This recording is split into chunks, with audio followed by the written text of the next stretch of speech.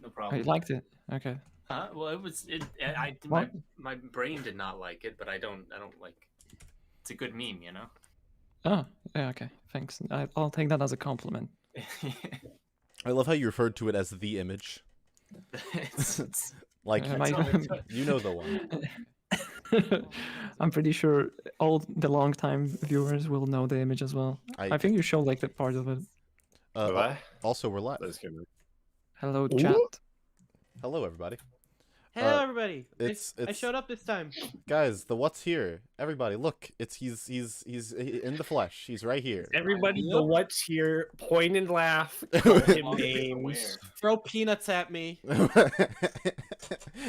The Where show is kind of great. Also, yeah. So we got everybody here. Cool. I am really tired. Me and Alan spent the whole day out of the house, so we're not together. We had a date. Yeah, we had a date. That's what happened. That's so real, actually. I wish you luck. Me, it already happened. Oh, okay. But yeah, we have an all-star panel. We are missing one person. Zesty will be here. Zesty will be here. He's absent. He won't be too second late. coming of Jesus Christ will be shortly. Yeah. He's definitely not just a bait for views, guys. Trust. This is not a scam. No, I need to remove. I have Fish's. There was a episode. I think it's episode 4 or 5 or 6, one of those. Where Fish was supposed to be there. He just never showed up. But I still have his profile picture in the thumbnail. Like he just showed up randomly, and I really need to fix that. No, he Well, agreed. that one time I showed up for like 5 minutes. Yeah, he made a lot of great points during that one. Don't you remember? He was quiet. Yeah, he didn't say anything. That was the most agreeable point he's ever made. That's so mean. Oh man. Well, yeah. We've got Academy one day. We've got SpaceGuy, TheWhat, and HeySimply here, returning from the grave. Hello, I am alive. Yeah, it's good to have all you guys here, especially for today because we got a special event taking place today. The capping off of our Overwatch 2 saga, I believe, unless something else horrible happens to the game. But before we get into like the video we're covering, for the people who have played it, thoughts on Overwatch Season 9? Which one's Season 9? Which is this the one like with Magua in it? No, that was Season 8. No, this is the most recent one with recent. Oh, now it's out. Oh, I got an opinion. I don't know. Alright, I can News speak to then. me. News to me. Okay, so I'll take over the microphone. Hello, this is me, the Overwatch ranting guy. Season 9 is a very weird case because everyone was mad at the beginning for the increase of the hitboxes. So everybody got larger, thicker asses now, but at the same time, their health pool also got increased. So the game, in a very weird kind of way, feels way better to play somehow because more of your shots connect and, you know, the kind of feedback from the game is more satisfying because some shots that might have not hit and just went to the moon now actually do headshot damage somehow. So that's amazing. And yeah, there are no more one-shots in the game. Widowmaker and Hanzo, the two most iconic snipers in the game, also cannot one-shot like most of the squishy targets. Like the Tracer, I think Widow and still can get one-shot, but most of them are not able to one-shot. Yeah, kill Junkrat, rest in peace. The demo man from TF2. We'll miss you, buddy. That's a pretty good summation of Overwatch Season 9. What do you have thoughts? I see you posted a video. I can't show the video because it keeps downloading it instead of just playing it like a normal video. I don't know why. No, I know the video. It's do you have like the tweet that this video is from by chance? Yeah, it's just like the first tweet when you look at my Twitter now. What I think Overwatch would rather do all of this and make all of these changes to health pools and hitboxes than just admit that removing the second tank was a mistake. Interesting. We will not get into that today. I don't think, at least not in the video. We could talk about it now. I'm looking at this update on the Steam page right now. Nothing has been changed. Nothing's been added. Like it's a bunch of patch notes that are just health increase, damage increase, like over time, health increase. You got it for like everybody, and then like the rest of it, by the way, is just new battle pass. This new battle pass system in this new Cosmic Crisis co-op mission that you have to pay $20 for. Team up. We've also reset competitive and added a new rank. That's it. I'm not. This is the new versus AI mode is actually free, so hooray for us! But it's very basic and bare bones.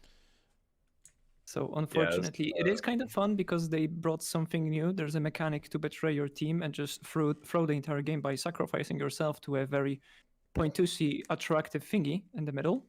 Doomfist still getting 90 bug fixes. Yep, some things never change. He is actually abysmal to play right now. I tried to do that yesterday. Getting like 90 bug fixes and securing 110 new more bugs. I miss DPS Doomfist so much. I barely played him since he got changed. You don't know what you're talking about, TheWhat. Oh my god. I used to play Doomfist a lot when he was a DPS, and they changed him to a tank, and he's felt like balls to play ever since. I don't like how the biggest part of this update seems to be that they updated Junkertown, by the way. that takes up, like, no, I kid you not, that takes up the largest part of this, like, patch. You don't understand. They also made what's that one map called? The one in Italy. They made that map it's like Sunset now. That's a huge deal. Yeah, they do that every season. They do change the They just change the time of day every now and then. Mm-hmm. Yeah, you asked for this. Everyone asked for this. This was like the most requested feature. Can we please play Dorado during daytime? Yes. The fans were crying for it. I need to play Junkertown so happy they did that. all times of the day. Can't even do Dorado day, Dorado night. They have to just take one out and replace it with the other. That's why it's called Overwatch 2 and not just Overwatch 1. They added a day and night cycle. Now that we will get into today. I am very, very excited. Also, yeah, I've just been having your video play on repeat because I think it illustrates my thoughts on this update. Yeah, what are your thoughts? You're the host. I have played it relatively extensively. I played it with Alan. I think it is. I more or less agree with HeySimply, which is the idea that just like it's a weird update because they just made everyone do more damage and then also made everyone harder to kill because they have more health.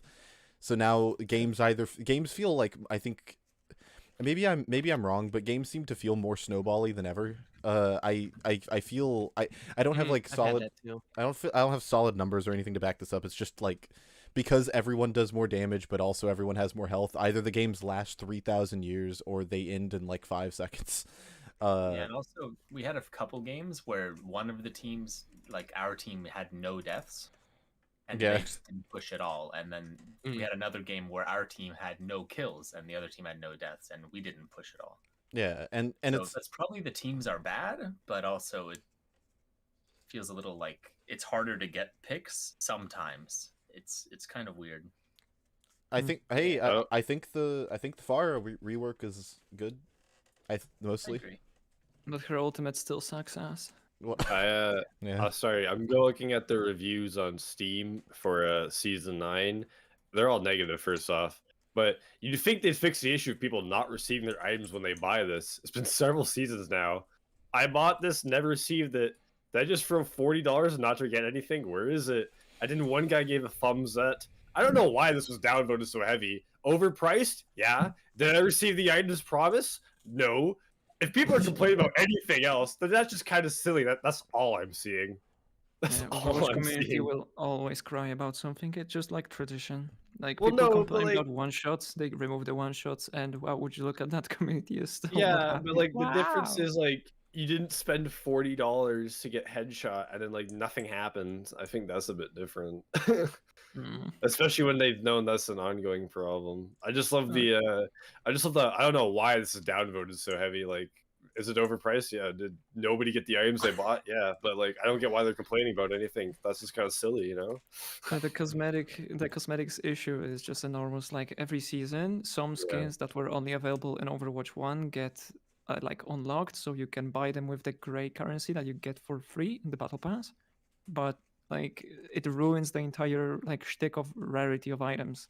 And every season there's like only 1 or 2 like actual for real money buy Z skin left for each hero, which kind of ruins the flow. And I don't know if I'm tripping or not, but some skins just go back and forth, I think.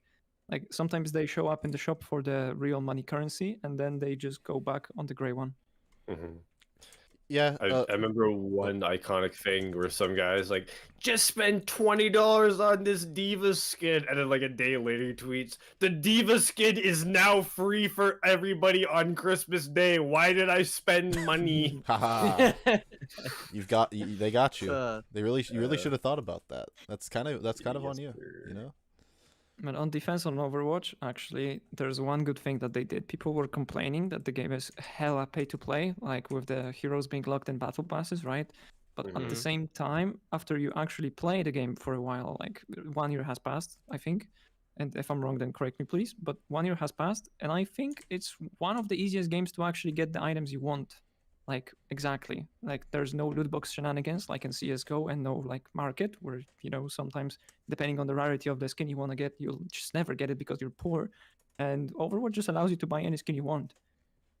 No, the game's still really reliant on FOMO with the rotating shop. I also think that with heroes in particular, like even like Mago, you still had to like play the game for 10 hours, 20 hours, something like that, in order to unlock. Yeah, the hero system hasn't changed. You still have to pay for them. You still have to can unlock them, but it's a grind. Yeah, and you shouldn't have to unlock heroes in Overwatch at all because the game's still relying on counter picking and meta heroes. Oh, we will that we will talk about today. That's one of the parts I'm excited to talk about since you missed the last episode. I'm making a 2-hour video about like Overwatch and TF2. I have so much to talk about. Yay! It's gonna be great. I'm sure. I'm sure it'll be made with Blizzard polish. And a lot of editing. And a lot of editing. Yeah. Lots and lots of editing. Also, random. What's the word? Achievement, but the Discord has now reached 700 members. Congrats to Tech for being the 700th member of the Discord. We've been fluctuating in the 600 land for a really long time. He's gonna brag about it for the rest of his life now. Yeah, I was the 700th. I was there. But yeah, no, I think that overall it was probably a bad update. I don't know how to really quantify that, but overall I'm not particularly happy about it. Oh my gosh. The game is so easy now. Whenever I play Overwatch now, I just play Cass, and I'll have like a 20% headshot percentage, because you can just look in the general direction of someone and you'll end up getting a headshot. It is ridiculous. Yeah, it's wild that like Overwatch is a competitive game and they made the game easier for everyone. They babyfied it. Yeah. Can I babyfight it even more? Can I vent a little bit about like things I've been hearing about? This isn't related to directly to Overwatch Season 9. I've been hearing a lot so I posted a video about why I think Overwatch's character design is bad. And it has a 95% positive like-dislike ratio. But which is still under, but a lot of vocal top 500 Overwatch players did not like the video because I'm not good enough to be able to play the game how I want. I always hate this fucking argument because, like, where do you draw the line? You know what I'm saying? It's such a stupid art. It's never something I literally have never said in my life. Like, oh no, I want games where I could get better at the game and feel like that. That's something I say in the videos. Like, I want to be better, but it's not like I shouldn't have to grind at the game for thousands of hours to be able to rocket jump as Soldier. That's not how that's not how this should work. Yeah, your opinion doesn't matter because you have 500 hours and I have 501. So I played the game more than you, so I know more about the game than you. So the people who are like, oh, you can't have an opinion on a game where it's mechanics unless you play the game at a top level. Like I hate that. I hate that thought. Like, you realize that 90% of a game's fan base is always going to be casual. Yeah. So if the game isn't fun for 90% of people, they're not gonna update the game for you, Mr. Yeah. Top 500. You just end up with Quake champions. Yeah. Yeah, it has been a lot of just skill issue, and it's just like the other issue too, though, is like, where do you draw the line? Like, when do I like just magically become my opinion becomes validated? 100 hours, 200 hours, 300 hours, 400 hours, 500 hours? I think the line like, is usually drawn like right below wherever the person's saying it is. Yeah, typically. Well, you have 500 hours, and I have 501. Mm-hmm. Not like being top 500 even says much about your opinion on the game. There was that one like Kiriko main who posted a video where they said that Soldier's healing pad was the strongest support. Yes, tool sir. Yes. Nah, they were onto something with that one. Uh, Out of curiosity, guys, have any of you played Tribes Ascent? I know not of made that Tribes. one. I was never good. I haven't though. played Tribes. Ah, But unlucky. they on got that. the recent release of some like newer version, right, of Tribes. No, they only like support like player or community made launchers or something like that. But No, I the game mean- was super fun, even for casuals. Like it only died for the stupid mistakes of the developers. It's so sad. Yeah, Tribes Ascend has been dead for like a decade, right? But recently they had Tribes something. I don't know who's making it, but there was a beta on Steam like a There week was like ago. Midair or something like this, but it was just awful. Gotcha. Wait, let me link it. Let's see if that's the one you're It's talking about. time to get into the Overwatch video. How Um, long have you been here? we've been here. Hey, 16 minutes. That's like 16 minutes? speedy intro. Okay, you gotta Oh, you gotta damn. calm your horses. All right. I don't know. I've never been here this early. That's a fair point. But yeah, no. I find the argument obnoxious. Like when people are not even just like the hours thing, because I posted my hours to make as a point of like because I've played Lucio for 40 hours, and I was like, at what point I basically asked like, is 40 hours enough to be feeling some like diversity in gameplay, or why do I feel like I'm still doing the same thing? And people were just like, he's only played the game for 40 hours. I've played Lucio for 1,500 hours. So let me tell you how he's played. And like 3 different play styles emerge, and they're all contradictory to one another. And it's just like, man, do any of you know do any of you know anything? It's like, I mean, you made a good point where it's like the characters are designed with a certain archetype and like set in mind on how you're supposed to play them, and like any deviation from that is bad. Like that's how the game's designed to be played. So I don't know why they're putting up much of an argument against that. That's a problem, especially with Overwatch 2 due to the new 5v5 format. Like a hero before, like in Overwatch 1, Diva, you could like play in the front line, defend your team with defense matrix. Or, you know, you could play a dive tank, you could dive supports, you could go in the back line, you could play off angles on your own. Now in Overwatch 2, you are the only tank. You have to protect your team. You can't stray away. You have to be the main tank now. And that's how every tank is done. You don't have off tanks anymore. Everyone has to be the main tank, and they all play exactly the same now. Yeah, most of the top 500 players assume that Ball is now just a dead hero. Nobody's gonna play him because he's just not useful. Yeah, it genuinely is very sad how like one-dimensional characters are. Like even a character with as much mechanical depth as Lucio, it just all goes to waste because he can't use any of it in the vast majority of situations. And again, I feel like that's an issue with 5v5. Yeah, it certainly gets worse with the less people you have. If it were like even now, this would require like an entirely different game. But if it were an 8v8 game, then like you could have more room for more creativity because people could take the fall. But that just doesn't happen in Overwatch because just bring back the second tank. I remember your big complaint with Lucio, right? No, that wouldn't. 2 tanks would never work. No, it would never work. It would never work. There's no evidence of it working ever. Yeah, no evidence. It's No not like evidence. Jeff Kaplan said they did extensive testing during Overwatch 1's development and found that 6v6 was the best format. That was a lie. That was and then they changed it because they needed to justify the 2 at the end of the name. He was high on that breast milk. That was a lie. Yeah.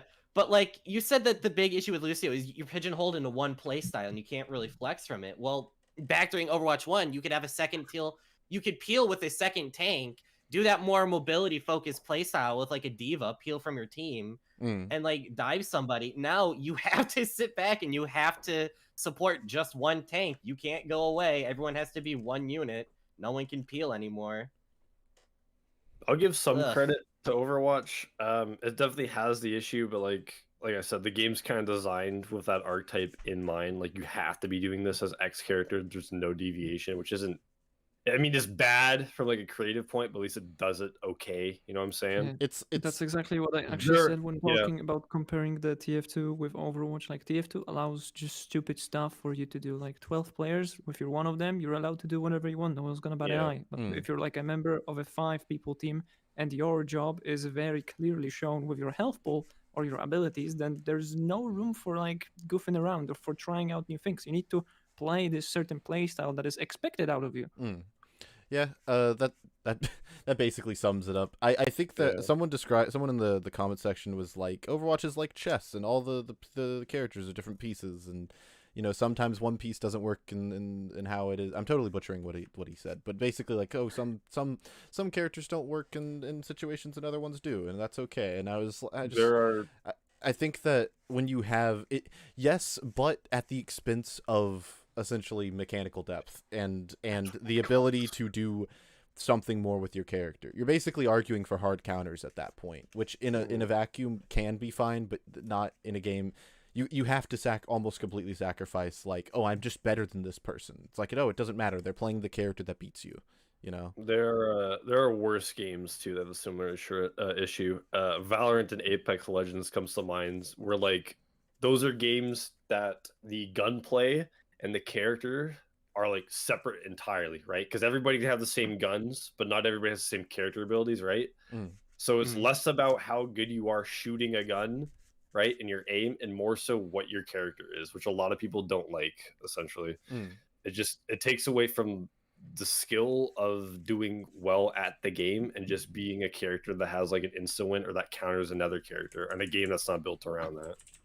I mean, I wouldn't say Valorant has heavy counterplay. No, but there are characters that are just extremely dominating compared to others, and if like you don't get those, then you can't. Because like, if a guy is running rampant like on the fucking League game or some shit, I don't know, you can like choose to ban him, right? Can't do that in Valo, right? There's no bans in Valorant?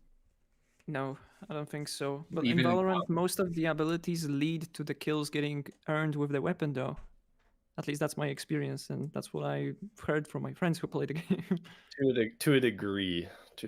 Apex Legends is a lot worse when it comes to that regard, because it's just like it doesn't matter like what guns you get or anything. It much more matters what character you're playing as, if that makes sense. So it takes away from the 90% of the game you're doing, and only cares about the 10% that you're focused on.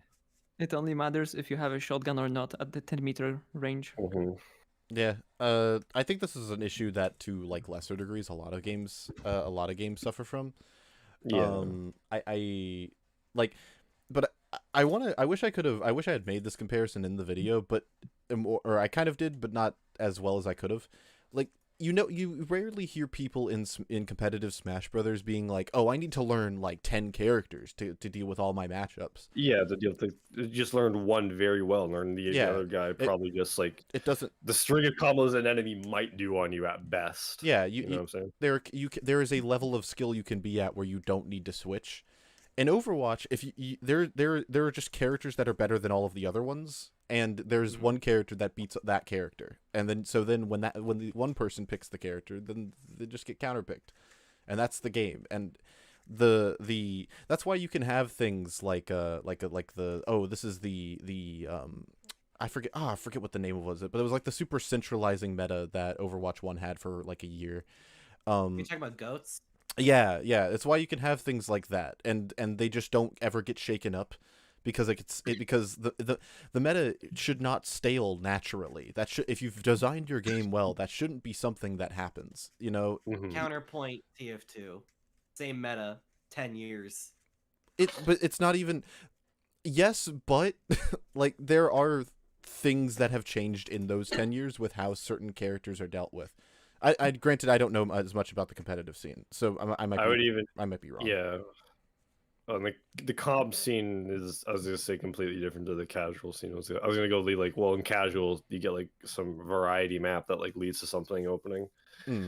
Yeah, and that might be, yeah, it might be more true for TF2. It might be true for TF2's competitive scene as well. But the reason why that doesn't get criticized as much is because TF2 isn't designed to be a competitive game, so it doesn't. I think an issue of like as much. TF2's lacking a variety of metas that half the fucking weapons are banned. And just half the characters in 6v6 are just like not built for 6v6. Highlander is a good example of like seeing some potential, but you got to go kind of out of the way for it. Yeah, I have not delved enough into the competitive TF2 scene. I should look into it more. It might enlighten me. It sucks. Don't worry. Okay, all right. I'll take your word for it. No. But yeah, no. Now I think, you know, we're 25 minutes in. We could talk about the video we're covering. Oh yeah, we can watch the video, guys. Can you guys believe it? Yes. Yeah. No. So, also welcome back, Simply. We are covering a wonderful individual by the name of Sir Swag. He is a big boy channel. Aside from 668. Oh my god. I believe he is the biggest channel we've covered. For whatever that's worth. Oh, except for Funk, I think. I think Funk has more. But Funk has 1 million plus. Yeah, that's what. Yeah, that's what I thought. So aside from Funk, he's the second. So he's the second biggest we've covered, and he has some Overwatch 2 takes. We're gonna go about this a little bit differently from how we've done previous episodes. Because we're covering 2 videos today, but the first one is 27 minutes, and I don't want to. If we're covering 2 separate videos, I don't want to cover I don't want to have. No, we're not. I'm not going to put everyone through that, especially with this particular individual. So Shadowing. A little bit foreshadowing. So I went through the trouble earlier today of watching the 27-minute video and clipping out the parts that I think are particularly interesting. So we're gonna skip through the video a little bit. If there is something relevant to a discussion we have, I will bring it up because I just watched the video, so I remember most of it. But yeah, are you guys ready? Before the video begins, I want to make one point. The guy has a mic. He has a microphone, and it's like of decent quality too. Yet he only uses text to speech for the entire video. So I used to watch this guy back in like high school when he talked about like Overwatch news. Oh, brother. Really? Yeah. Yeah, because he just give like 10-minute recaps of like Overwatch news. And this is back when like I was actively like looking forward to Overwatch updates. They used text to speech back then too.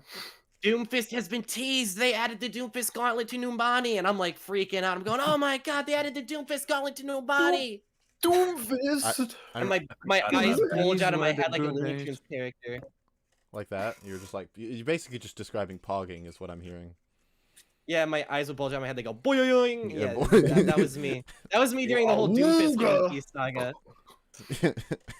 God, I remember not dreading Overwatch updates. Yeah. That was so awesome. I remember hearing about out of his mouth. I remember hearing about it from like people in middle school and like the Doomfist Gauntlet specifically, and being like, oh wow, there's like lore. Oh my gosh, that sounds so cool. I think the Doomfist hype is when the game peaked. I have also heard that the Doomfist hype was everything went downhill after Doomfist released. I've heard that from multiple people. So I liked Doomfist. I agree. Everyone hated Doomfist. He's like, oh, you can kill you in one hit. I like Doomfist. I'm glad. You know, maybe he shouldn't have been a tank. Maybe he shouldn't have been a tank. Maybe boy, I could get into their sloppy reworks if I wanted. Boy, oh boy. There's a section of this video that goes over said sloppy reworks, but I actually decided not to cover it because it gets it too into the weeds, and I. That's my alarm.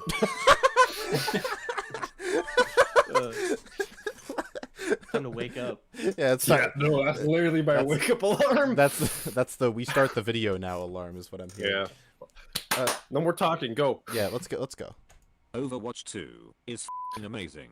Fuck, text to speech. Great about the original, and makes a concerted effort to polish what was already good, and file down the rough edges from what might have made it inherently unappealing. With this in mind, if you were to look at how news outlets, or the general public, have been talking about this game. You'd think it was a Battlefront 2-sized flop. That was beyond redemption to anyone even remotely interested in gaming. It's worse than Battlefront. No, come back. I'm sorry. It's I wanted to. It's worse than Battlefront 2, right? Can we all agree that this launch was worse? Yeah. Compared to Battlefront 2's launch. Yeah. It had all the problems of Battlefront 2's launch while also being a sequel. Gets rid of the original game and adds barely any return. Yeah, I think it's one of the worst game launches ever. I'm down to just say this is the worst. I cannot think of a worse game launch to my knowledge. I'm gonna say it's worse than Battlefront 2. Because I remember. Oh, sorry. Simply you go first. No worries. I wanted to pause the video because I just wanted to say that people were hyped for the free-to-play factor, but then realized this means the shop is gonna, exist with the game, and then people just got sad. Yeah, that's. I remember. I was really hyped because the game was gonna become free-to-play, so I could get more people to play it. And here we are today. And here we are with hindsight. Yeah. All public have been talking about this game. You'd think it was a Battlefront 2-sized flop. That was beyond redemption to anyone even remotely interested in gaming. I'll just pause it. Battlefront 2, I'm not sure if you played it recent years, but that's actually a good game. It's actually learned from its mistakes it's made over the past first year on startup. It's actually fun to play, and it doesn't have any of the issues it had at launch. I've heard. Hint, I've heard. Nudge, nudge. Yeah, I've heard. I've heard that it got a majorly good a No Man's Sky style. Yeah, the Renaissance of the Republic, as we call it. Yeah, so they just was people love the fucking Clone Wars, right? Add that shit into the game, and then they just did. Yeah, and nobody cared about anything else for a very long time. Yeah, people. That's this is now the perfect time for that nostalgia wave. The Clone Wars is. Yeah. There are more 5 IQ takes around this game than anything else I've attempted to cover, and although a lot of this can be explained by people not knowing the full context of its development, it also comes down to the laughable marketing on the part of Blizzard. Not knowing the context, boy, oh boy. Worse. Yeah, let's see what he says. But I'm just gonna point out that if we criticize this video, he thinks it's because we don't know what we're talking about. Yeah. So I'm just gonna let us simmer on that for a while. Yeah. So that's actually where the first clip ends. That's just the intro. He's going to. I'm not going to let him continue because basically what he ends up saying is the Blizzard was pushed into a corner. They didn't have an opportunity. I will. There's the next clip. He'll get into it more, but basically the part I'm skipping is, Blizzard. They didn't have. They couldn't.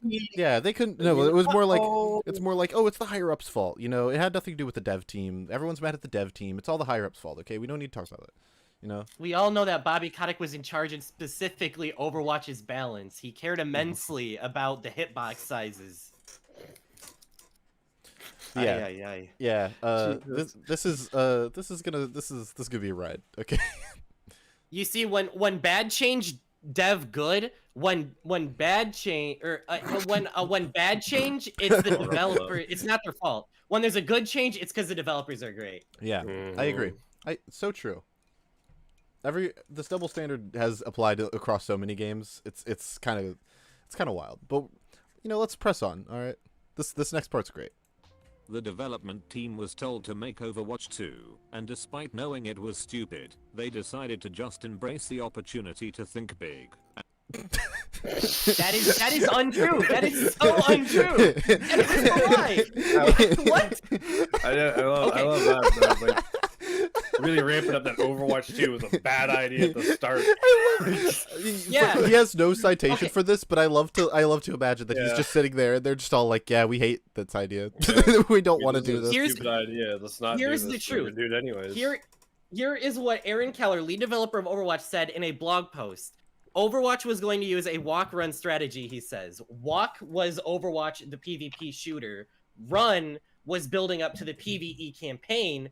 And then the run was they were going to make Overwatch an MMO because because Overwatch originally came from an MMO that was canceled called Project Titan.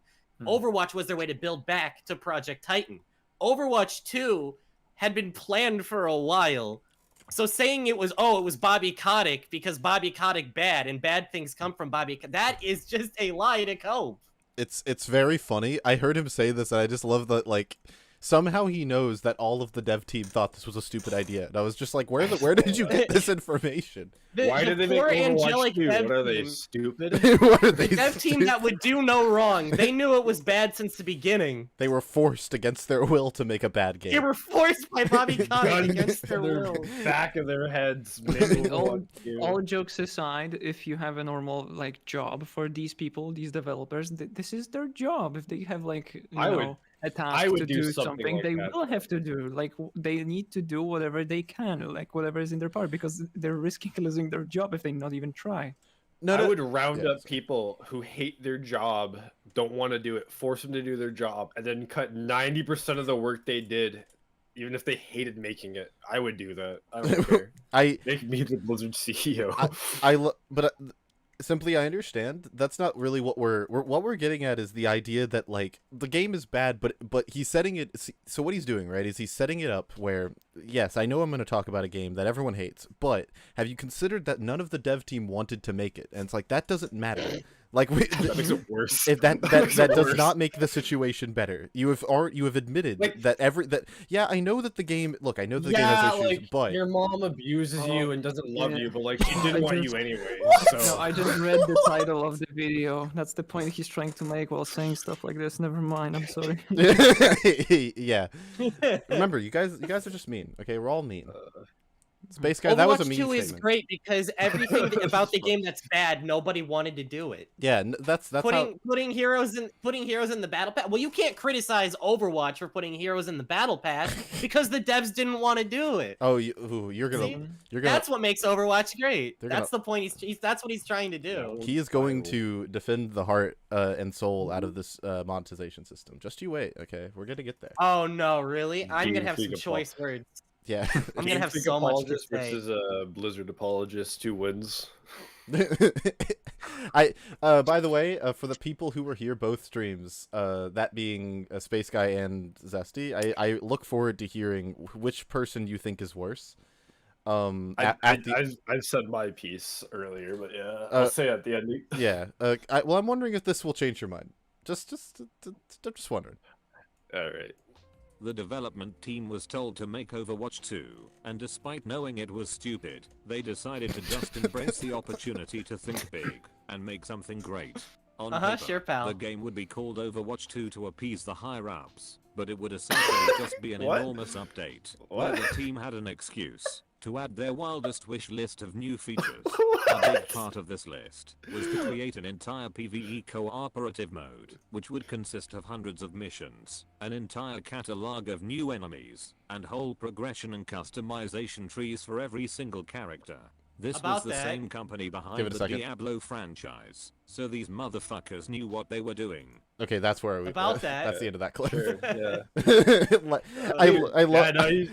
They go balls to the wall with this. People they don't care. They put so much effort into this stuff that they don't care. This guy do any research. The dev team themselves admitted that the PvE campaign was their idea. You don't even It was their way to build up the Project Titan again. Did you do any They thought research? this was stupid, so they just made this thing for fun that was like very hyped and very elegant that everybody liked and very built up because of for fun, even though they thought it was stupid for the higher ups. None of them wanted to do it, so then they thought that like, oh, we could just fuck around and find out, and so they made Overwatch 2. This is what this is like first job mentality when the manager's not out like on your shift. This is not like releasing a game.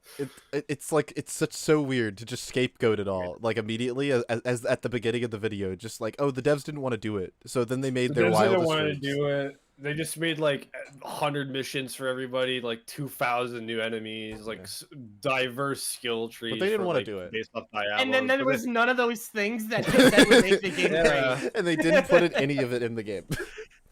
They put so many of their wildest dreams into the game, and yet we can't see any of them. Overwatch 2 is great because they were planning to fix the balance and add a giant campaign PvE. Who cares? It didn't happen. They thought about it. They thought that counts. They really did think about it. I remember when they did that. They thought about it. They got that beta footage going. You know, you see that?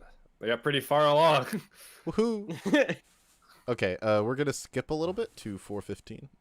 Just making sure everyone is on the same page. Whoa! We are traveling in time. All right. It's crazy how every time I see this same mission, it's always with Lucio. Whoa! Nice frame there. Hey, that was not intentional. Okay. Oh, maybe Overwatch 2 is good. Holy shit. You know, maybe it's not so bad. We're just being mean. Everything's all right. Maybe Bobby Kotick wasn't so bad. Maybe he had a point with all that. Shout out to Polsky in chat for saying, you know, they considered adding these things into the game, and that's what counts. I'm considering releasing a They thought about adding. It's a new stream, guys. You need a new stream bit. Is this seriously what Sir Swag was insinuating there? They thought about adding the PvE campaign, therefore they're good? No, well, okay, so this video came out before the PvE didn't happen. Oh, really? Yeah, so this came out... When exactly did this video come out? This came out right after the video launched. Sorry, this came out right after Overwatch 2 launched. For context, I should have said something about that. The first video we're watching came out right after Overwatch 2's launch, and the next video, after this, which we are going to watch the full thing of, came out when Ilari released.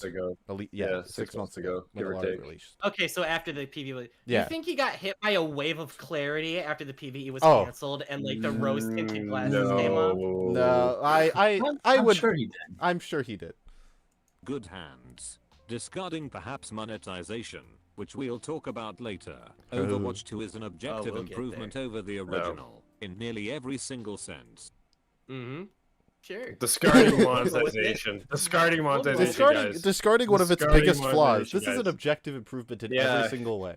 Discarding monetization, guys. This thing minus all things that make it bad is pretty good. I do agree with that point. Yes, if you remove everything bad about Overwatch 2, it's pretty good. It's pretty great. Yeah. For a 27-minute video, they say I don't know why thing. Yeah. I have like a lot more annoyance to the fact that it's text to speech because, like I said, the guy has a mic. He plays the game with a mic. When he shows gameplay clips, he has a mic and he uses it. But he just in the video, he's like, "Yeah, let me use text to speech so like none of my points like sound nuanced or like empathetic." I just keep picturing vocalized. Just to keep picturing the MLG montages. That's what I hear when I hear this voice. Like half of his recent videos have him using his mic as well, but he still uses the text to speech. It's very. You see, guys. Which they thought using a mic was just stupid. They didn't care. They just yeah, it was his channel manager insisted on using the mic. He didn't actually want to use the text. They thought using the mic later. They thought using the mic was stupid. We're just slowly getting used to the AI videos getting automatically generated. That is we could auto. I feel like you could automatically generate a Sir Swag video. I feel like we could make one of nice compliment. That's not what I meant. The visuals are cleaner and more vibrant. The gameplay feels fairer and more refined, and there are more quality of life improvements than you can imagine. As a side note, I've mentioned this before, but just listen to these fucking weapon sounds. Overwatch 2 is a great game. Wow, guys, I got that. They're not even that good. They got them working ears, man. Overwatch 1 didn't have working ears. I will say that sound design. I will say that sound design is important to making guns feel good, and Overwatch 2 did improve in that regard. The problem is everything that came with it. Yeah, it's like, yo, Overwatch 2, actually, you guys all say it sucks, but it's actually great. Have you heard these gun sounds? That feels like the most like cherry pick thing to like say though, because like yeah, this game's got a lot of negative stuff, but like guys, it feels like he's really looking for an excuse to say something positive. Sounds just pretty good. Positive. Oh my gosh! This back sound design. Sorry, but like gun sound should not be the point you lead with. Is the thing I'm gonna say. That is not a first point. That's something you tack on at the end. Yeah, like Overwatch 2 isn't bad. Yeah.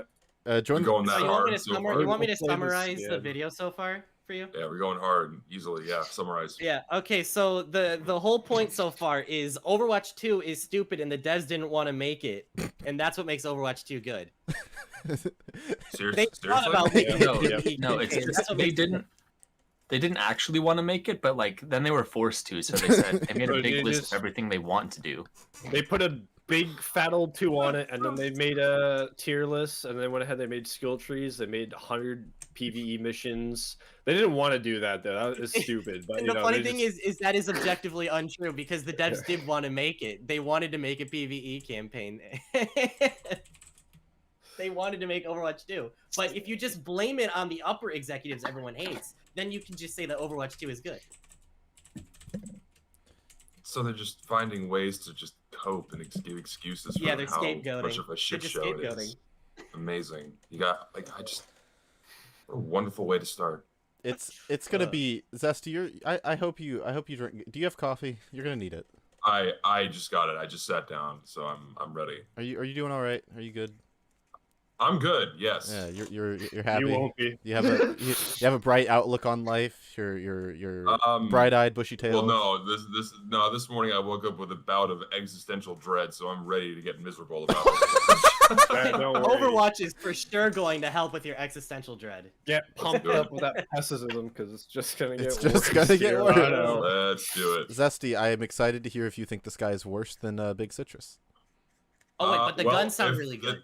I don't know if that guy's editing is of any indication. I don't know if he can be beat in terms of overall quality. Oh, There you Yeah, go. just a This is heads up, step the video is 20 years old. the video is legally able to drink in Japan. Mhm. Yeah, no, let's get going. Overwatch 2 is an objective improvement over the original. Oh, he In nearly uses every text single to speech! Why? Yes, sir. Oh, Yes, okay, sir. yeah. He has a Okay, mic. He has this a is- mic though. It's not even like requirement. He has a functioning mic and it sounds good. He just uses text to speech because fuck you. It's Oh a stylistic my God. choice. Dude, are you serious? Yes, I'm serious. Dude, Swagger Soul sounds hella different. So I agree. I'm so glad no one said anything because I was actually gonna tell you guys like when Zesty joins, just don't mention the text to speech. I desperately want to hear what he thinks. No way. Like, you cannot be this daft when making a video. Like, I understand if you don't own a microphone, you can't afford Yeah. it, whatever. But, Zesty, oh, man. Zesty, I would love for you to guess how many subscribers this individual has. Is it 6 digits? Yes. Yep. Unreal if this account has 6-digit subscriber count and he doesn't even use a fucking microphone. This is the second How about a highest. guess? Yeah, this is. Yeah, sorry, I'll let you go. How many views does this have? This video has 150,000, give or take. Oh, Jesus. God help us. Yeah. We're adding up. Yeah, Guess the subs. guess the subs, Jesse. Come on, Oh, Make a okay. guess. 275,000. higher. Triple that. Yeah, triple that. Higher? Okay. Triple that. Half- This is the second highest amount of subscribers No. from a creator we've covered, behind Funk. no way. This guy is over half a million. Yeah. Over half a million. Yeah. Over 600,000. Over What? 600, Yeah. 663. Okay, there's that. okay. I have to look Yeah. at this channel because he had to have built up an audience doing something completely different. I used to watch this guy back in high school when I was like, because you just summarize Overwatch news with the text-to-speech voice, and it was just like I just do it to find Overwatch news, and then he started talking about real-world news. Yeah, and I think that's how he Oh. got like bigger. Yeah, because it looks like 30 Star Wars characters, Titanfall characters, Titanfall, how to get good at Rainbow Six. It looks like he did shitpost videos. basically, yeah. Hooray, guys! Aren't you excited? And now, We're, we're talking about India's worst assassin, how to win the U.S. election. No. What happened to this guy? we're not talking about great. that. I don't know what you're talking No. about. 30 university degrees described in one sentence. It's a very strange channel. It's Hassan Piker, but worse. no. This guy better. makes his own content. This guy makes his own Yeah, content. He's at better least than this Hassan. guy makes their own stuff. He makes his own. How to rob a bank. This is his gameplay. That's an improvement over Hassan. The issue with text to speech is this, though. When you're trying to make a very focal point and like persuasive argument, you can't really do that when you have a robotic voice that has no inflection of a voice or tone. No. No Just use swear emotion. words. There's no emotion. Yeah. There's also like very weird pacing issues with using text to speech that you can't really do because it's just obviously run-on sentences. There's no stops. There's no pauses. There's no impact. If that makes sense. Yeah. Well, no, especially when it's and like, also if you don't pause, you have no moment for people to digest what you just said, and you immediately bleed over into the next sentence. Is a horrible way to present any information to someone. Agreed. Especially like when it's not a requirement. Like that's the thing that gets me mad. Like if you have to use text to speech, I'm not gonna like fault you for that. But this guy has a working mic that like is good. Yeah, it's and like if you also, I mean, I have to play devil's advocate here. I mean, we have a guy who made a 4-minute video talking about 30 different Star Wars characters. You know, it's like we can't. I don't know if we can place that much stock into anything he has to say. He's making arguments. He wrote a script and he's making arguments. Wrote a script and made arguments in that script. Yeah, that's on him. He sure did do that. He sure made a video called Overwatch 2 is great. You guys are just mean. Yeah, which is funny. Did this video or the Big Citrus video come first? Do we know? Because they have the same title except check the dates. Check the dates. Hold on, I'm gonna go real quick. I'm gonna watch his greatest Star Wars character video. I think the Big Citrus video came out after PvE was canceled, right? This is pre-PvE cancellation. Not because there are 2 Big Citrus videos, and one of them was closer to Overwatch 2's release. This was October 10th, 2022. The other one was pausing for dramatic effect. November 5th. So okay, so. This guy might have just copied it. Big Citrus might have just taken his Overwatch title. Came out on the 4th. This guy wasn't even sitting on it for a week before like jumping at its defense. Look, he knew. Okay, he knew. All right. The devs didn't want to make it, guy. The devs didn't want to make it. They thought it was stupid. Slap a big old 2 on it. Krusty Krab 2. Trust me, bro. SpaceGuy asked a good question in chat. What's everyone's favorite Star Wars character? That's a good question. General Grievous is up there, along with Jango Fett. Oh no, Cad Bane. 100% Cad Bane. 100%. Oh yeah, with like your look, you just have Cad Bane. Cad Bane is just your avatar. I don't know why I didn't even. I'm an idiot. I've been told that multiple times. Yeah, that's just your avatar. That's crazy. I'm a Palpatine guy. Palpatine's great. I know nothing about Star Wars. The only thing I enjoy about Star Wars is the funny like set clip of Samuel L. Jackson asking for a purple lightsaber. Yeah, Samuel L. Jackson is your favorite Star Wars character. That's the only thing I really know about Star Wars. I'd try to name a favorite Star Wars character, but when I close my eyes to think about it, I just see myself in the theater watching Rise of Skywalker again, and I just get really sad. So I guess I'll object on account of the fact that Rise of Skywalker legitimately ruined it for me. Did you cry? Favorite character is Leesmo Death Sticks? Leesmo.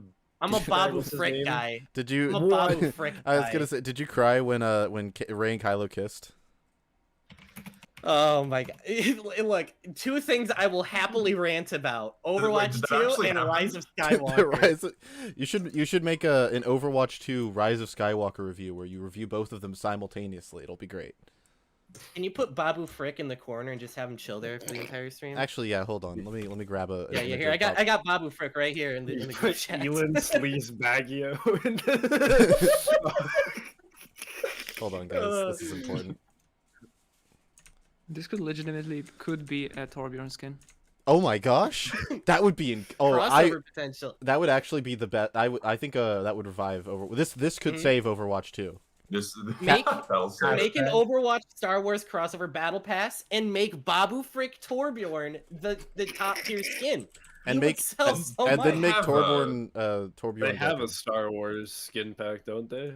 No, not in Overwatch. Not like 1-to-1, but like it's like literally like you know what I mean. It's copyright free Star Wars skin. You know what I'm saying? It's paying homage without treading over the copyright line. Like Sigma's like 1-to-1 the Emperor, bro. Oh, I flipped him upside down. The Emperor Cygnus does not really look like Palpatine, though. Okay, guys. No, but he's like the Emperor is the point. Mm. There we go. Babu Frick's gonna be in the corner of... My glunky. Thanks for sending me that, John T. Webb. He just sent me a DM saying, my glunky. So Jonty's a Greedo guy. Is that real? Yeah. What am I don't even know what I'm looking at. This is Babu Frick. He was in Rise of Skywalker. Yeah, that's Babu Frick. He was the best part of Rise of Skywalker. That's so unironically him and C-3PO.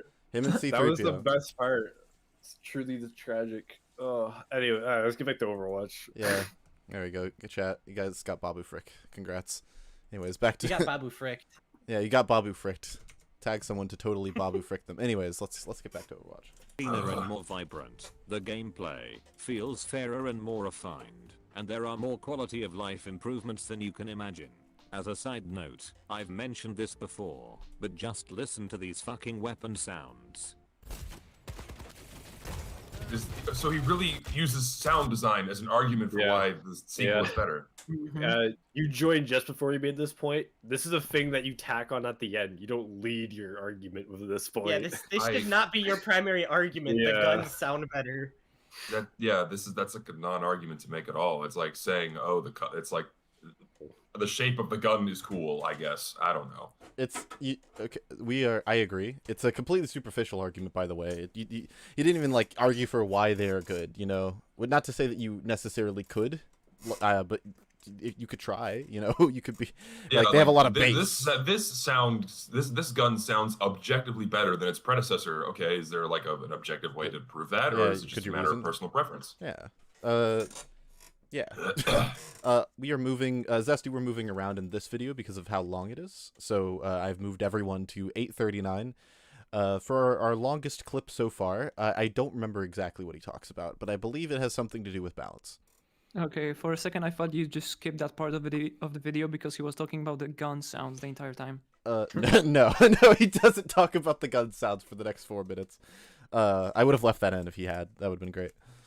The good news, however, is that due to the game's new seasonal system, every 9 weeks we'll see either a new hero or a new map introduced into the game. And personally, I'd much rather have this steady stream of new content, as opposed to getting everything at launch. What? Launch. What? I would prefer to have all the content that's going to be in the game when I buy the game. Also, or when I buy everything at launch. Overwatch 1 got regularly updated as well. They abandoned it for Overwatch 2. Yeah, like what? The Overwatch 1. The difference is Overwatch 1 had content on or more content on release. Yeah. It didn't even have that much content, but it had more content on release. A game should have a finalized amount of content, and then if like optional, have more updates with additional content to keep you entertained going forward. You know what I'm saying? I love that because Overwatch 2 was meant to be like not like a sequel, but just a continuation of the first game, correct? I also love how his point was. Oh, hold on, let me just say this. I love how his point was like every update we're getting a new character or we're getting a new map, and then this season update you got none of that. So Overwatch 2 was the PvE campaign. This is something that Jeff Kaplan said regularly. He said Overwatch 2 is the PvE campaign, the story mode, and Overwatch 1 is the PvP, and both will be updated alongside each other. That was the original plan. Then Blizzard shifts the goalposts. Then they say, okay, well, Overwatch 2 is the PvE and the PvP. And then they say, well, we have to delay the PvE, but we're going to get the PvP content to you guys sooner. So while we work on the PvE. So we're going to release Overwatch 2 in early access, and it'll be taken out of early access when we drop the PvE. Then they shift the goalpost again and say, you know what? Actually, the PvE was never Overwatch 2. Overwatch 2 is the PvP content, and we scrapped the PvE. That's stupid. So I can see why they didn't want to work on it. They completely rug pulled everybody. It's great. It was a rug pull. So I knew the whole PvE mess, but I just wasn't sure like what the sequence of events that led up for Overwatch 2 just to take over the PvP and be the new PvP. And now that you've told me this, that's utter horseshit that they're not all the content that was available in the first game is not in the second. There's no excuse. Yeah. There's also the part where they actually did release PvE content, but it was locked behind a paywall of $40, and it contained 3 maps in total, I think. 3 maps, about 20 minutes in length each. No replayability because everything is no the same replayability at all. Yep, and the same heroes. You could buy Stardew Valley for you and a friend for that amount of money. Wait, so when you say same heroes, you only had a limited number of total heroes. You can only be 4. You can only be 4. 4 set heroes for every map. You can't even experiment with like. No, not for every map. Every map had a different roster of heroes. Yeah. Okay, so the final one, it had 4 heroes. You could only choose those 4 heroes. Fun. The first one, I think, had like 8 that you could choose from. It's like, it's bad. And remember, the original plan was to make it so each hero had their own skill tree, and there was it was randomized and replayable. And then they removed literally everything that would make it replayable. You know, not like even a game Star director. Wars, you know, like everything down to the enemy spawns are the same every time. Wow. So what was that so about bad. Lego Star Wars? Lego Star Wars. I was just say Lego Star Wars. You gotta beat the level in story mode with like the characters first, and then you unlock free play. They didn't unlock free play for the entire game. There's no free play. And free play is the best part of Lego Star Wars. There's no free play. Like you can't get all the mini kits. You can't get the mini kits because you need like there are no mini bounty kits. hunter to blow up silver bricks during the Overwatch PvE missions. You can't do it. Man, I wish they would just like fuck Overwatch 2. They just make like a Lego game, but it's Overwatch characters. That'd be fun. There was Lego Overwatch. Overwatch. Do that. There I was have Lego all Overwatch. The Overwatch Lego sets, and I'm sad because Blizzard sexually assaulted all of their coworkers, and now I don't get more Overwatch Lego sets. Valid reason to get mad over. That's a hell of a butterfly effect. I did not expect that to be where that sentence went. We started with Lego sets, and you ended with the. It all started with the fucking breast milk, and now I don't get no more goddamn Overwatch Blizzard Lego. Someone drank their coworker's breast milk, and now I don't get any more Overwatch Lego sets. And TheWhat is mad. I'm putting my foot down because I don't get any more Overwatch Lego sets. Opposed to getting everything at launch. As for new heroes, Overwatch 2's launch had 3 more characters right out of the gate, and they're all very worthy additions. Sojourn is an enjoyable Soldier 76 alternative. Junker Queen is a ridiculously fun tank, who's no longer the same oppressive piece of shit from the beta. He says as he throws a knife across the map and kills someone walking out of spawn. Well, I'll give credit. That was a good snipe, though. It's not, Yeah, to be fair, the Echo was at low health, and it looks like it's just a complete roll. Yeah. I know, it's just a funny clip to pair with that statement. Junker Queen is one of the better designed characters in Overwatch. There's lots of badly designed characters, but I'll stick to it that Junker Queen wasn't a bad character design. I do like how he says 3 brand new, unique, and fun characters to play, like Soldier and AKA Soldier 76 reskin. Instantly compares it to the existing character. So you know how he like talked about both of those characters? He said like a sentence about them. So we're gonna stop this clip at the next 2 minutes and 14 seconds are about Kiriko. Just letting that we pause it at 9:11 before we talk about the Kiriko. I have so much to say about Kiriko. There's a connection there to be made, I'm sure. What is it? These two things are not relevant to one another. And the new healer, Kiriko, is very quickly becoming my favorite support. Overwatch has gone 3.5 years without a new support being added to the game, and as someone who plays a lot of this role, it honestly felt like Blizzard had a fucking vendetta against people who liked healing their teammates. This new support, however, that's why supports are like notoriously the most broken characters on release. It's because Blizzard hates them. Support their teammates by killing the enemies, guys. You don't understand. That's why most supports are based around damage dealing for some stupid fucking reason. Yeah, you guys don't understand. Okay, all of the supports need to be able to hold their own in a fight, except for Except I for remember Mercy. on Overwatch's release, you had the support role was Symmetra, Mercy, Lucio, and Zen. Zen was the outlier because his whole character design was that his healing output is lower, but his damage output is high for a support. Yeah. And then every support after is like, okay, well, they can heal a lot and they can support a lot. And they can hurt a lot. They're just DPS with healing abilities. And you know what happened? The DPS heroes were pushed to the wayside. Yep. Because why do you need DPS heroes when everyone's a DPS hero? And Zen, as a result, kept getting buffed to keep up because his kit is designed around being able to deal damage. And now he's been like a top pick healer for like the past like 4 seasons or something. It's ridiculous. And that's also an issue. That's also an issue with 5v5, but we'll get to that. Yeah. And now we're at a point where everybody had to have their health increased for the game to make sense. Yeah, it's great. I feel like this is just a consequence of throwing in way too many characters into one game and then expecting the balance to remain intact from the get-go. That doesn't make any inherent sense to me. Like, ideally, you want to perfect a smaller roster of characters that mesh really well together before you start hucking in more people to play as, and then throwing that off balance. Like another game. Well, I mean, I feel like that's like a formula that like a ton of other games have followed. Is a limited set of characters with a limited set of abilities that really mesh well together, or as a single player thing, before they just start going balls to the wall and tossing in a bunch of different iterations that aren't very different than existing characters or completely break existing game balance. Well, like Lego Star Wars. You get like I agree. Except for when you could like kill, they didn't let you kill kids in the new ones, so then you could just infinitely. No. You guys didn't let me finish.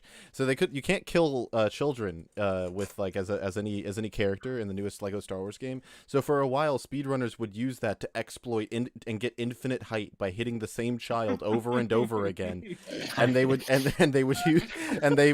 this to get out of bounds and break the game. Yes, sir.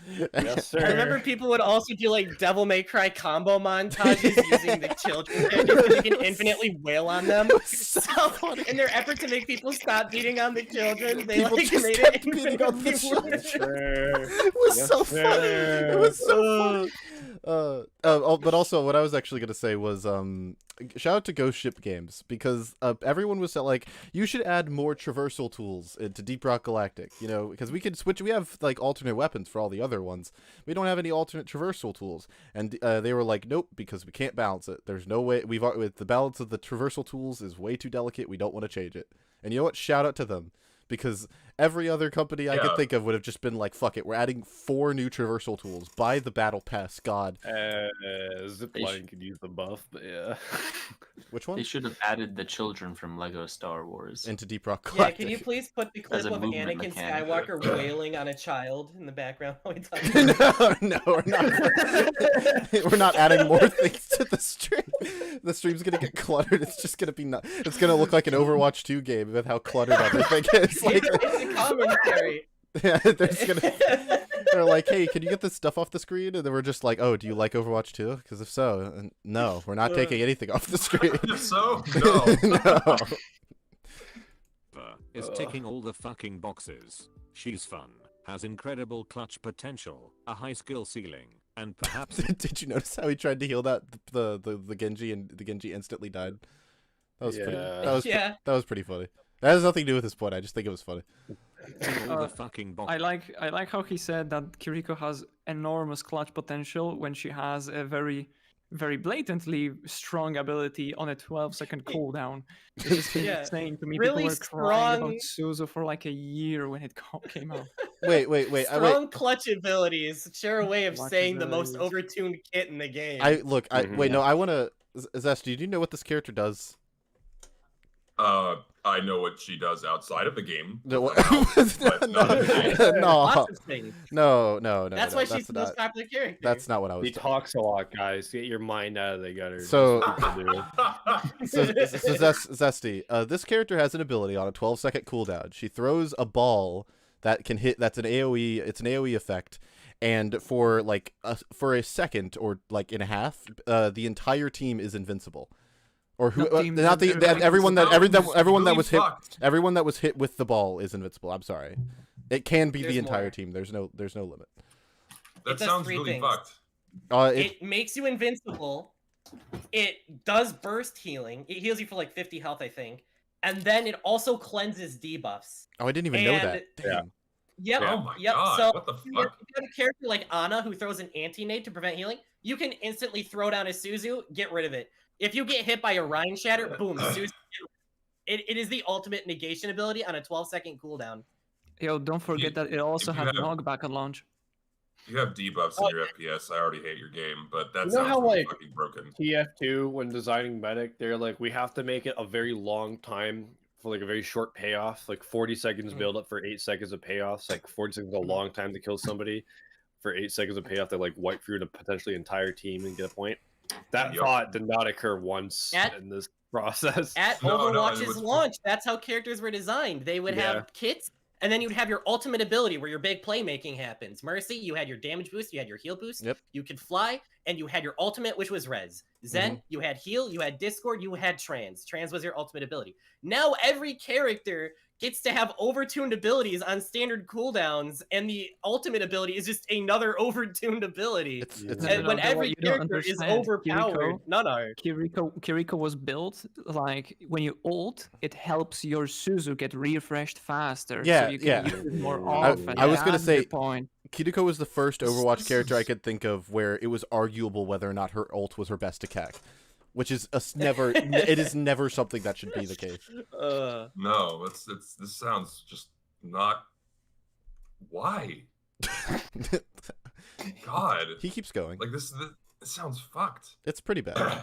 King all the fucking boxes. She's fun, has incredible clutch potential, a high skill ceiling, and perhaps most important of all. Can I acknowledge something? It's like you say that this character dies. I visually could not interpret what was happening to notice that someone died until I saw the kill feed. Yeah, the only reason I even know is because I just watched the Genji fly across the screen. I thought it was really funny.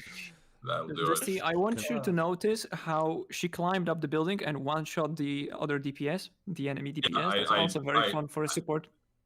Yeah. Jesus. Could you imagine if Medic could just teleport to someone and just instantly one-shot? Climb walls. Climb walls. Could you imagine how ridiculous Medic would look like throwing kunais? Imagine the syringe gun had the damage output of the minigun. That is Overwatch. That'd be awesome. Like one needle does 20 damage. Oh man, that's a banger video. What ready to happen? Like TF2 characters, but they're what if buffing medic syringe guns? What if every syringe gun does minigun damage? What if every character has syringe guns? What if I told you the meta for like? No, wait. Can I what I meant was like I'm picturing a video where it's like we overtuned TF2's characters to be as bad as Overwatch's characters, and we just have medic syringe gun doing minigun damage. That'd be fucking great. I would watch it. What if TF2 is Overwatch 2? Would you believe me if I told you the meta for like 2.5 years in Overwatch 1 involved no DPS characters, and they had to force you to play the DPS characters to make them play it at a top level again?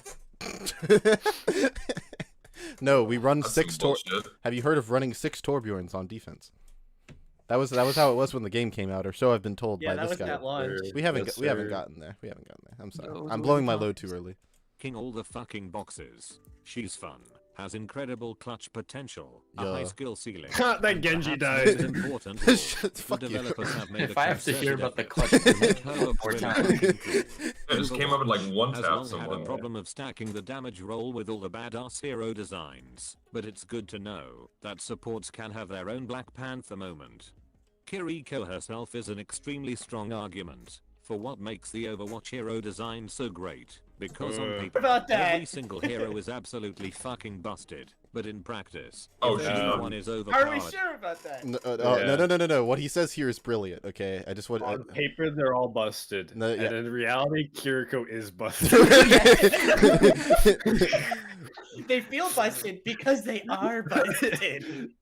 No, look. I just need you to hear him out. Okay, this is great. All right. Great. Because on paper, every single hero is absolutely fucking busted, but in practice, if everyone is overpowered, then no one is overpowered. What argument? Game balance, guys. I love syndrome, bro. I love the Incredibles. I love the Incredibles, If guys. everyone is I love the overpowered, Incredibles. no one is. There's guys, game balance is so easy. Why didn't we think of this? If we just give everyone overpowered tools, the game is balanced. Yeah. What the fuck? Why did we even go to college? You know, They're forgetting that they didn't want to work on it, and it's stupid. So. They didn't want to. You want to know what happened? In mind. Overwatch made everyone overpowered, and then everyone starts dying to one-shots, and then people complain about the one-shots. Like, No. what do you mean when everyone's overpowered, no one is? You were complaining about this. I don't even have like a funny like quip or like joke to make. It's just such a ridiculous statement. I'm like trying to think of like a funny like analogy. Like I got nothing for that. No, that's just horrible. It's just bad. Kiriko is given a healing ability that is unique enough to stand on its own. Easy enough to not be frustrating, but not too easy to shut off your brain. Her damage potential is also extremely high, but her effective damage is usually pretty average at best. People like to watch pro players absolutely dominate a lobby with a new hero, and immediately call them overpowered. But over the last 6 years, Blizzard have become extremely good at balancing heroes, and Kiriko is a testament to that. The fact that she can teleport directly to teammates also reinforces some amazing team synergy, and her cleanse ability. What? No! Here's Kiriko's character design. We have not even gotten truly into what makes Kiriko overpowered yet. Yes, you have Suzu, which is a 12-second cooldown that makes you invincible, but you also can 2-tap every DPS hero, bop, bop, dead, that quick. You can teleport through walls, so anytime you're in danger, you can just nope out. And you can throw. She is a DPS hero. She can 2-tap DPS heroes. She can teleport through walls to instantly disengage anytime a fight isn't going her way. She can make herself invincible, which gives her more time to 2-tap a DPS. It is such a horrible character design. You took a DPS hero that can heal. I love how when he mentions the phenomenal team play, he shows the TP footage. It's just wonderful. Yeah. I can't get over the fact that a character in a game like this can just teleport through walls and traverse massive areas of the map in an instant at effectively no cost. For the record, I'm pretty sure they nerfed the range, and you can only teleport to your teammates. However, that still doesn't make it okay. That's not good because let me rope it back. Let me rope it back to Zenyatta from Overwatch 1. Remember, Zenyatta was the hero. They're the support hero that does damage. That's their role. And you know what? They had no mobility. They were a complete sitting duck. If you dived a Zen, he was gonna die. You try to dive a Kiriko with the same damage output, you die. Fuck you. It is such a horrible character design. And people play this game still. Yes. Yeah. I'd like to. Wait, sorry. Simply, you go first. A very important thing to mention is that this game, until Kiriko was released, stated that there is no magic in the universe, like in lore-wise. So when she came out and she bent like most of the rules of the already existing and built universe with one of her abilities that is on the normal cooldown and also the ultimate ability, well, and the her people weren't that happy, yeah? Yeah. So there's magic now. But have you considered? Hey, Simply. I just want to let you know. According to the last video we watched, that's all stupid, and you shouldn't care about that. They didn't. Dude, the devs didn't want to make this. That's stupid. They didn't want to make the magic system. That's stupid too. Okay. I apologize for my previous statement then. Yeah. For the record, I don't think that's stupid, but Big Citrus disagrees, and he's our Lord and Savior. So. You know, no one complained when they threw magic into the TF2 universe. That's so true. No one complained when Abraham Lincoln invented rocket jumping. Except and for stairs. And stairs. Yeah. But magic in TF2 is kind of explained with the Halloween shenanigans. It's not explained. It's just hand waved. Like it's like, oh, there's magic because Halloween. They tried to actually explain it in game, you know. But Overwatch they just threw Kiriko in and it was like, okay, guys, have fun. You can like. I like how her entire kit is like magic fucking too. Like not a part of it can like even be waved away by technology. She summons a fucking ghost. She teleports to teammates. She fucking throws down like her grandmother's dead ashes or some shit on the ground, making people invincible. She summons a ghost, man. It's all nothing. Also, how this character is an OC self-insert, basically. So really? okay, so in the Overwatch lore, you have Genji and Hanzo. Their original dynamic was they were brothers who had a falling out. One almost murdered the other. Genji needs to be turned into a cyborg to survive. And then during Overwatch 2, they retcon it, and they're like, oh, actually the entire time there was this third girl named Kiriko, and she trained with them when they were children. But the thing is that she's 20 years old. Kiriko is 21 years old.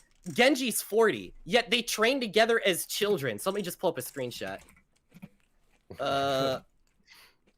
Post the image of them as kids showing their canonical ages. We're doing that. Yeah. We're doing that. We're doing that. Yeah, that's what I'm gonna do. I just have to find the screenshot real quick. This shouldn't take. Oh yeah, here it is. When it was ambiguous, you could make an argument that she was probably fucking 5, and they were probably 12ish at the time. So, and then they released their canonical ages, and it makes no sense at all. Essentially. Yeah. In this photo I've posted, Genji and Hanzo are in their 20s. In this because you know what they did? They thought, what's a marketable character? Okay, Japanese kawaii girl, bada bing, bada boom. How do we rope it into the lore? Oh, we have these other 2 Japanese characters. Just make it so they were always friends. Bada bing, bada boom. People know each other, for the record. That's just how it works. They can all climb walls. What did they mean by this? What did they mean by this? Japanese people natively can climb walls. Zesty can attest to that when he goes to Japan. Oh yeah, dude. Well, dude. Hey, listen. Obviously, it works because she is very popular online. This character, people online. I don't think it's because of her personality, though. Are you sure about that? Yeah, she has plenty of personality. 2 giant personalities. Yeah. I choose not to comment. This is a really funny image, given that they're supposed to be in their 20s, though. I was gonna say I'm not gonna say anything was a child version of her on the screen. Genji and Hanzo are in their 20s in this picture due to the way that the story lines up. That's so great. I love Overwatch lore. It makes so much sense. Another fun tidbit is, depending on how you read the story, McCree is 3 different ages, from anywhere from 20 years old to 100 years old. But that's a story for another day. It's like some fucking Austin Powers freeze in the 70s, thaw out in the 90s bullshit. Yeah. To teammates also reinforces some amazing team synergy, and her cleanse ability can come in as clutch as a sleep dart if you can work around its particularly beautiful, high isn't it? It used to be 14 seconds, by the way. That ability has been buffed to 12. Oh yeah. It used to be 14. If you go back, you'll see a clip of her Suzuing a shatter and instantly negating an ultimate ability with a single cooldown. Yeah, right here. That right Ryan here, had to. Yeah, right here. This Ryan had to wait half the match to get this shatter. If you can work everybody down and gone right away. Never mind. Wait, she can just do that? What the fuck? Yes. That Ryan used an ultimate ability. She negated it with a single cooldown and a 12-second cooldown. Yep. Wow. On the entire team for the most part. Mm-hmm. Isn't it great? A Babu Frick moment. It's such a. I agree. She Babu Fricked all over Reinhardt. She Babu Fricked all over Reinhardt. Able to boost her entire team is also such an amazing addition to the game, because no matter who the team is playing, they are going to have fun when they are all doing everything at a distractingly fast pace. I love the argument. It's like, no matter how bad your team is, they're going to have fun. And that's why it's okay. That for the that fucking mean? He didn't. What does that mean? I'm gonna have fun. He didn't. Doing terrible. Look, he didn't. No. See, he didn't give the full picture. So Zesty, let me let you know. Let me let you know. It's debatable whether or not that's the ability. The earlier ability is even her best. Her ultimate ability is a area of effect, very large area of effect, like hallway-sized area of effect, and everyone standing in the hallway gets double their attack speed while they're there. And cooldown. And cooldown speed. Yeah, they're all 2 times as fast and everything, essentially. Yeah. Excuse, I just. Yeah, that's the ult. One character. I don't play these games. I don't know anything about the balancing or the mechanics of any of these fucking games. And just hearing that without having any experience in these games sounds fucking broken. So I want to let you know that, like, when I look, I have a lot of deep-seated rage that I need to get off my chest after my recent video. All right, let me talk my shit. When I heard so many people, I had heard so many people be like, "Oh, Lucio's a DPS. He's a DPS. You just have to be good. You just have to be good. If you're just bad, you're just bad. That's why you can't play him and you kill people. It's because you're bad." I gotta make that argument if anything. It's like it's paper cut. A paper cut could be the equivalent of a nuclear bomb if I do it enough times, man. Like I don't know. What do you want me to do? Well, by 1,000 cuts. But no, the issue is that's not even like my point. My point is like the amount of effort required to be a DPS Lucio versus being a DPS like any other support, like except for probably Mercy, is absolutely like to be a DPS Cutico, you just play the character. That's it. Mm-hmm. To play the character in a outside of the role she's supposed to be based off the role label, you have to be competent at like the base level. To do that with Lucio, you have to be like a top like 500 Lucio in the world to be able to do it. You have to be Lucio. You have to become Lucio. Actually become literally Lucio. be him. You have to literally be him. You have to be wall riding around. You got to be listening to Jet Set Radio, binaural beats. Binaural. That's what they are. That is what they are. Yeah, just ASMR in the background. That's what they're.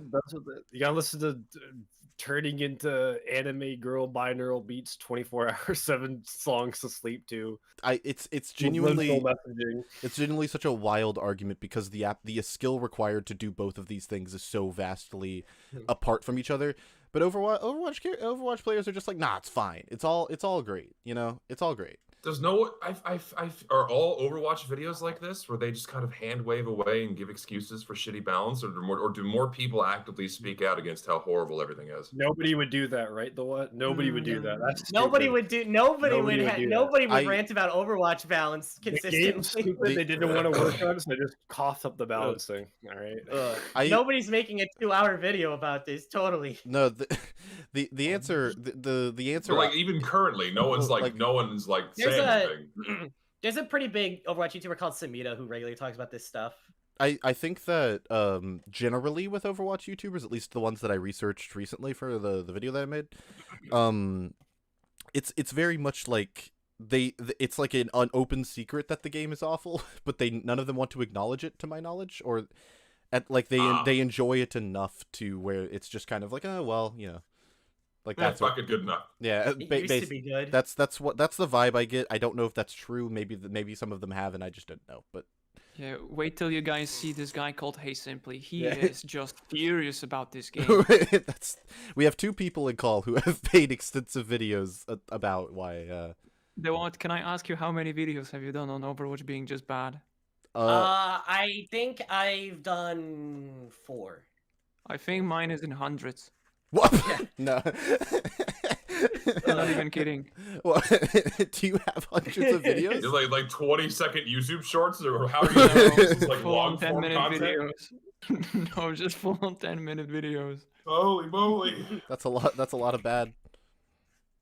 Developers have actually stated that they intend to start balancing the number of heroes across all roles, meaning they won't introduce the next damage hero until at least 2024. And holy fucking shit, if this isn't the best news in the world, if you're a flex player in any sense of the word, if Kiriko is an indicator for the quality of new heroes coming every 18 weeks to Overwatch 2, then the future of the franchise is very bright indeed. A particular phenomenon I'm like having a Joker moment right now. I'm like doing the Joker laugh. Holy shit. If this is like the ultimate foreshadowing, if every Overwatch hero design is like this going forward, the future of the game is bright. And then every Overwatch hero design was like that going forward. I feel the future of the game was horrible.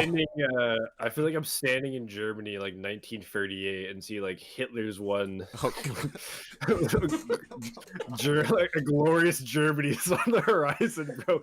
I don't know what is to come. Like, oh boy. Oh gosh, why was that the analogy you chose?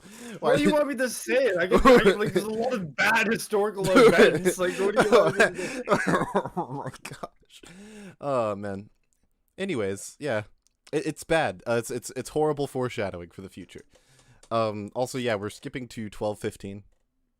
So 12:14 ish. Oh, Sombra. Does he talk about Sombra in this? No, he does not. No. He just plays Sombra and kills people. That the game keeps most of the same. Wait, sorry. I want to get the full context of what he says here. Because if I remember correctly, it's particularly funny. Equally as stupid, like people complaining that the game keeps most of the same maps from Overwatch 1, which is about the dumbest fucking thing I've ever heard. What? Why is that dumb? The opposite problem where they removed like half the maps in the game. He complains about that. I just in awe that he thinks that people being like, yo, this sequel is just the game again and has basically all of the same maps from the previous game. It's new content, guys, because we took it away and then we gave it back. So no, it's technically new. No, SpaceGuy, you don't understand. They changed the time of day, SpaceGuy. Oh, they changed the time. Play Dorado during You can play Dorado during the day. They didn't really want to work on this game. They thought it was stupid, so they just like made it night. You know what's funny? They had that in Overwatch 1. They'd make Halloween versions of the maps that were at night. It's like this isn't new. Yeah, but now it's content. Okay. Guys, can't you see there's the new HUD? Oh my gosh. There's a new HUD where they remove your level because they removed the progression system. No way. No, now they added it back. Mods ban that guy. He said he spoke too much. He said too much. I'm sorry. Yeah, it was Bobby Kotick's idea. Yeah, it was Bobby Kotick's idea. It didn't matter. Yeah, It was Bobby Kotick's idea to remove the progression. It was. Hang on, you guys are going on a ride with me as I walk to my coffee pot. Oh shit. Yes, sir. What kind of coffee? What like? Do you know like the beans by chance? Oh, this is like just shitty market, grocery store brand decaf that I drink. It's nothing special. Oh. I'm not a coffee connoisseur. I just need hot liquid in the morning to get me going. It doesn't matter where it comes from. You heard out of context. I just realized that sounds fucking terrible. Don't clip that. 9 to 5 really keeping you down. Huh? Don't clip that. Chat, clip that, please. Thank you. I used to. Caffeine used to be my drug, but now I don't do that anymore. I do. That's the phase of life I'm in. Okay. They didn't really want to like wake up, so what do they do? They had to drink coffee. For example, in Overwatch 2, new players are now required to play 100 matches to gradually job there, guys. Overwatch. That's a thing. You have to play 100 games to unlock all the characters. Why is that even? Why is that even? That's not all. Yeah. New heroes are locked behind the battle pass. Yep. So I don't understand why they don't let all characters be playable once you first install the game. Wait, Zesty, you don't understand. He's going to explain it. He has a great reason. I'm sure it's going to be great, okay? I can give context for this, though. Can you give context after he gives his amazing reason? Because I really want to let's hear the reason. Let's hear the reason. Yeah, this is important. Overwatch 1, which is about the dumbest fucking thing I've ever heard. With this in mind, there seems to be a divide between people who played Overwatch 1 regularly and those who haven't. For example, in Overwatch 2, new players are now required to play 100 matches to gradually unlock all base Overwatch 1 heroes in a system designed to ease new players into the game. Although to the general public, this might seem like the developers are purposely taking away content for new players to create a sense of progression.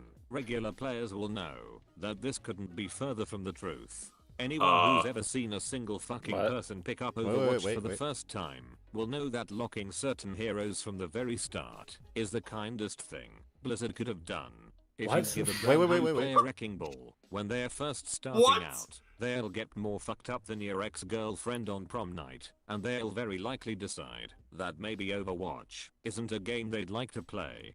This isn't an argument. This isn't just play a different character that you do enjoy. Play a different character. Okay, then what if so then that argument is completely flawed, because then what if all the characters you try that are available to you from the get-go all suck, and all these other ones that you could enjoy aren't available to you? I might be misremembering, but isn't there literally like difficulties for each character too? Like when you hover over them? Like, yes. Yeah. Okay. It used to be like that in Overwatch 1, but I think they got rid of that in Overwatch 2. Maybe they got rid of it. I do remember being in Overwatch 2. I'm gonna open the game now and see. In Overwatch 1, heroes were completely free. They were unlocked instantly. You did not need to unlock a single hero. Every hero build was available from launch, no advantage. Now, as it should be, you have to pay to play heroes. Granted, you can unlock them for free, but it's such an intense grind. They are obviously pushing you to buy the heroes. They try to frame locking the Overwatch 1 heroes as like, oh, you have to go through and you have to learn the different heroes to unlock them. But at that same time, there is a $20 hero bundle in the shop you can buy at any point that instantly unlocks all the Overwatch 1 heroes. And there is also new heroes are overpowered on release by design.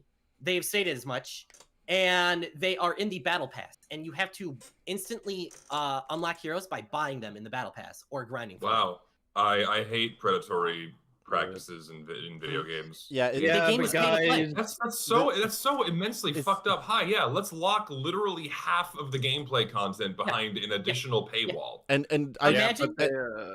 Sorry, they didn't want people playing characters anyways because they thought that was stupid. So they thought that was stupid. Imagine playing Counter-Strike. Imagine playing a match of Counter-Strike, and your teammate goes, "Oh, sorry, I haven't unlocked the AK-47 yet. I have to get 30 more kills with the Galil." Yes, yes. I just want to say, if you play a character, if a person's response to playing a character is so, like, their experience with that character is so bad that they give up on the game entirely, that is, something went wrong. Something happened. Like, someone should not play Wrecking Ball and go, "Oh my gosh, this is the worst thing I have ever experienced. I'm leaving." That should not, unless you've done horrible things to your game. That should not happen. Yeah, that's indicative of something else if people are driven away from the initial state of your game upon install. That's where I'm going. It's a problem with the gameplay and the game itself, and not an issue of locking content behind a wall, which is also a problem. But yeah, that's what you know. Kiriko. Yeah. The character we've been railing as being super overpowered this entire time. Mm-hmm. They're a character you have to pay to play. No way. Blizzard would never do that. Blizzard it was Bobby Kotick's idea, though. It was. So this is a character you can't even unlock by playing the game a bunch. You have to pay for it. You can. Every hero you can technically get for free, but only because they promised that heroes would be free. Yeah, and it's a huge during grind. Overwatch 1. It's a huge grind. That's not free. That's not free because it's a time cost. Correct. It's not. It's stupid. And when you see Zesty, when the season comes out and the broken character is overtuned and busted, only the people who buy him get to play him first.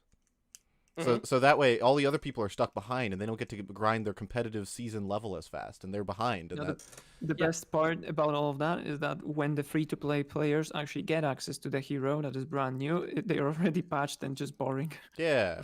Or sometimes even underpowered, like Lifeweaver. Yeah. Also, fact-checked, yeah, they did remove the difficulty of heroes.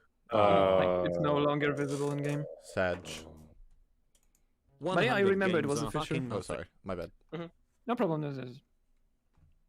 No, what were you saying? No, I just said that. Yeah, I do miss him. No, never mind. I remember everyone was memeing that May used to be a 3-star difficulty. I remember. Yeah. Old hero difficulties. Okay, we are moving to we are skipping all the way to 1532. I forget what he talks about in that section that we covered, but it wasn't important enough to leave in. Remember, we're getting through this one to actually prepare for the real video. Yeah. This is just the warm-up. We're hoping to get through this one by the 2-hour mark. Okay, we're gonna make it. Okay, let's go. There are also a lot of people who share the sentiment that 2016 Overwatch was better than what we have now, and quite frankly, these people have fucking brain damage. These people forget that competitive matches were very frequently determined by a fucking coin flip, or that Roadhog could hook you from another fucking dimension, or that the console meta was to literally run 6 Torb players on defense. The console meta. The console meta. Well, yeah, because in console you can't aim. Fun. Yeah, the console. You want to know what Overwatch was back then? It was fun. People had fun. Could you imagine? Like the game wasn't hyper sweaty and skill based, and if you weren't a top 500 player, you fuck you. I think like one of the most negative thing you have to say is like comp sucks, which it's always sucked. The game has bugs. And the console port of the game sucks ass. I think you're not making a very good port. Yeah. You want to know something I noticed specifically from my research for my new video? So I had to go back. I watched a lot of old YouTube videos about Overwatch, and if you notice, Overwatch back then, the YouTubers were making videos for it. They were having fun, like Muselk, Salty Fish, Donkey. People were making videos about like silly moments and having fun. Yeah. All the Overwatch YouTubers today are like, they only talk about the competitive metas and how much it sucks. Like, oh, Mauga sucks. Oh, Lifeweaver sucks. I hate playing this game. This is also there's nobody actually having fun playing the game anymore on YouTube. Yeah. That's also what I encountered when I did research for my video. Was like, it was basically all comp talk. There's no like casual enjoyment of the people are it's almost, I don't want to go this far necessarily. What a miserable existence playing the game. It's almost like borderline brainwashing, like, because all of the YouTube content about Overwatch is either shitting on how bad it is or talking about the competitive scene, then like everyone is just, oh, the competitive scene is all the game is, when there is a game under there. You just have to like, people don't care about it, and therefore Blizzard isn't incentivized to care about it, and therefore, you know, predatory tactics for people who care about comp, and now we're here. Yeah, and over-tailoring the competitive meta, and then giving new overpowered characters that are incentivized for people to buy them so they can keep their competitive ranks high. Yeah. Yeah, it's unfortunate. Wow, I really hate this company. No way. Fort players could only ever play Mercy or Lucio if they didn't want to be flamed by their team for throwing. That was, for the record, those were 2 of the 4 support heroes that were out at the time. Could you imagine? Four tightly designed support. Well, except Symmetra. Symmetra's the outlier. 3 tightly designed support heroes. Yeah, and that was it. And 2 of them were and you had to play 2 of them in comp. Out of that's 50% for the record. That's this isn't an argument, I don't think. That support players could only ever play Mercy or Lucio if they didn't want to be flamed by their team for throwing, and that in most games, you'd be lucky to get a single tank and healer at all. These motherfuckers don't remember. But he had 5 tanks in that game. Well, no, they literal tanks, yes. Mercy was a must-pick choice beyond any reasonable doubt, or that for an entire year, the GOATS meta meant that even picking a damage dealer put your team at a severe disadvantage. The people that prefer early Overwatch are the kinds of motherfuckers who could be given a bar of solid gold and complain that it was heavy. See, you know, that actually proves our point that we were just making. Gold is fucking heavy, man. This is. I can drop it on my toes. Yeah, gold is fucking heavy, man. Well, no, I was gonna say this actually proves the point we just made. Like, all of the examples he gave were competitively like minded. Mm-hmm. They had nothing to do. Yeah. They actually had nothing to do with how fun the game was or how much people enjoyed it. That they're like, oh, people preferred it. Well, the comp was unbalanced. It's like when GOATS was meta. Yeah, it's you keep going. Yeah, it's like how much did people really care about the comp? You know, like we need to. There are people who care about the comp, but there are also people who care about like everything else, and those people seem to be having a great time. Like, maybe we should cater more to those people. You know, because I'm getting flashbacks. Yeah. Almost every bad change Blizzard ever made with Overwatch was trying to tailor to the esports scene and trying to force Overwatch to be an esport. Oh shit! I'm getting some whiplash here. Yeah. Hey. But GOATS, the 6v6 meta where you had 3 tanks, 3 supports, no one played DPS. It wasn't fun to watch. Everyone in the Overwatch League hated watching it, but the casual player base didn't care. They were playing their DPS heroes and having fun. So what do? They enforce a 2-2 meta where you have to have 2 supports, 2 tanks, 2 DPS. Yeah. And you want to know what that did? It ruined the casual game. Yeah. Yeah, talk about forcing a meta and not letting players do what they desire in your game. That's a quick way to kill the fun. And that mode was the default, or is the default. So, people who argue this will say, well, yeah, but you could just go play the other version of the game, because that still exists. You can go play Open Queue, where you can pick whatever you want. But people don't play that mode because it's not the default one. They've made the default one bad, and you have to go find the other version. Yeah, and not to mention the other version isn't very fun either anymore because of the overtuning of characters and everything else. Yeah. Wow. It's pretty bad. And you remember Brigitte? They added Brigitte because dive was too prominent. We need to have something that counters dive. They add the most overpowered character in the game's history. To counter the Overwatch League meta, what does that do? It ruins the game for the casuals. And See, eventually... that makes no sense. Yes, let's add a new character to break competitive metas and then fuck the balancing for the rest of the game. That's just... What? They didn't care about the balancing for the rest of the game because esports was for them what they thought was bringing in money. Or maybe it was at some time. It wasn't.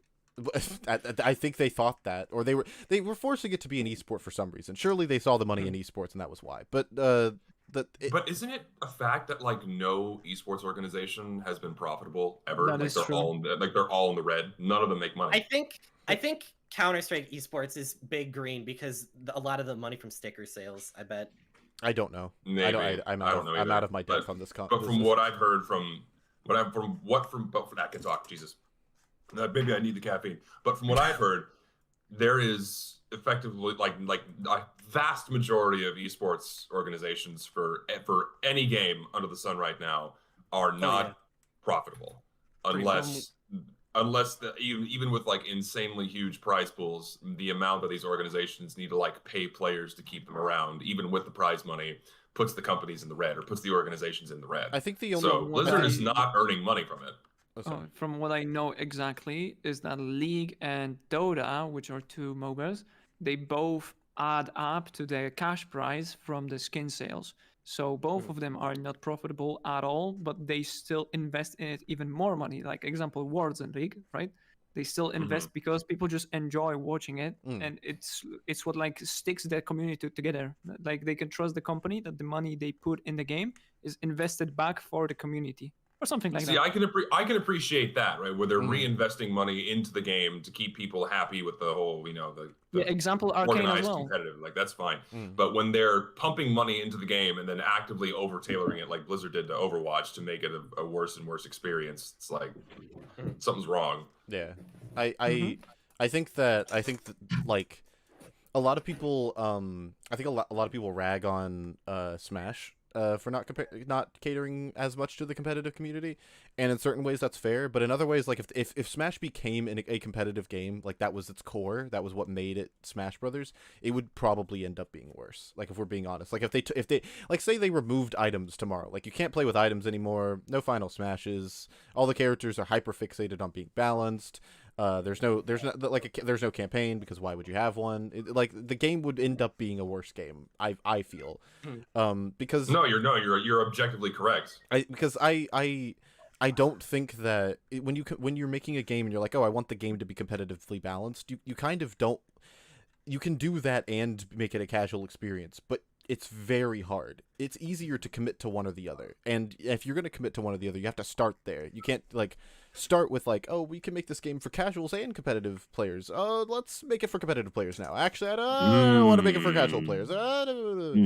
It's like, yeah. It usually ends up with the game being worse, especially when it's a live service game like this. Overwatch.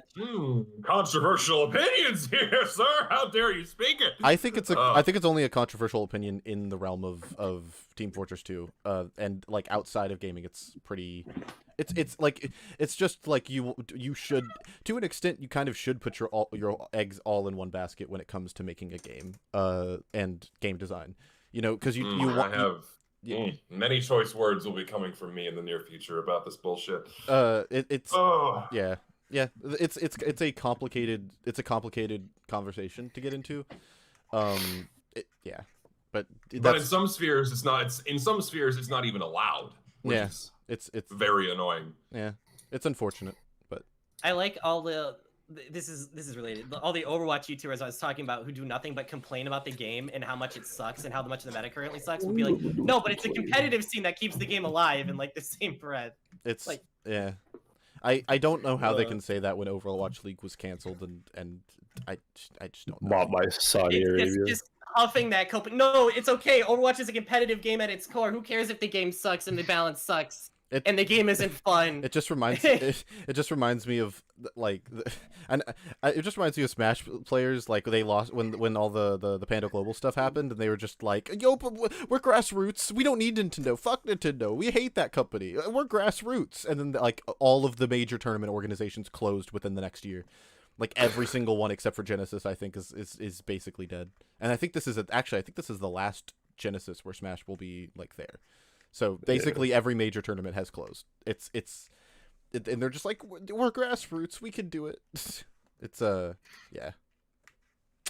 But anyways, gold bars. Rightfully deserved nostalgia is the only thing making people believe this fucking insane sentiment, and whether players can fully appreciate it or not, Overwatch has hit. Okay, I know I'm pausing immediately, but saying that it's just nostalgia and it's stupid that you're nostalgic for something. Maybe you're nostalgic for something because it was good and it was better. Remember, this guy there's a reason why you have fond memories of something. Maybe because it had a positive impression upon you, and you prefer the previous iteration than the objectively inferior one. It's like, can you be nostalgic for a thing that came out?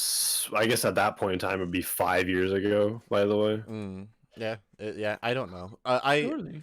I was thinking about like I think that people use nostalgia as a scapegoat for whenever someone has like a good opinion. Like someone's like, oh man, it was so much better before, and you're like, you're just nostalgic. It's like, well, maybe I have a point. It's like, no, you're just nostalgic. You just liked it more than for some reason. It's not like I was a fucking child and like my memory's hazy. Like it was 5 years ago. I remember how the game was 5 years ago, right?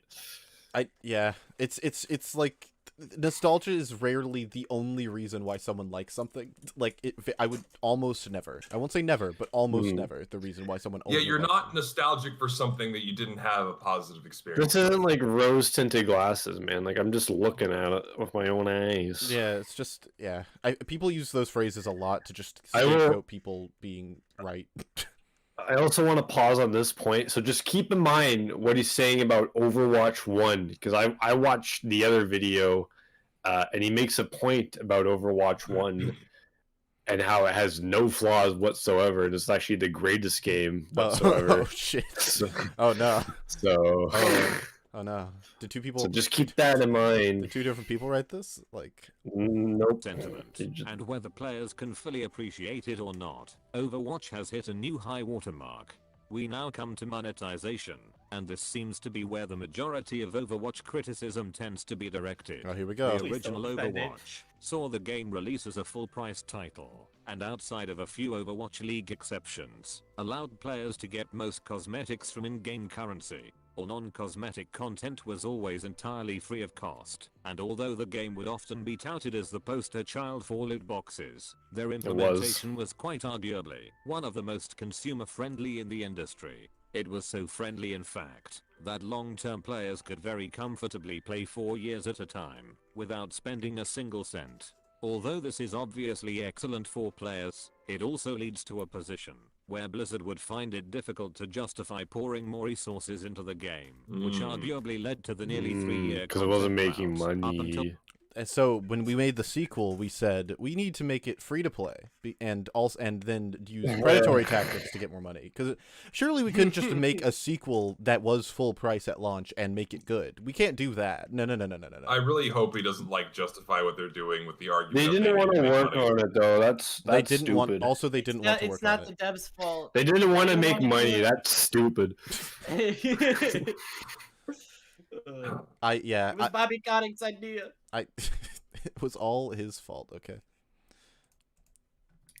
Into the game, which arguably led to the nearly 3-year content drought up until the launch of Overwatch 2. A huge part of this new and improved Overwatch also seems to be the reworking of its monetization systems, as it's free to play. I wouldn't say it was a rework of the monetization system. It's just a brand new monetization system. I mean, not brand new in a scale of like gaming in general, but new for Overwatch. Yeah, it's a rework battle passes in the show. Yeah, it's a rework in the sense that it's like completely different. It's not. It's rework in that since Overwatch came out, Fortnite got popular, and Fortnite makes more money, so they had to switch. It's reworked in the sense. It's reworked in the sense that the model that Fortnite is used is being reworked, as in it's being worked again. Like that. That's what. That's the kind of rework that this is. Yep. And just a reminder, Overwatch made $1 billion in its first year. It's not like they were strapped for cash. $1 billion with a B. $1 billion in 1 year. 1 billion with a capital B. $1 cajillion. One Overwatch $1 billion. people act like they needed to switch to the new system, or else the devs were gonna like starve. So you better buy this battle pass if you want to support the devs. Leave the multi-billion-dollar company alone. Leave the multi-billion-dollar company argument. alone. It happens. It just happens all the time. It's great. Nature necessitates alternative forms of revenue. The bulk of this revenue seems to be targeted towards selling battle passes, which is pretty standard for shooters in the current. Oh my That's god. not a good That's thing. the fact That's not a that good thing. if only those battle passes were good on launch, nobody would complain. Zesty, you mentioned pizza. That pizza is an emote for all heroes.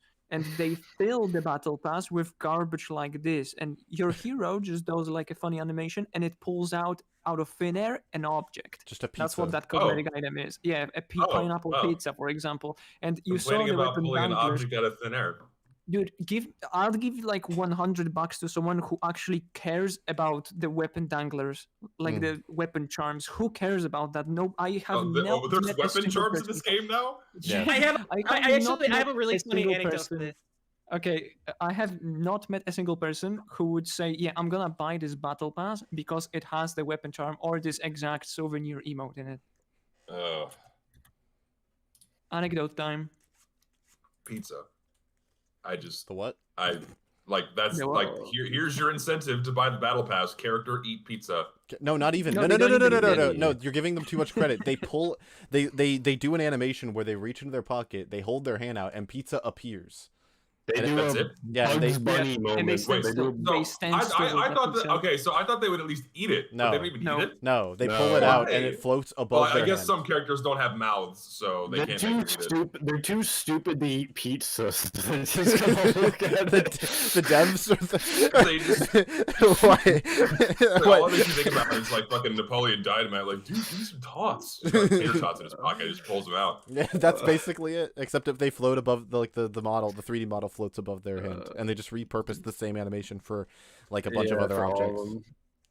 Sounds like Fallout 76 a little bit, a lot actually. Yeah. The laser. In terms of like what they throw into their little packages and limited time offers of like, here's a funny little thing your character can do. By the way, the thing you actually want is way more expensive, but you can buy the entire package at a slight discount and get the garbage too. Hooray! Yay, garbage. Also, TheWhat? You said you had an anecdote. Hello. He said he had an antidote. He knows how to cure this plague going on right now. Oh, he posted a couple pictures. Oh, wait, that's all this is? It's like a fucking... Yes. Pineapple pizza, dude! Wooden frog, dude! Oh, cute Japanese girl holding a pizza slice. Oh, God, take my money! By the way, take my money! Yeah. The pizza slice is bigger than a fucking torso. Pizza, dude. But yes, the weapon charms. So it's like you'll have a charm dangling off an assault rifle and it looks fine because like it's an actual weapon. But if you know anything about Overwatch, you know that a lot of characters don't use traditional weapons. Yeah. Some like Zenyatta just has like floating orbs. Hands. Moira just uses her hands. So how do you put a weapon charm on somebody's hand? Well, this is Overwatch's solution. Not a bracelet. You just stab it in there. You just painfully stab the weapon charm into your hand. No fucking way. Yes, what? Oh, that is hilariously bad. And people pay money for this. Yep. Yeah, I mean, I don't know. People pay money like would pay for you can shit on like me for paying for TF2 skins and shit, but at least those are like well integrated into the visuals somewhat. But this, no, fuck it, just stab it into the side of the character's goddamn hand. Here you go. Donut. What the fuck? This is so stupid. It's really it's. Oof. Someone in chat. How much is the donut? Like $30? No. It's $7. It's $7. Another funny anecdote about weapon charms. So in real life, there's like a little Pachymari. They call it the Pachymari mascot in Overwatch. It's like this little tentacle squid, and you can get this Pachymari keychain in real life, and it's $5. That same charm in the game costs $7. It is cheaper to buy something in real life than the virtual game. That was that was put on screen in one of the Big Citrus videos when he was talking about monetization. In true Big Citrus fashion, it was like 480p, insane. and you couldn't read anything. That's genuinely insane. That no way. I can't get over this, dude. Alan chat. Shout out to Al. Al just said you could have just put like a circle. Like just anything to indicate that they're not stabbing it into their hands. See, look, listen. I listen. You're just mean. You're just harassing the hard workers that made these items for But Overwatch. they didn't want to make it. You can't complain didn't about care. They didn't even want to make it. They didn't even want to make it. They didn't want to make it. The weapon sounds. The weapon sounds are nice too. Listen, you're just being mean. You don't get it. You're a bigot. You're a racist. You listen. Just enjoy the donut stabbed into the fifth knuckle. They're being stabbed into my hand. What, you don't like fun? You hate the game? God, I can't believe you actually hate this game. I can't believe you hate the game. I don't even hate it. I just think it's sad. I think the game is sad. That's those of you know why I'm making this stupid joke. Yeah. R.I.P. Zesty's brain cells. And yeah, donuts this in itself tasty. is a pretty reasonable way to guarantee a steady source of revenue. However, the catch is that new heroes are now locked behind battle pass progression. This means that those who pay for the premium track can play the new heroes immediately, while those who don't are now required to grind around 2/3 of the way through. The decision to do this in particular has tended to split the community, as for a game which has historically been exceptionally generous, locking what are essentially game mechanics behind a paywall. That Sombra just uses her ult and just instantly got shot by Kiriko. Isn't that great? Historically been exceptionally generous, locking what are essentially game mechanics behind a paywall isn't something to be taken lightly. With this in mind, give it a second. This kind of paywalling is still very much standard among free-to-play shooters. It's okay to do it because other games do it. Completely different too. Hey, at least God, I hated this the bad thing. Therefore, the bad thing is okay. It's so great. It was everywhere when Overwatch 2 released. Everyone was saying, "Well, Apex Legends does it. That doesn't mean it's good." I don't want other games to do it. Get it out of. And the thing is, like, probably the worst McDonald's puts an uncooked hot dog in their ice cream, therefore it's okay if Burger King does it. What? And it's extra bad for Overwatch because Apex Legends, you pick a character, you're stuck with that character for the rest of the match. Yeah. Overwatch, the game is built around counter picking. The game isn't designed. Yeah, Apex Legends is not designed around like dynamic game switching out between like what character you have to play as compared to Overwatch 2. That's a horrible point to make. Yeah. With Apex Legends, Rainbow Six, and Valorant, all using the same model. What many... Okay, that's the end of that segment. Valorant's a decent example of the same issue, though. Or similar issue, I guess. We are now jumping to... We have 2 more sections to get through. We are now jumping to 2021. Alright, let's get it. In the game's lifespan. The good news, however, is that the battle passes themselves actually look really fucking cash money. But it's weapon charms, souvenirs. Weapon charms and souvenirs. Yeah. I think I found that one person who cares about these. Holy crap! Pineapple pizza. Pineapple dude, you can have a pizza or a wooden frog hover above your hand. Also, have a weird, creepy, 2-headed dog stabbed into your wrist. Pineapple pizza, dude. New cosmetic charms. You will stab the cosmetics into your hand and you will be happy. I'm starting to think that the script for this video was written by a Blizzard employee. No, it's an AI. Like, this has to be AI. There's no way this is real. It was entirely written by AI. It's voiced by AI. This guy doesn't actually make content. You're that's so mean. Why would you say that? I think I'm convinced. I'm convinced that this is not written by a human being. It has to be like open AI generated. Are you assuming Blizzard employees are not human beings? If I went to ChatGPT right now and I write a review for Overwatch 2, it would be negative. It would be negative. This guy made the calculated choice to write a glowing review for Overwatch 2. I think that is a human error. OpenAI write a positive video essay about Overwatch 2. Can someone it'd be like dividing by 0 in a calculator. It couldn't do it. Can someone in chat go to ChatGPT for us and do that, and so we can see what will result? Just write a positive review of Overwatch 2, and I want to see what it comes up with, please. Thank you. If it pulls up similar arguments, it probably does. I think it would come with worse arguments. When you ask AIs to like write qualitative statements about something, unless it's like a really objective topic, they usually struggle.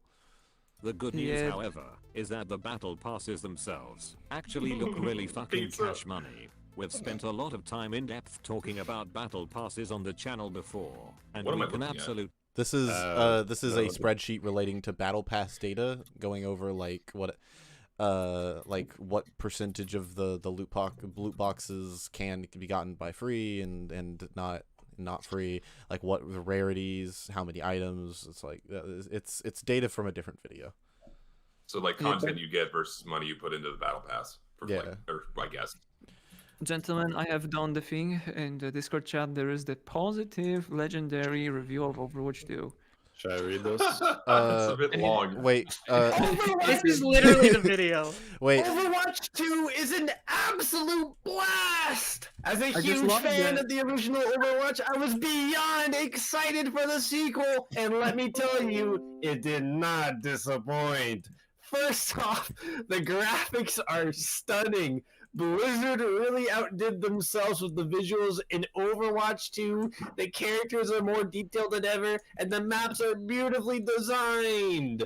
But it's not just about the looks. The gameplay is where Overwatch 2 truly shines. The addition of new heroes and the revamped abilities of the returning cast keep things fresh and exciting. Plus, the new game modes add more variety to the mix, like push. Everybody loves push. Can I pause for a moment? Yeah, go ahead. I want to pause. I think I enjoy listening to you blasting at your microphone more than the text to speech. like this is more pleasant to listen to than this fucking video we're watching. I agree. I'll speed through this. And let's not forget about the story. Overwatch 2 dives deep into the lore of the Overwatch universe, giving us a closer look at the characters and their backgrounds. Not to mention the age and allegations. Wait, what? Wait, what? Wait, what did you say? Oh, you're fucking. The story missions. Damn, this review got like double down. I didn't get the story missions. I don't think nobody got story missions. I don't think those are in the game. Overall, Overwatch 2 is everything I could have hoped for in a sequel and more, with its stunning graphics, exciting gameplay, and deep lore rivaling Dark Souls. It's a game that I'll be playing for years to come. Whether you're a longtime fan to the series or new to the world of Overwatch, I can't recommend it enough. Wait. That was the last one. Can we listen to the thing that TheWhat sent, because I think this version is more accurate to the topic. The video we're watching. Text to speech. Did he just put it into text to speech? Yeah, I think he did. Oh gosh, that's oh man. Why'd you do it to him? He's already dead. Christ. We just recreated his video making process is all. Hold on. Sorry, I was copying someone else watching the pod right now. Sent me another Overwatch one. I put it in the Discord for anyone who would like to read it. Oh boy. Join the Discord. In the Discord. It's in general. Oh, the actual Discord. I can't get over that. Hold on, I'll just skip halfway through real quick. I'm just gonna read the Overwatch 2 introduces a wide range of new heroes and abilities, expand the already diverse roster from the original game. Each hero feels distinct and unique, bringing their own playstyle and strategies, blah blah blah blah blah. There's a here, blah blah blah blah blah. The introduction of hero talents and skill trees adds an unprecedented level of customization. Included something that they didn't put in the game. Each match feel personal and tailored to their. I'm gonna cry. This is why you don't put guys. This is why you don't use AI to write anything. Yeah. This is I'm gonna cry. Guys, they're putting. Guys, listen to this. Missions are engaging and cinematic, with plenty of twists and turns. I didn't realize. Why did you use the AI voice that sounded like it wants to die? Why did you do that? Because that's how I feel when I talk about Overwatch. No, Lucid, stop the video. Stop the video. Oh gosh. Oh brother. Anyway, keep her going. Anyways. Confirm that these things aren't created I can't take the video seriously anymore, damn it. Some can take an absurd amount of time to finish, or offer pretty mediocre rewards, but it's clear that for better or worse, Blizzard wants this shit to be fucking irresistible. Yeah, these no guys have mediocre rewards like pineapple pizza. No. Everyone is dying for the pineapple pizza. That must be fake. Been the absolute reigning champions of cosmetics, and with their new emphasis on battle passes, they've just dialed this shit to 11. For $10 you get 5 legendary skins, 3 epic skins, 3 play of the game intros, 3 emotes, and another 50 lesser rewards that you'll probably show the pineapple pizza. Wait, hold on. I'm sorry, did he really just say you get a couple things and a bunch of filler you didn't ask for? No, it gets better. It gets better. You have to this shit to be grind fucking irresistible. These guys have always been the absolute reigning champions of cosmetics, and with their new emphasis on battle passes, they've just dialed this shit to 11. For $10 you get 5 legendary skins, 3 epic skins, 3 play of the game intros, 3 emotes, and another 50 lesser rewards that you'll probably ignore altogether. Not only wow, guys. Why add them in the Wait, what a first great place? battle pass. That's real.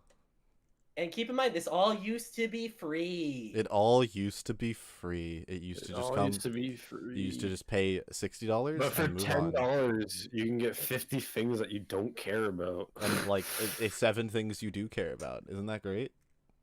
What a steal! They can, and some of the skins you might they're in the battle pass might not even be for the characters you like. So fuck you. Remember, Lucid, that the battle pass works like that. If you don't play the game but spend the money on it, the rewards are gone. The rewards are gone. Imagine going to a sandwich shop and buying a sandwich, and they say, okay, you paid for the sandwich. Now what you're going to do is you're going to come in every day for the next week, and you're going to work 3 hours, and then you can eat your sandwich. Guys, I sincerely thought he was going to say, and then we'll come in your sandwich, and I was like, that doesn't sound like the battle pass. Then we'll come in your sandwich. We'll make the sandwich even better. If you... we will improve the sandwich by coming inside of it. That's great. You're not paying for the battle pass. You're paying for the right to grind the battle pass. This mayo tastes very salty. Oh no. No, say just a reminder that usually the best rewards are at the very end, so by stuffing the battle pass with stuff that actually nobody wants, you're just making it harder for players to reach their precious rewards, which is just abysmal. And remember, if you don't get it during our arbitrary time limit, you don't get the thing you paid for, and we'll never have another chance. Have fun! Guys, I love battle passes. Guys, I've been playing Helldivers 2 recently because it came out. Fun game, by the way. They have a pseudo battle pass system, right? So there's like the one that you get for free, and then there's a premium one, right? I'm gonna explain the system, but the difference is, right? The premium currency to open that you get by playing the game normally, and it doesn't go away. It's there forever. Like the battle pass is there forever. So if you get the fucking enough currency by playing the game, you unlock it, and then you can do whatever with it. So much nicer. No FOMO. I love no FOMO. Guys, I know we're talking about Overwatch 2, but I'd like everyone to know I'm ordering some crunchy clap chicken from Uber Eats. Really? Ooh la la. Yeah. Okay, I'm back. Sorry. It's got some really good chicken sandwich. I'm really excited. I'm glad. First of all, I'm glad that I paid for the sandwich, and second of all, I'm glad I don't have to like earn the sandwich after I paid for it. That would be. Could you imagine if I had to do that? Like if I paid for something and then like I had to work to get the thing I paid for after I paid for it. That would be awful. Yeah. I would hate. Oh, that. and if you don't do it during the time limit, you don't get to eat the sandwich you paid for. Yeah. For the record, I actually did order a sandwich. This wasn't a bit. I'm actually really fucking hungry.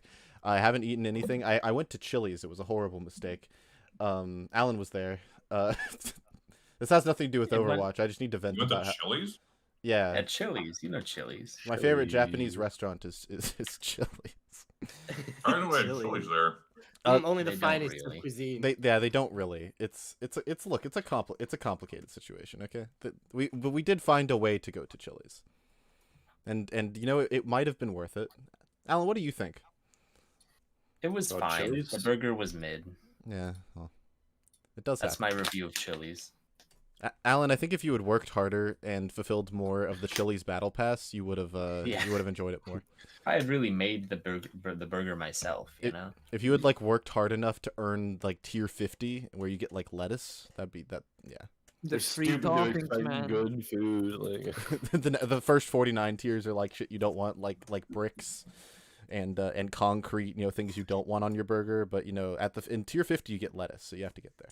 you gotta get there. You gotta earn that. All right, let's get this. We're almost at the Replay end. of the game intros, 3 emotes, and another 50 lesser rewards that you'll probably ignore altogether.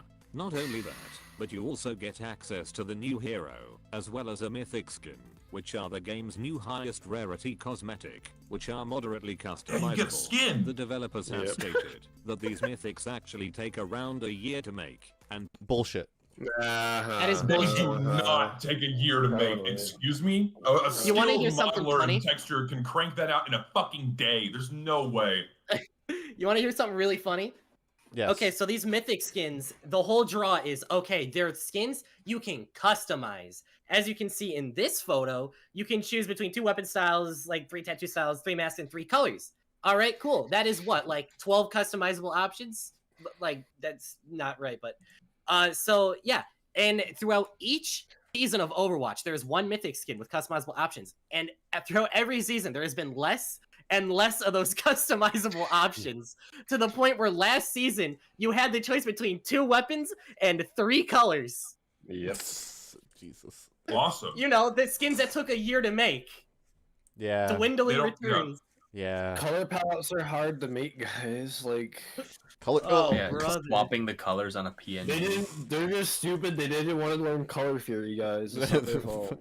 They didn't want to do it. Someone doing this professionally can make one of these in like a day, guaranteed. I bet we know some TF2 artists who'd be up to the task. I bet we could host a TF2 make an Overwatch skin jam. We have people who make entire maps in 3 days. Yeah, this did not take you a year. And as soon as you say it, TheWhat posts a wonderful image. Hold on. Yeah, so here's Hanzo's mythic skin customizable options, and here's the first one. Remember, the entire selling point for these is that they're customizable, and less customizable options are available as more skins are released. Chad, I didn't take mental damage. I stubbed my toe. Just letting everyone know. Yeah, this causes me physical pain. Like, yeah, isn't it great? I love Overwatch. It's not a justification or even an argument to pose that like, oh yeah, you get this cool skin. It doesn't justify the monetization system whatsoever. Nope. Because that's ultimately what this is going back to. Yep. It's bad. It's real bad. Putting them in the battle pass really solidifies that this will be their bread and butter when it comes to consistent revenue. The progression of the pass itself also seems pretty reasonable, as because there are so many challenges that give you free experience, you tend to level up at a nice pace. On the launch day of the game, I managed to get to level 12, which is 15% through the entire thing, and this was when half the time was sat in a queue to just get into the game. Now, hold on, I'm no mathematician, but if you're level 12 on a level 100 battle pass, I'm pretty sure that's not 15% of the battle pass. It's 80. 82. It goes to level 80. It's 80? Oh, okay. Drawback in its current state is that unlike many other I want to just throw out that this rat skin for Reaper is one of the best skins in the game, and I think most of the best skins in the game are not Overwatch 2 skins. No. Yeah. That said, I fucking love this skin. I wish that this skin was in a good game. I think Pumpkin Reaper looks cooler. I think that you're stupid and I'm kicking you off of the What? show. What? It's cooler. No, Rat King is so fucking cool. Like, Rat King is cool because it actually fits how like obnoxiously cheap and campy his playstyle is. And Pumpkin Reaper isn't? No, Pumpkin Reaper is just tolerant. Sure a rat fits more. Yeah, look You at got a him pumpkin crawling for a out of a head. dark corridor. No, you just like Pumpkin Hill from Sonic Adventure 2. We established this the last pod. I love pumpkins. I love Pumpkin Hill. I like it when he was like, I ain't gonna let you, and then he said the rest of the song. I'm not doing the whole fuck you. In its Man, I current remember when they would... is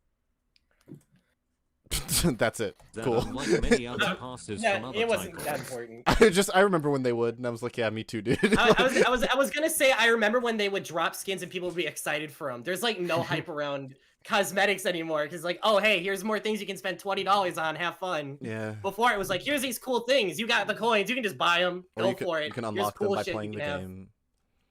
Yeah, you can just play the game and get them. No pain necessary. Overwatch 1, grinding the events. Yeah, it was. Guys, I need more loot boxes. Guys, it was fun. Can you imagine having fun with Overwatch? No. Players don't earn any premium currency for completing levels, meaning even if you grind every single challenge for Overwatch... Man, I remember when Reaper wasn't nerfed and you could just do that. Drop from the sky, you kill 3 people, just hit Q on your keyboard. That was so wonderful.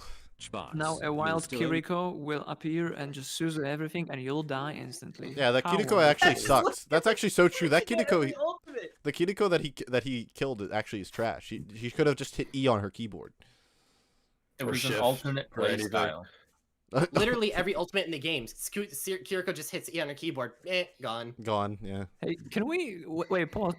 In the kill feed, you can see Kiriko can teleport out, Ash can shotgun out of the Reaper ult, Moira can fade out of the ult. Who are these people he's playing Are they with? stupid? They all could have escaped. That's yeah. Anyways. Every single chapter Overwatch box, you'll still only be able to afford every second pass. I'd expect this was probably left out on purpose, to be implemented later, as a free way to score brownie points among the player base. For the record, he's talking about the premium, like the ability to buy things for free. Ew! What is that fucking character skin? Oh! What? Which one? The one on the left, the weird pasty robot. Black Joe hair. Biden? She's robot. Looks like Joe Biden. Joe Biden skin. What? Are you guys on a different? Are you guys on a different frame? Like, I just see Reaper. Biden. We're on a different frame in the watch together. Brian, I am anyway. Yeah, no, I'm on that one. My favorite part of Overwatch 2 is when Kiriko throws out her Suzu and he goes Biden Blast. Biden Blast. Biden Blast could overcome the Suzu, I believe it. As a free way to score brownie points among the player base. The in-game shop, on the other hand, is a different story, as a handful of skins will be directly purchasable for real-world money. Yeah, as much as 20. Right, just a heads up, right now the game looks horrendously different. You see at the very bottom, everything is for the real life, like, money currency, right? The gold coins. Yeah, the premium. But now they changed it. This time it's like a weekly shop. It refreshes every week, but all of those skins are buyable for gray money. So the one that is accessible for the free-to-play players. So they kinda listen to the community and allow them to buy some skins. A little bit. They improved it skins to slightly. make the community shut up. They didn't solve the core issue, which is that skins are $20. Well, of course. Yeah, they didn't solve. I agree. It's a marginal improvement, but it's not like Blizzard is such a small company. I will just take any small thing they add, to make the game a little better. Listen, any crumb they offer. Yeah. Let's do some quick math. There's currently 39 heroes in Overwatch, right? Probably. Okay, 39 heroes. 39 heroes, and each legendary skin costs $20. If you want one legendary skin for each character in the game, $780. Count it up. That's that's nothing. $780 for one skin for every character. Oh, dude, you're talking to a whale here. That's fucking nothing when it comes to microtransactions, baby. I don't want to talk about how much I spent on video game cosmetics either, but at least I can sell the cosmetics I bought. You are stuck with these. That is true. You can at least sell the shit you buy in TF2 and get money back. I can buy a Counter-Strike knife for a lot of money, but at least I can sell it for the same amount. And get most, if not all of it back. Yeah. I'm pretty sure nobody's buying that green shotgun with fire particles off of you. I'm sorry. It's really bad. It's something he's actually about to say. It's a rare effect. It's a rare effect, okay? And the lightning rod was way more expensive. How much did you pay for that one? Lightning rod? 600 keys, but somebody offered me 1,000 keys pure for it, so I can flip it for like almost double. What was the wear on it? Field tested? It's fact new. It's fact new. So you got the factory new energy orb. Yeah. Okay, that's still a lot and like an extortionate level of money, but 600 keys. Yeah. Holy shit. Yeah, I mean, I paid how much? I think I paid $600 for my battle scarred one. So 200. You got any spare scrap metal in your inventory? I require your doing a scrap scrap metal. unusual challenge. as a handful of skins will be directly purchasable for real world money, with some as much as $20 a piece. In one sense, you could argue that this is better than the old loot box model, as you're literally just paying for something you want directly. But on the other hand, $20 for a single fucking skin. Poor Reinhardt, dude. Reinhardt did everything right in that situation. Did you see him? Yeah. He walked up to a less than full health Pharah, hit Q on his keyboard, which is supposed to stun her, and she just like dipped. Then it's just over. Poor Ryan has gotten crept out of existence. Yeah, it's very Poor sad. Shatter used to be a good ultimate, and now everything counters it. It's so sad. The old loot box model, as you're literally just paying Look, for something he's gonna use you his want ultimate directly. move. But on the other Fuck hand, you. $20 for a single fucking skin is really fucking There he expensive, goes. especially when earning enough currency without paying anything. Will take an estimated 8 full months of grinding. I expect a lot of the outrage for the in-game shop, however justified, is more to do with the context of Overwatch, as opposed to the industry as a whole. Being able to just play the game after purchase, and get lucky with a cool new skin, was always a highlight of the first game, and knowing that this randomized system is gone, almost takes away the magic of getting new skins at all. Could you imagine, like, the fact that, like, the microtransactions make skins less valuable even emotionally? That's crazy. He like that's like such a large argument for why all of it is bad. Like the customization system in Overwatch is fundamentally flawed because of what he just said. Unironically, it's so sad. He's very hinting, alluding to the effect that like, damn, loot boxes, I'm missing those. Yeah, I'm missing the loot boxes. But if you like a 2016 Overwatch, then you know you're nostalgia. Yeah, blind. we're just mean, guys. We're just mean. We're just mean, nostalgia blind. We're just mean. I generally think that for the game itself, Blizzard tends to do an exceptional job at tuning balancing and making changes to the game to make it as enjoyable as possible. But it's pretty clear that the in-game shop was... Sorry, first off, he's playing Push. Second off, he's playing as Kiriko. Kiriko while talking about how the game is balanced. The game is so balanced, guys. Look how balanced the game is. Talking about playing Kiriko on Push, great game, great balance. By the higher-ups to maximize profit in any way they can. However, as it's all the higher-ups, guys. It was the higher-ups' fault. Okay, it's their fault. It was all Bobby Kotick's fault. It was all Mr. Bobby's the enemy, and be bad at Bobby. Mentioned, an in-game shop with $20 skins is unfortunately standard for the free-to-play model. There it is again. Everyone else does it. It's just the industry standard, so you can't be angry. He made that argument not once but twice. Yeah. Oh my god. It's the worst argument ever. Yeah. It's not an argument. It's just like imagine if I kicked the baby, but you guys all kicked the baby. So like, it's all fine, guys. Could you imagine if like Blizzard, Bethesda, Naughty Dog, Rockstar, they all released like a game and the game was just a black screen. It was $70. It was just a black screen. And then I make a game and it's like a black screen. Everyone's mad at me and I'm like, what do you want me to do? All the other guys are doing it. Oh. Yeah, they're doing it. What do you mean it's $70 is too much for a black screen? Okay, like you make a game with a black screen. I remember another big defense people were coming with like, but this money goes directly to the devs. This is money that supports the devs. As if you buying the battle pass immediately sucks into like one of the developers' wallets. What if the developer, the company itself that goes through the paycheck, bro? Like, what if the developers like? Because we all agree that the battle pass is like immoral or borderline unethical, like as a system. Oh, not borderline, like straight up is unethical. All right, so let's say all of the devs decided like we need to fund Overwatch. Okay, we're gonna sell our organs. As a matter of fact, we're not just going to sell our organs. We're going to sell other people's organs without their consent. Everyone be like, but the money's going to the devs. The money goes to the dev team, and the dev team has never done literally anything wrong. And the camera cuts, and the camera cuts to them just like harvesting organs out of a screaming person. Like the money goes to the devs. Inside of an ice bath. Yeah, inside of an ice bath. I genuinely think people have less issue with that because it's just new and like not expected at all. Them selling organs? Yeah, like people be like, that's like such a nice fresh breath of air. Like I can't believe they're doing it. They'd be in support of that. Like such a fresh breath of air. It sounds like some Hollywood shit. Like celebrities newest craze harvesting organs. Wow, it's so new and weird. I loved Danny DeVito's organ harvesting. It's such a unique and novel thing. Why was everybody's doing it now? Everyone's doing it. Wow, it's the latest craze. That's a real thing. Oh no, I know. Like, okay. No, okay. I know. Like, I know some superstars have had like 5 heart transplants and shit. No. I meant that like people will go ahead and they'll have genetically cloned meat of celebrities that you can buy and eat, and it's fucking weird. Wait, what? Yeah. I didn't know about that. Genetically cloned meat of superstars that you can buy. They go ahead and eat. No. They take the stem cells of celebrities. They go ahead and then you can take it. And then I'm being serious. What celebrity is doing this?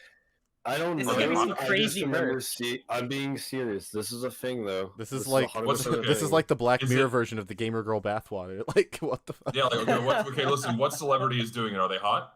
Zesty. I'm kidding. It's a joke. What's that? What's Ellen DeGeneres is doing it? Apparently.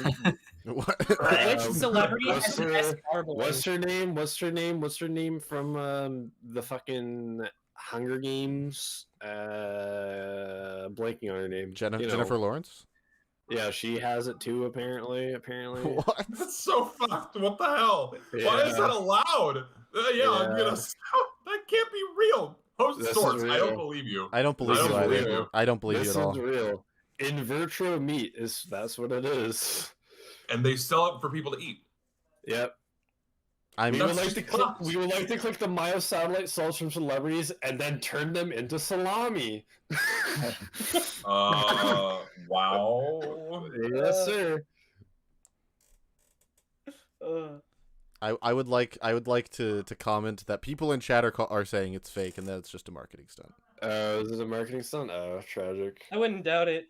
I was gonna say there's no way that's legal to sell people meat, even if it's like reverse engineered in the 3D printer. No. I was just gonna say like I don't know if the technology is there to clone people or clone even parts of people.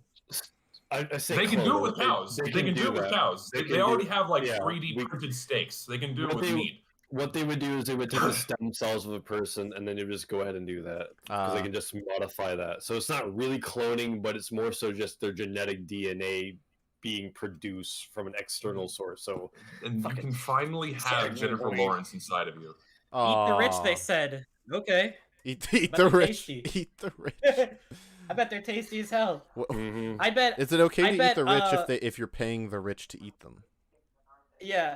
Yeah, I bet Ryan Gosling has very good marbled meat. You know, I bet he's like A5 Wagyu. Listen, so long as consent was given, it's okay. Do you think, because like the meat thing is fake, but now that I think about it, there probably is an actual service out there that is like, yeah, if you want to drink human blood and pretend to be a vampire, we'll supply you with that.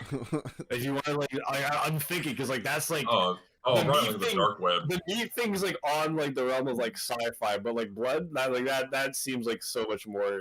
No, that's some dark web shit. It's probably out there. That is technically cloning. Cloning is a 100% genetic copy of a person. If I just go ahead and clone your eye, then I guess that's like a 100% genetic copy of your eye, I suppose. But it wouldn't be, because the stem cells would not be the actual form of anything. It would just be skin, I guess. I don't know. It's made up. Either way, it doesn't matter. Either way, please do not eat celebrities. Agreed. Also, I don't know if you guys are aware, but like Overwatch is great. Overwatch 2 is great, and you guys are just mean. So we're really mean guys. That was a hell of a tangent. That was a wild tangent. It was kind of crazy. I even forgot what we were talking about. The arguments of this one company doesn't. That's how we got here. I forgot. To play model, and as much as it really fucking sucks, this certainly isn't an issue with Overwatch uniquely. The overall takeaway from this monetization system is that if you plan to play Overwatch regularly and enjoy it to its full potential. Wait, it just hit me. So does that mean breast milk is cannibalism? Huh? No, because it's not the consumption of flesh. Because consumption has to be flesh. Yeah. Because it's like consuming breast milk is like part of child raising, so it's not cannibalism. Cannibalism is the consumption of another individual's the same species as food. That's a textbook definition. Yeah, Okay, it has to be flesh. It has to. No, you don't have to apologize. You don't know. You didn't know the definition of cannibalism. Apologize now. Cannibal, you are wrong. You're not cool. My god. The Cannibal Club. All real UFR guests know the definition of cannibalism. Stupid or something. Thanks, Joe Biden. Monetization system is that if you plan to play Overwatch regularly and enjoy it to its full potential, Aren't you at the Ultra Lux or some shit? Come on, every man. 9 weeks for a battle pass is going to be borderline essential. Even if you're really hitting those challenges, you're only going to be earning enough currency to afford every second battle pass, which is pretty damn disappointing for strictly free-to-play players. The good news, however, is that the roughly $1 a week battle pass subscription is absolutely fucking bonkers when it comes to actual value. And as someone who tends to buy battle passes for games I like anyway, I couldn't be happier with what's on offer. The battle pass is borderline mandatory, but that doesn't mean you're not getting your money's worth. That's the problem. Okay. The fact that the battle pass is borderline mandatory to engage with all of the new content being added to the game after you already paid for the game and access to it. Remember when he said, like, dude, I love the battle pass. I'm fine with buying the battle pass. And then he's like, look at all these 50 items that suck ass. But the battle pass is great, guys. Okay. That's great, guys. They removed the in-game progression system and replaced it with the battle pass. They removed progressing in the game to make it so the only way to progress is through the battle pass system. No worry, it's back now, but it doesn't give any rewards. By popular demand, they brought it back. By popular demand. Could you imagine? They removed it. You know that people would want the progression system back. You know when, like, the director of Rockstar Games for GTA 6 said, like, we're gonna do kind of like a pay games should be like paid for by like their hour playability, and everybody mistook that out of context to be like, oh, every time you boot up the game it's gonna cost like $20, right? This guy verbatim said, yeah, like, sure, you gotta like buy the battle pass and like you gotta play like essentially $1 a day, like, equivalent, but that's not that bad. Like, that it's more or less the same thing. Yeah, it's yeah. Must consume battle pass. That should look like no free time. Must grind FOMO. Okay, so why did I imagine you as a maggot when you were saying that? Maggot. Someone's debating whether or not they should. Someone's debating whether or not they should buy the battle pass. And it's just the what maggot just on their leg, like, you must buy the battle pass. I'm like the little devil on your shoulder, encouraging you. Standing on your shoulder saying, "Buy the battle pass." It's like a fucking. It's like a Beck lyric. You got the maggot on my sleeve. I have to... Bro, they're drawing TF2 heavy here. Look, wow, good character design, crazy. It was not the heavy. If you strip away all of this bullshit, we're writing it out to the end. By the way, this is the final stretch. If you strip away all the bullshit, is what he said. All right. If you get rid of all the bad stuff, the game is actually a really literally fun what kind of if you take thing minus all bad things about it, you get good thing. If you take away all the pain and suffering, guys, cancer isn't bad. Yeah, it puts some hair on your chest. All right, it gives you character. It literally does the opposite of that. I'm pretty sure. You look like Walter White. You know, like, come on. Oh, brother. Cycle, which was completely out of their control. If you strip away all of this bullshit and controversy and this seemingly endless trend to find any excuse to hate the game for its affiliation to its company, then there's this truly beautiful, incredibly well polished, and infinitely scalable game underneath. When you look objectively for what the product is on its own merits, it's still one of the marvels of modern gaming that they could even create such a complex minus their giant hot dog hands. Minus the sausage fingers, which I cannot ignore. That's the fucking deal breaker. Also, Long Jim in chat. Yes, Deep Rock Galactic is good. Thank you. Shooter and make it feel this fucking good to play. So many games over the last 10 years have tried to pull off what Overwatch has done so spectacularly. Battleborn? And there's a reason why you probably can't name it. That's Battleborn, right? That's not Battleborn. I really don't think Overwatch broke that much new ground in terms of game development. No. Look, you're Like, just not at just all. mad and stupid and mean. A single one. I've been a consistent. I also and like dedicated- you can't name another single class-based FPS shooter that's done well in the past. Like, These okay. guys avoid TF2 like the plague every time they talk. It's wild. I know. It's just like, no, it I doesn't really- exist. Get it out. I get it out. kind of get it because it would like break up the flow. Like I get it. Like if you were to do the same thing with TF2, you wouldn't like mention anything about Overwatch. But they mention it's not.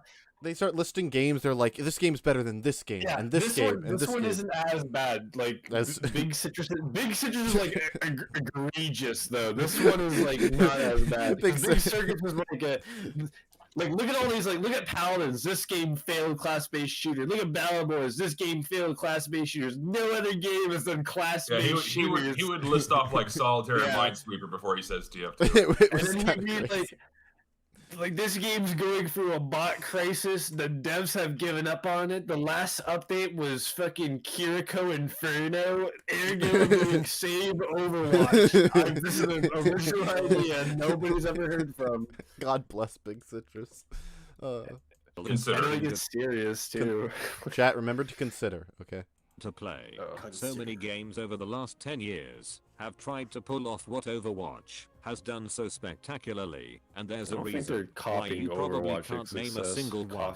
I've been a consistent and dedicated Overwatch player for the past 6 years, and seeing the game go from the breakout darling of the shooter scene to a stagnant game starved of new content, then back to the start of a new golden age.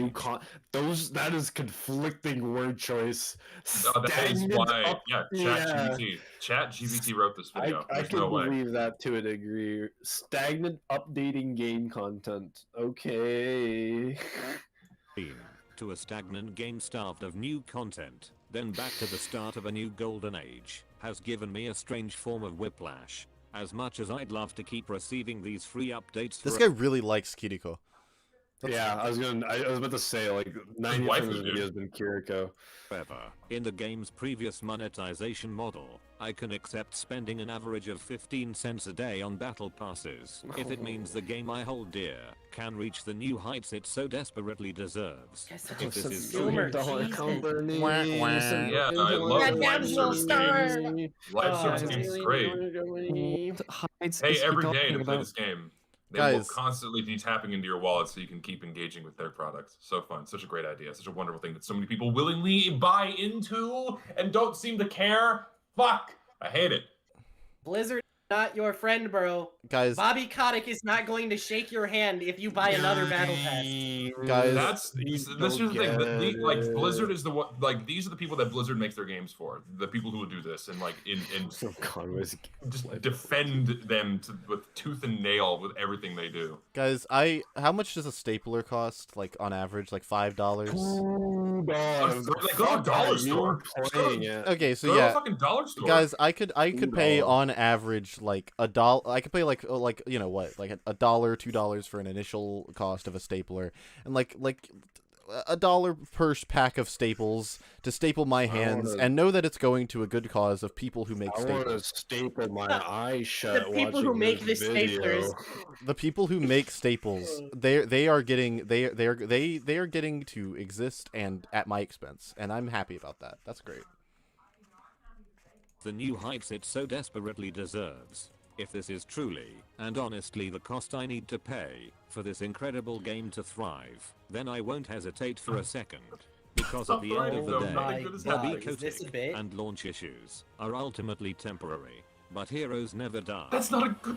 Is this a bit? Reminder that he was talking about how they cut out a bunch of shit too. Nope, not a bit. I love this guy in your chat. Sheep, yeah, sheep, yes. This guy's chugging Soylent while talking about this. He's got like a beer bong of Soylent funneled into his mouth. Holy Listen, shit. I'm willing to buy into these bad business practices so long as I can keep playing a game that is not improving. Oh my god! It's like Blizzard is blackmailing you. It's like Blizzard is blackmailing him. It's wild. Oh, listen, I'm willing to keep paying $1 a day for someone to kick me in the balls because I know one day they'll stop doing it. One day, one day they only kick one of them. One day they'll stop kicking my balls, and that's why I gotta keep paying. They'll get better one day. I'm pretty sure SpaceGuy is just a walking wallet for Blizzard. See, that's what I said. These are the people that these game developers make their games for. They appeal to the whales, the people that will buy into their shit no matter what paywalls they throw up. They don't care. It's the cost to support the poor developers who didn't want to make the game. You're like, you're just poor. You're just mean. You don't like the company. You hate the developers. Just pay up, PayPig. Do $1 a day. Yummy, yummy. Give me more slop. Okay. Yeah, they appeal to PayPigs like this, who are just blindly following whatever they throw into their goddamn game.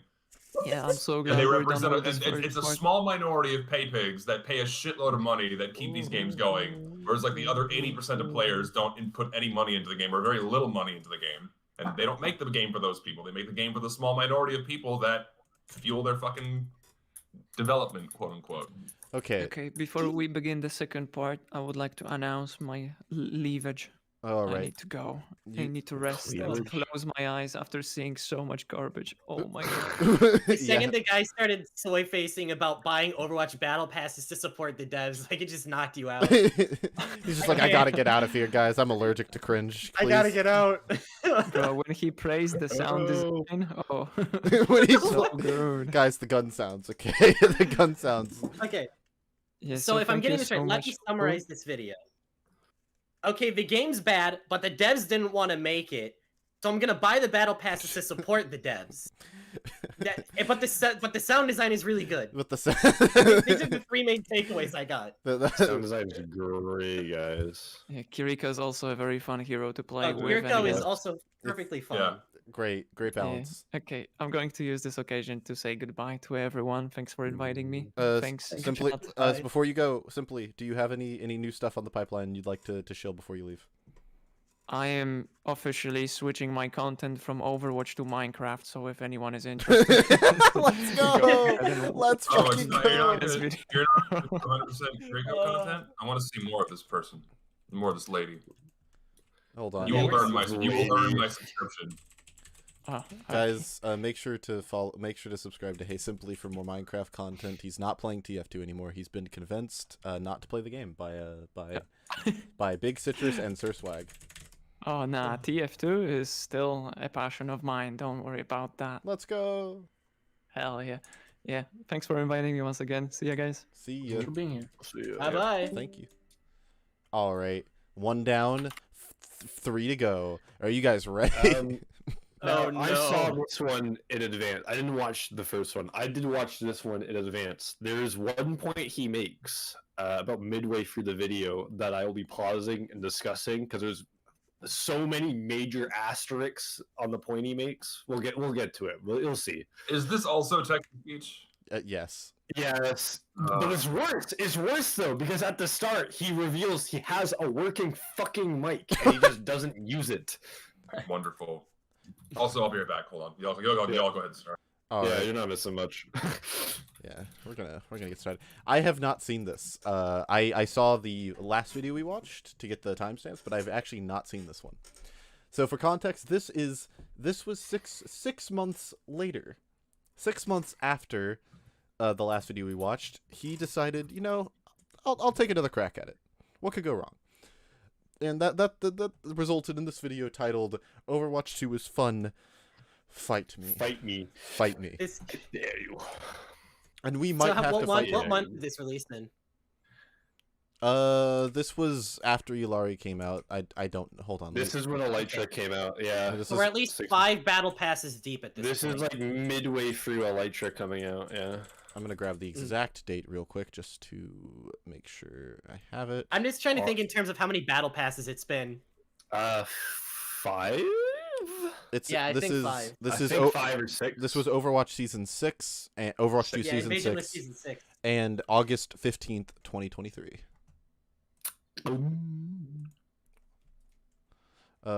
Yeah, I think we can get started. My sandwich has still not arrived and I'm very sad about it. Let's go. Let's get this going. They're all sunrise. That's a healer. That's a healer. Overwatch season. What a great clip, guys. Yep. What's the point? What can we can someone remind me to bring this clip back when Zesty gets back? And remember, Zenyatta is the hero, the support hero who does damage. That's his thing. You gotta understand something. It all ties back to that first clip because he makes a lot of points of like how the balancing is really great because a support character can wipe out the entire team and is just so fun to play and not at all busted because it has great mobility, great damage, great support. This guy is the stereotype of like the boosted support hero, who only plays like these busted ass support heroes who have the resistance of it, who have the endurability of a tank, the damage of a DPS, and the benefits as a support hero. Reminder that this character was also pay to play because it was locked behind the battle pass, so you had to pay to get it early before anybody. Also released overtuned. Yep. Alan, were you gonna say something? Not really. Alan, how are you doing? What? You haven't said anything in a bit. I just want to let you know that you're okay. You doing all right? I'm okay. Is Overwatch 2 treating you all right? I never played Illari on release, but I was gonna say in her defense, at least now, it seems more of like a support ability. So now when you can't get like a monetary way to buy her. That's how it works. Now when they have a new character you can buy to get early, that's as overpowered. I don't know if any of you guys have played Smite, but like that's what Hi-Rez does with Smite for like 10 years now. Is they release the new character, it's way overtuned, and then people buy the new character, or you have the pass or whatever, right? But, wait, you're telling me another game does it? Oh, I hate to be that guy, but every game does this, so it's okay. Doesn't Smite have like fucking Avatar Aang and like the Teenage Mutant Ninja Turtles? Like, Avatar Aang should be busted. They shouldn't even nerf him. He should be busted. Fuck it. What other characters does Smite have as crossover? Aang, Zuko, and Korra are playable characters. I remember that because Korra was in there and I was sad. I'm sorry, you can play as Bob Ross in Smite. I don't know.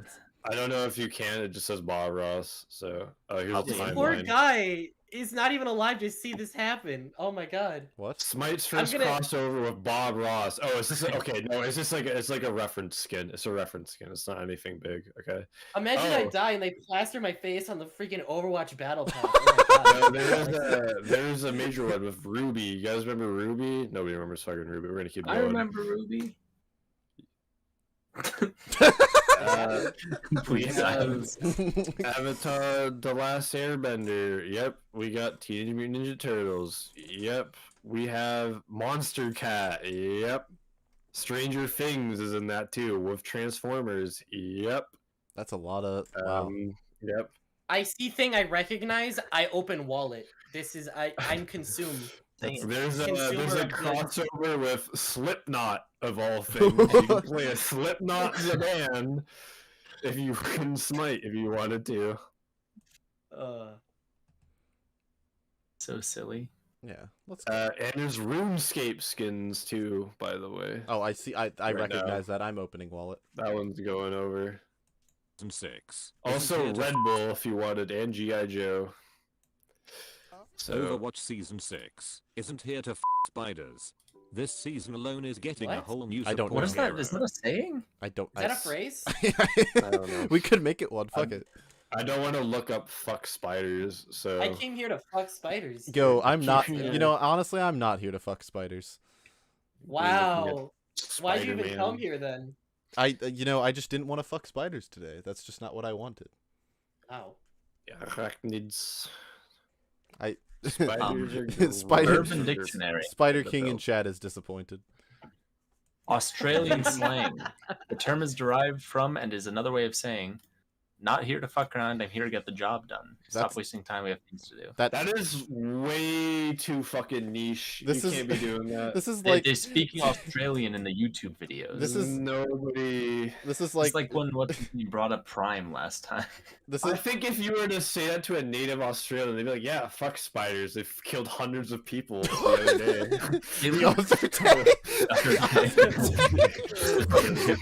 The spiders were responsible for hundreds of deaths last last It's week. fucking Australia. Everything was. Yeah. Australia is the only place where venomous spiders and venomous snakes outnumber non-venomous ones. Okay, it's fucked over there. 15 seconds in. And we're gonna bring it I'm back. gonna rewind it too. Yeah. So for context, Zesty, this is the new support hero that they added. Yes, by the way, it was locked in the battle pass. Yes, you can buy the battle pass to get the character early. Guess what? We'll just play the clip. Yeah, just play the clip. We don't need the clip. We'll play the clip. We'll play the clip. Support character, by the way. They're all sun. They're all sunrise. So he killed. What the fuck? He killed 4 out of 5 people on the other team. How? Because he used his ult, obviously. He used What? his ult. Yeah. He uses This is a support character. Yeah. Yes. Yes. I'm shocked. What the fuck? We'll get more. But don't worry. He gets more into detail about Elytra. Don't worry. That's If you have Kiriko, you could have just cleansed that. You just open your wallet for Kiriko too. Isn't here to spiders. This season alone is getting a whole new support Wait. hero. Can I pause for a second? Yeah. Zesty, what? What do you think? What do you, fuck no, wait, spiders yeah, mean? what do you think? What do you think? I don't. fuck I spiders don't. mean? Why? I think this is Chat GPT. Overwatch season 6 isn't here. What's your guess as to what "isn't here to fuck spiders" means? We can give you a hint. It's Australian slang. Because of course. Well, then I wouldn't know. Can we get like a guess? Like any? I mean, I guess isn't here to mess around. Is that what that means? Yeah, no, you got it. Bang on. Hang on. You're basically honorary Australian. Yeah. Okay, there we go. Nice. Isn't here to fuck spiders. Nice. I'm proud of There him. we go. Yeah. I'm not here to fuck spiders either, personally. To spiders. This season alone is getting a whole new support hero. No fucking Invasion story missions, an entire game mode, 2 new maps, a new player progression system, hero mastery, a new cinematic, weekly PvE missions, the invasion battle pass, the anniversary. Yes! The battle pass, Yes! That's what I need! Yeah, That's what I need! That's what I need! Give me the battle pass! Give me the battle pass! I want the battle pass! Give it to me! Give it to me! I like how he's also listing off a bunch of stuff that's inconsequential to gameplay. Also, which is. I mean, some of it is, but not the majority. Cinematic. The cinematics. For the record, the cinematic's cool, but like, doesn't affect the game. Has nothing to do with the game. Someone cared a lot at Blizzard, and those people, the animation department, shout out to them. The cinematics are always good, and the I art department at Blizzard is pretty. Too bad they all just got fired. Yeah. AI is taking over. They are even turning half the characters into robots. They didn't show off patch notes until after the season dropped. Content creators were under NDA until everything was already available to the public. Is that John Cena? Yes. Yes, it I was. forgot about that. What the fuck? Also, someone in chat super chatted $5. Shout out to them and asked thoughts on how they changed the hitboxes. We went over it earlier. Yeah, we went over it earlier in the pod. But the TLDR is it's funny because the arrow can Hanzo's arrows can visibly go past a person's head and kill them instantly. And also, now the game is just easier for everyone. Which is the game is too easy. The game is. I think they just gave up. They had to give it up and make it the level of entry even lower so more people stick around. It's pretty good. Well, it's pretty funny. I don't think it made the game easier necessarily. It made it feel more rewarding to play, even if it's like a Pavlovian trick of the light kind of thing. I think they you get more direct feedback from hitboxes and eliminations now. Player feel good when see elimination on screen. Yeah, which is good, unironically, for like retaining players, right? And making newer players want to play the game. And I think they've walked a good balance between doing that and not making it a bullet sponge hellscape. So aiming is so overwhelmingly easy negative. now. Yes. But that's me playing devil's advocate, you know. Yeah. Itself became available on Steam. This season has been meticulously planned for a really long time, and it absolutely shows. This game has perhaps the weirdest level of support for any video game on the face of the planet, with fans looking past its missteps to see a refined and polished hero shooter, and people who haven't played in 5 years. Oh my gosh, they showed Reinhardt not eating shit for once, holy shit. getting a game mode they never paid for in the first place. It's not. You see how he was rewarded for like careful spacing, movement, and getting in really close to a group of the enemies? Yeah. Man, that was You so wanna know cool. something funny? It's a shame there wasn't a Kiriko there. When Reinhardt is meta, people love the game. When Reinhardt is not meta, people hate the game. Unless it's Goats. Reinhardt's fun. Unless it's Goats. Goats was the outlier. Goats was the outlier. People like Reinhardt. People like the originally concisely designed tanks, and not these new bloated 30 abilities in one tanks. There's a Reinhardt community on Twitter, and they've shared my video about tanks. So they automatically Reinhardt fans get a plus from me. Shout out to them. Reinhardt's great. He's my favorite character in Overwatch aside from Lucio, and he's one of the best design characters in the game. Unironically. Mm-hmm.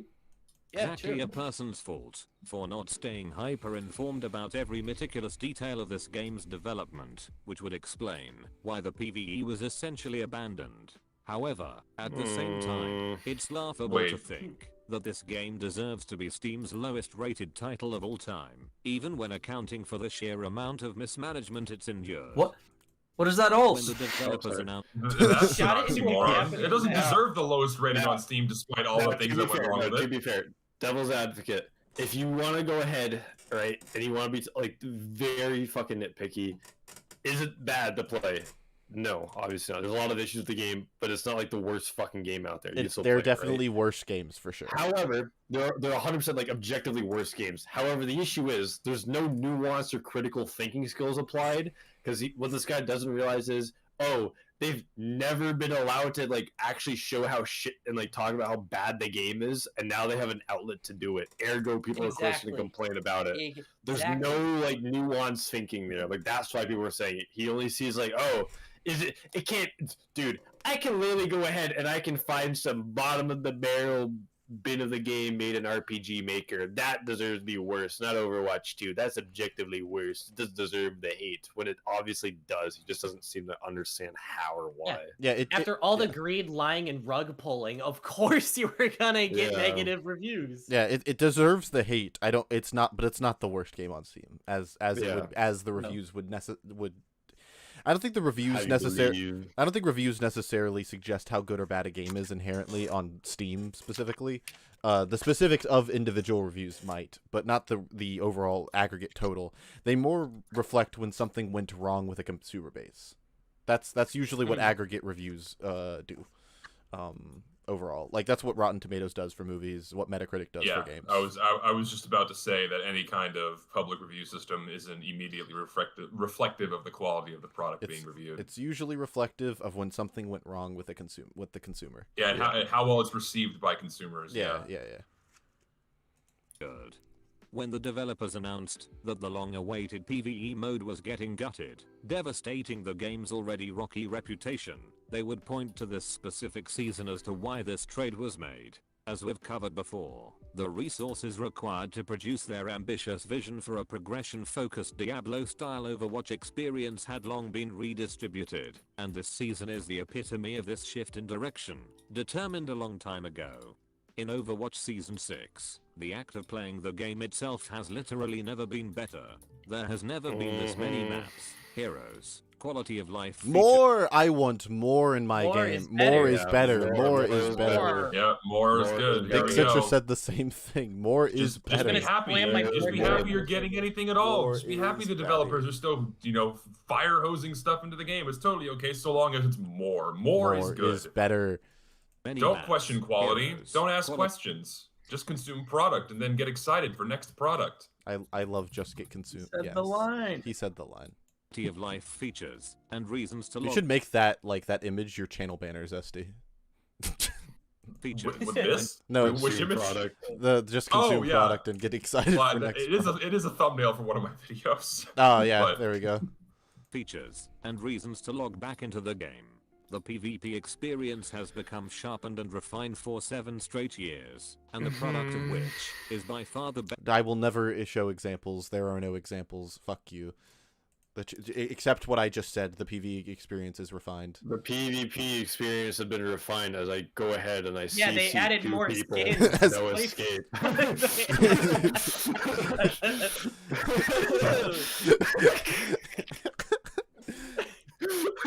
There I just love there is no escape. You can do nothing. The PvP experience is refined. Watch as I stun lock an entire team. Isn't it great? And refined for 7 straight years. And he does wait. And the product of does he kill them? Is by and Kiriko saved them first though. That's great. Yeah. In his defense, in the PvP defense, you know, the Ana could have hit the sleep, and the Kiriko could have like invulned them better. Well, the thing is, this is grab. This is like the highest. Dude, value I love very game. niche mechanics designed to counter very niche mechanics that have to be deployed at a very specific time. And if you're not playing this specific character with this specific mechanic, your entire team is fucked. What a great way to design your game. Zesty, you don't understand. It's actually worse than that. So, so Alan's correct. Both of the healers just played badly. Like both of those characters have abilities that would just invalidate this ultimate attack, and they're not. And they're abilities. They're not ultimates. Like. Ana, one of the characters he stuns, Ana has an ability that just puts any character to sleep for like a maximum of I think 7 seconds. Why? Yeah. Like, you just don't get to play for 7 seconds. So excuse me. No. It actually, to be fair, is probably like the one quote unquote balanced stun in the game. As in, like if they shoot you, you wake up instantly. If you get like a teammate goes ahead and shoots them, it's one of the better stuns. But it's still it still would completely invalidate this. There is no good stun. Yeah. And that's not to mention that the Zarya shouldn't be here in the first place. Yeah, like, the Zarya is wildly out of position. Stopped her from getting here. Yeah. This is just a bad clip. Hanzo sucks ass, though. We all agree. I agree. Hanzo's horrible character design. I can get behind this. I agree. Yeah. I like dying across the He's just Huntsman Sniper, guys. What's the problem? You guys remember Scatter Arrow? I could one shot Arista. Yeah, I do shot remember Arista. One shot the tank is good. Alright, let's go. 7 straight years, and the product of which is by far the best hero shooter a person can play anywhere in the world. Overwatch is still the only multiplayer game in the last 20 years to win Game of the Year. That means nothing. That means literally nothing. Stop. No, hold on. Time out. This is the part where I said when he makes a claim, and I fact-checked this, and there are 3 massive asterisks on this, okay? Mm-hmm. First off, Overwatch 2 did not win Game of the Year. Overwatch won Game of the Year in 2016. Which is fine. Now, there's another asterisk on top of this, because technically he makes the claim of only multiplayer game that won Game of the Year for 20 years. Now, if we're going off the Game Awards that happens in December, you know, the one that everybody watches with the shitty guy that goes like, welcome back to the Game Awards, guys. It's me, Louis Fonte, or whatever the fuck his name is. That has only been around since 2015. It has not been around for 20 years. However, there's another massive fucking asterisk here, okay? Overwatch is not the only multiplayer game to win Game of the Year. There have been multiple multiplayer games that have won Game of the Year. If we're going off that Game Awards, right? I mean, there's Elden Ring. Now, I get what you're saying. Elden Ring can be beat solo. Multiplayer is optional. Then there's It Takes Two. That is definitively a multiplayer game. But I get what you're saying. That's, like, it's not a shooter game. It's not a shooter. Okay, I get what you're saying. Halo Combat Evolved, Halo 3, Call of Duty Modern Warfare 4. These are also shooter games that won Game of the Year. Not from the Game Awards, because they weren't like around for when the Game Awards were made, because it was made in 2015. But these won Game of the Year from several different other places. And that's also like, you could argue there's a 4th asterisk, which is just like the Game Awards don't matter. Like, who cares? The Game Awards itself, the one that he's using as an example probably is the worst one you could do. The other ones that are like IGN and like UGC. Before Overwatch's launch is irrelevant to any of his arguments. Well, we can split time into two segments: before Overwatch and after Overwatch. Yeah. Everything before doesn't matter. Everything after fits my argument. So yeah. Also, out of all of the award shows, like the Grammys and the Oscars, I genuinely think the Game Awards, it's not part of the Academy, so obviously we don't include it, but the Game Awards has the least amount of credibility, IMO. It does. And that's saying something? The Game Awards, voting-wise, by the way, 90% of the votes and like the decisions are done by an anonymous board of reviewers that you don't have any idea who they are and are probably just backed by the studios by bribes, and 10% of the votes are viewers. Yeah, and So, wow, that's dumb. Yeah. So it's like, why would you even? Why would you? So, he why actually would you even put stock in those awards. He says this in the original video as well in one of the cut segments that I didn't include. Okay. So that's wonderful. I'm glad. The last 20 years to win Game of the Year, and it's only. Oh, by the way, hey Zesty, you see how like Zenyatta, right? He's a character who has 2 orbs. He puts a healing orb and he puts a damage dealing orb, or an orb that when it's put on an enemy, it makes them take more damage, right? Actually, one of the better designed heroes at base, especially at launch. Pretty sick, pretty cool, pretty sick, pretty gnarly. You see that little like HUD thing that shows you like what, and next to your ultimate meter, like shows you, oh, like this character's being healed and this character's not. You know that? Yeah. So that's off by default. That's dumb. You should be thankful it was even added in Overwatch. Yeah. Honestly.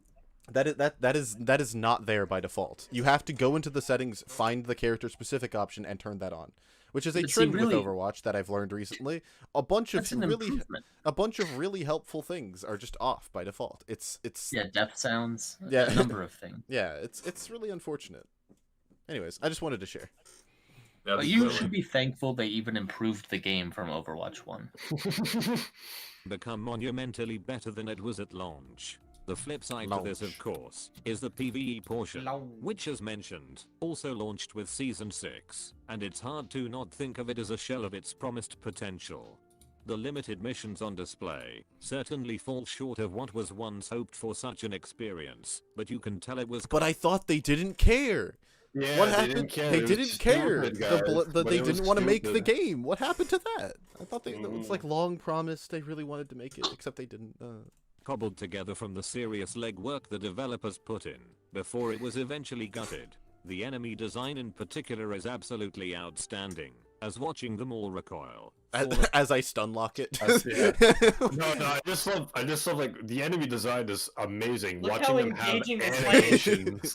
Look at the animation. Rewind it a bit. Let's look at how engaging this fight is. Yeah, hold on. I think I'm convinced this guy is more enamored with new toys that look cool than the overall gameplay in general. Yeah, that could not be the case. I don't know which one. Eventually gutted. Let's look at how engaging this is absolutely outstanding. As watching forced into a wall, enthralling, and break apart dies. Shows a small glimpse of what was once in store. Smaller details such as Winston's alternate fire chaining between targets. That was like that's probably like one of how it works. That's probably like one of the remnant abilities that he had before it was cut. Also, I'll be right back. Keep talking. Isn't it funny how I keep bringing up TF2 because that's literally all I know. That Valve's PvE experiment in the form of injecting a PvE into an existing game like Team Fortress 2, Man versus Machine, ticks off all these boxes that he's like praising as like these revolutionary, amazing things that make for a good PvE mode. Yeah. And MVM is infinitely more fun, has infinite replayability, and is just like, or I shouldn't say infinite, but far more replayability than anything I've seen here. Technically free to play too if you want to do boot camp. Yeah, you can just play it for free. You don't get rewards, but you can. Do you get rewards from this? Were you supposed to? No. You do. You get one skin. You get one skin, yeah. Which you don't get by completing. You just get by buying the bundle with it, don't you? Oh, yeah. That's dumb. You have to unlock this skin by beating the campaign, and you also get battle pass experience. Cool, I guess. Also, and then what battle pass?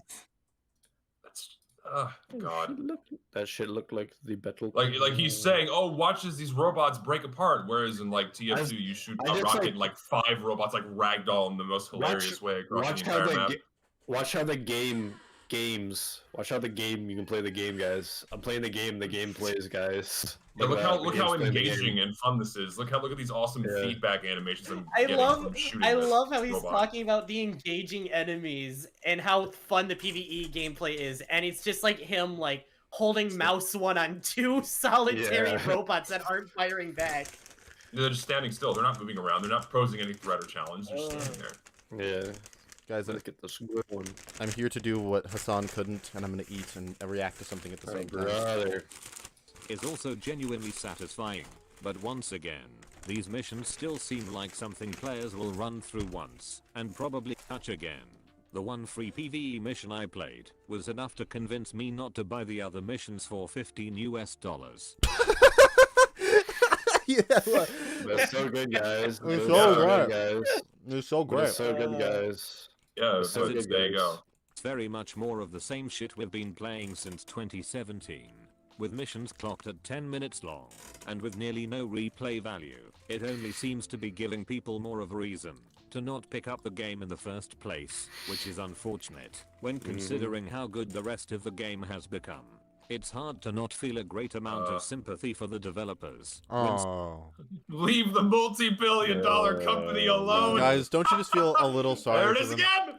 Guys, don't you just feel sorry for them? They had to make a game. They didn't even want to make the game. They didn't even want to make it, but that's why they put so much time and effort into it, because they wanted to make it so bad, but they didn't want to make it. Sympathy for the developers, when some of them worked for long years on this mode, knowing that most players trying this out will genuinely think that this was their end vision for Overwatch's PvE. The developers will get the most amount of shit for these missions being bad, when they themselves Rightly so. are It's not a bad PvE. thing. They rightly deserve the shit they're getting for failing to meet promises. Yeah. And then Kotick didn't develop these missions. Can you believe it? Bobby, I can't believe Bobby made these missions bad. That's crazy. He did it all by himself. You know what? We should be praising Bobby Kotick because he developed these entirely by himself. And I cannot believe he did it all by himself. Wow. I can't what a help saint. but feel a little sympathy for Bobby Kotick knowing that he created this. yeah, maybe we should hold the game company responsible for not only failing to meet expectations, but for pushing out what appears to be, or it did obviously PvE did release, and then pushing out what appears to be an incomplete product, and then expecting people to spend money on it and play it, and then, oh, please praise us for our work. We worked so hard on this. Like, they lowered expectations, and they still failed to deliver. Like, what? Yeah. So, of course, they deserve every bit of flack they're getting. Globin and chat, we are blaming the dev team. They did a bad job. You can blame the dev team for doing a bad job. That's fair. Yeah. So It's like I love my food analogies because I always go back to my food analogies. I was about to make one too. It's like going to a restaurant, ordering a steak, and traditionally they serve very good steaks. Overwatch 1, you enjoy the game. It's well cooked, seasoned, all that jazz. Got a side of potatoes. You got some greens, and then gradually over time they overcook the steak little by little by little to the point where it becomes charcoal because they keep moving those goalposts back. And then once they kind of force that new standard onto their customers, the customers are just like, what is it, Stockholm syndrome? And they're like, oh, this is normal, this is fine. They're trying their hardest. It's okay that we're getting served burnt steaks because this is what everyone else is doing, and this is okay. They're trying, guys. Hot coals. I love eating hot coals in my mouth. When traditionally they've shown that they can very much deliver a good and functioning product, but now they just keep cutting corners and being greedy. Yeah.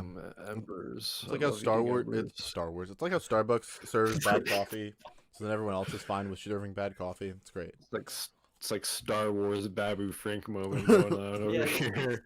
Babu Frank moment. Certified Babu Frank painfully aware of how underwhelming they are. We've previously covered insider reports of how Blizzard developers were deprived of resources to properly develop this portion of the game. Look! I was gonna say, that's Lucid. Look, you're eating food and reacting. That's you, Lucid. That's Babu me. Frick's in the way. Babu Oh, Frick's in my the bad. way. Hold on. Let Can't me see it. move Babu Frick to the middle of the screen so you can see Yasmin Gold. Hold on. There we go. My bad. Yeah, that actually looks more like Zesty than me. People have compared me to Asmund before. No. You do the same thing where you just repeat, go, whoa, guys, whoa! That's messed up, dude. Yeah, I do that quite often. I never elaborate on my reactions. No. You just repeat what the guy says. No nuance. That's why we have Zesty on. It's because he doesn't add anything. He just sits here, and that's why I'm we just have the reaction guy. Yeah, just like I'm just the whoa, reaction guy.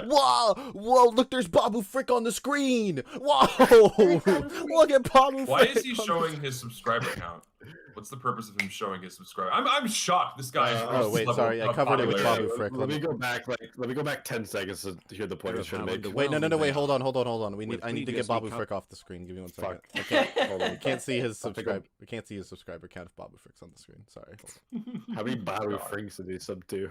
Alright, ready? He's a new stream mascot. I want to hear what he's making with his sub count. Painfully aware of how underwhelming they are.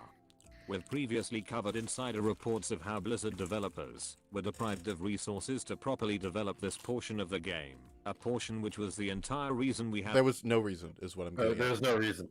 Okay, he was just saying we talked about it previously by having some Asmongold Gold talk about.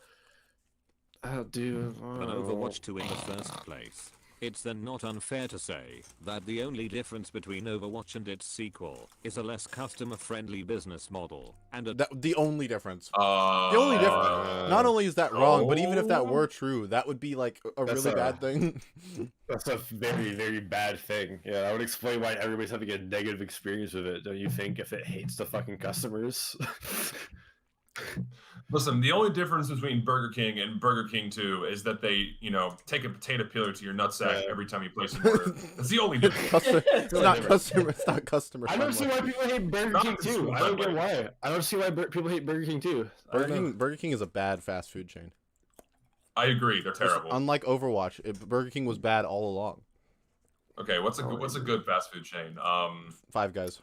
Wendy's is pretty consistent. Five Guys is mid. You're stupid. I'm kicking you off this podcast right now. Was like I might find you. I might find you. You're not going to the right Five Guys. I don't have many options for Five Guys. I went to Five Guys, and then like my friend was like hyping it up the entire drive there. By the way, it was a 20-minute. It was like a good 50-minute drive to go to Five Guys. Okay, there's not many around here, and he was like, "It's so good, guys." We went there. And he was like, "Oh man, they just spilled a bunch of greasy bag fries at the bottom of my fucking bag." He's like, "Yeah, that's what they do. They make you they demean you and they make you seem like an animal. They don't demean you. They just demean you. You have to dig around your bag, go grubby, greasy little fingers in those fries. I'm just giving you a bigger box of it. That's what they do." So, have you seen those canned cheeseburgers? What? No. There's a cheese. So Google cheeseburger in a can. Google cheeseburger in a can. I'm not doing that. Canned cheeseburger. I'm not kidding. It's a real thing. That was my experience at Five Guys. When I went, the one and only time I went to Five Guys, I opened up my burger and it looked like it was just removed out of a can. Like it was stuffed in a can, and that was what was served to me. Where are you guys going to Five Guys at? This is in Denmark, at least. What? This is this is Denmark canned cheeseburger shit. So I'm not too annoyed by that because Denmark would do that. But Five Guys, I had the exact same experience. This is what the burger looked like too, for the most part. Yeah, the burger looked like that. It was it honestly tasted more of the grease they cooked it in than meat and cheese and bread. The fries were floppy and soggy and very sad and reminded me of the recent what's his guy, the guy beating off in bed video, Drake or something. Reminded me of that video. Wild thing to say. And it was not good food. You're comparing the video of Drake and overpriced whipping his thing around on the bed to a Five Guys burger. That's so sad. Yeah. Five Guys is so I think if Five Guys was the same price of McDonald's, I could see it, but it wasn't. It was very expensive for what it was. It was 4 times the price and not worth my money. So I'm never going back there. It's so sad. I went back to the States in December, and I had Five Guys 4 times. It was so good. Five Guys 5 times. Yeah, the Five Guys where I live is really consistent. It's so good. That was the issue. Maybe that's the problem. I didn't eat Five Guys 5 times. Maybe it just it's collecting the dragon. It's the Infinity Stones. It's like fucking the ruby red slippers. Like the ruby slippers from fucking Wizard of Oz. There's no place like home. We gotta say it 3 times and then it's good. It just unlocks. The world suddenly becomes in color. My senses get enhanced by 10 times the amount, so I can truly enjoy Five Guys. If you get all 5 Guys, you unlock ultimate power. I can truly enjoy Overwatch 2 by buying and completing all their battle passes. All 5 Guys in the battle pass. And admittedly, this is more or less true. With this in mind, I've gone on record before, saying that I actually like the new free-to-play model, because although the old monetization system was way fucking better in terms of clover. Reminder how he just said that one of the major issues with Overwatch 2 is the shittier customer support and customer monetization, and now he's saying, I actually really like it. I love Also, it. Did you hear what he just it's said? good value. Good value for the customer. He just said, and I quote, "I like the new monetization system. Even the old one was way more better for the consumer." Literally, this guy is such a shill. Holy, rewind like 10 seconds. I want to hear this again. They're probably paying this guy. They probably played. How old are these videos? This one is 6 months old. They're probably paying this guy. With this in mind, I've gone on record before, saying that I actually like the new free-to-play model, because although the old monetization system was way fucking better in terms of player value, we are getting exponentially more frequent content, because some guy in Delaware... More is better, even though you're paying, even though it's less bang for your buck, more is better. More the better, guys. Even though it's less user-friendly, more is better. More is better. Yeah. Listen, you're getting 2 cheeseburgers, but you get kicked in the dick. That's great. I wish I got kicked You in get the 2 dick. cheeseburgers, but each cheeseburger costs $20, and you can't complain. Otherwise, you hate the chef that made them. And also, we threw the cheeseburgers on the ground. And also, they weren't that interested in actually making the cheeseburger in the first place. They just kind of like threw something together. They didn't want to make the cheeseburger. Isn't it so sad that underpaid fast food worker didn't want to make the cheeseburger? For being a fry cook, they didn't want to make the cheeseburger. Man, I am really. He didn't want to make it. Mm-hmm. He was being forced by the manager. That's why he spit in my burger. It's not about me. It's about the poor worker who spit in my burger and charged me $20 for it. Exponentially more frequent content, because some guy in Delaware thinks this skin is worth $15 US. It's a shitty fucking system, when the level of content coming out for the game is directly correlated with how many yachts this piece of shit has floating in his swimming pool, but that in itself is just an issue with the entire state of the world. No, it's not! So, no, I love how he just proves my point that I've said a little while ago, that Blizzard is specifically tailoring the game to fucking whales! Like, it's like, oh, because people are willing to spend $15 on the skin, therefore everything's shit, that's why they're doing this. Yeah, no shit! They don't care about the fucking people who want to have a fun game experience. They care about the people who are going to dump money into it. I like the free-to-play model, even if the old one is better, because I love new content that costs $15, guys. Bro popped a perk and then started talking. Holy shit. Bro popped a perk and had a fucking chat GPT text-to-speech talk for him. It's sad bag. Uniquely Overwatch problem. At this stage, it's just better for everyone to pretend that the PvE portion of the game doesn't even exist, and be content in the knowledge that... So, just pretend it's not here. Forget the failed and broken promises. Fuck it. It's like it never happened. Therefore, everything's okay now. Thing minus thing that makes it bad equals good thing. Yeah, just ignore the bad thing. You know, this reminds me, I'm pulling, this is a total EFAP. Just pretend everything is fine. I cannot get over this. Fuck!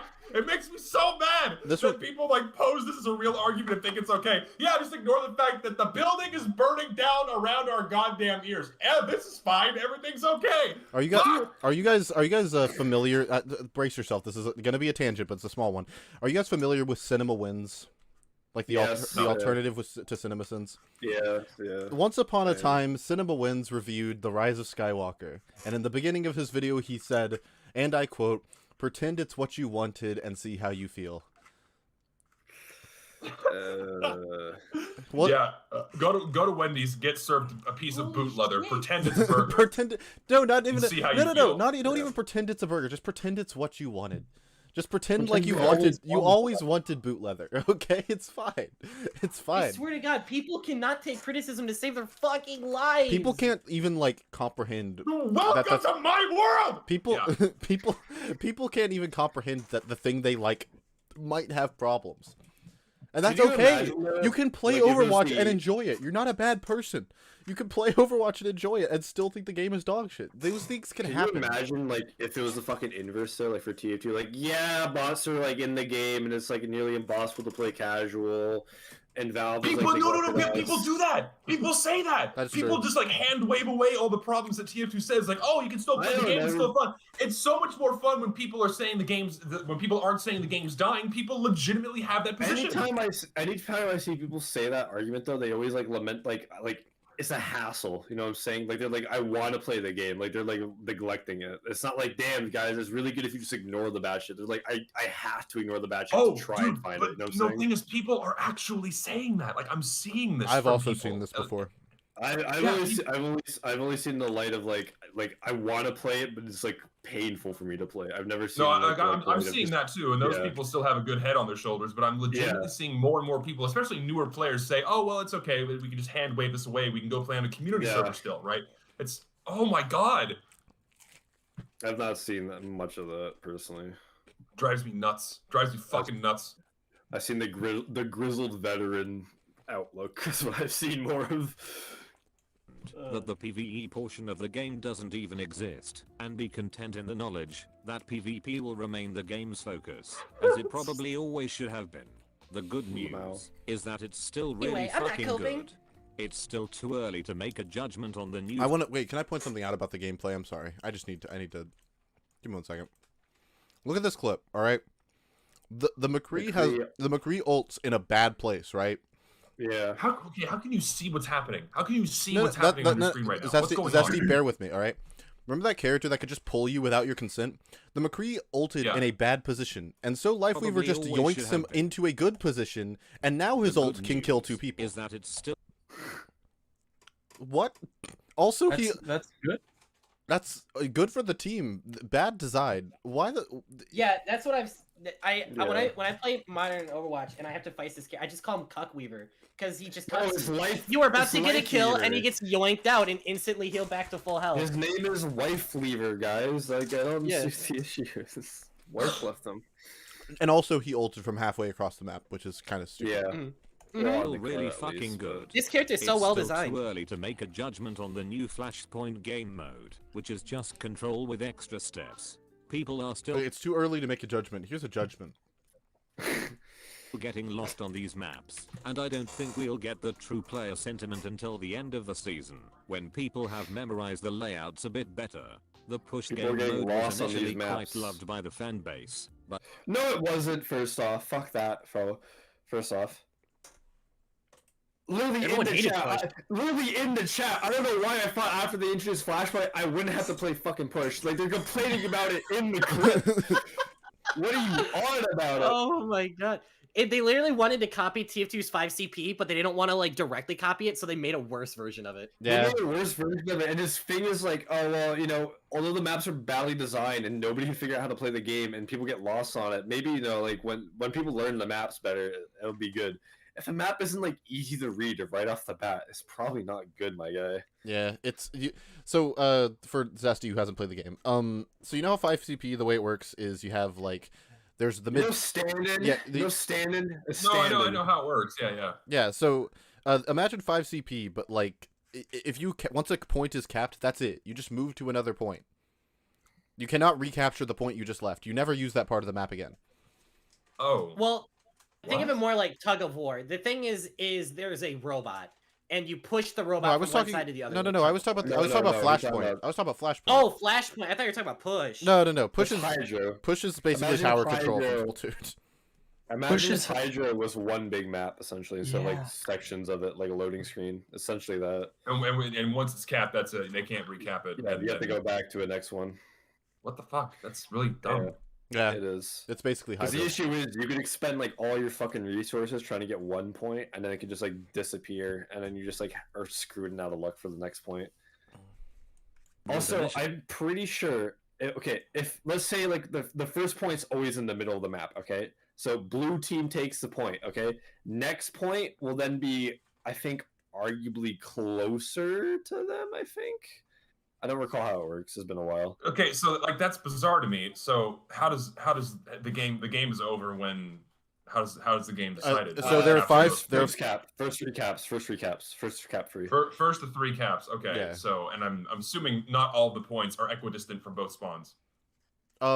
Two of them are, I think, and then there's typically 2 that are closer than 1. Because there's like what, 5? Equidistant is a new word. I've not heard that one. Equal distance to each spawn point. I'm using equidistant. Thank you. That's wonderful. But yeah, no, all the points aren't. All 5 points really are different. Bad design. All 5 points are also different, by the way.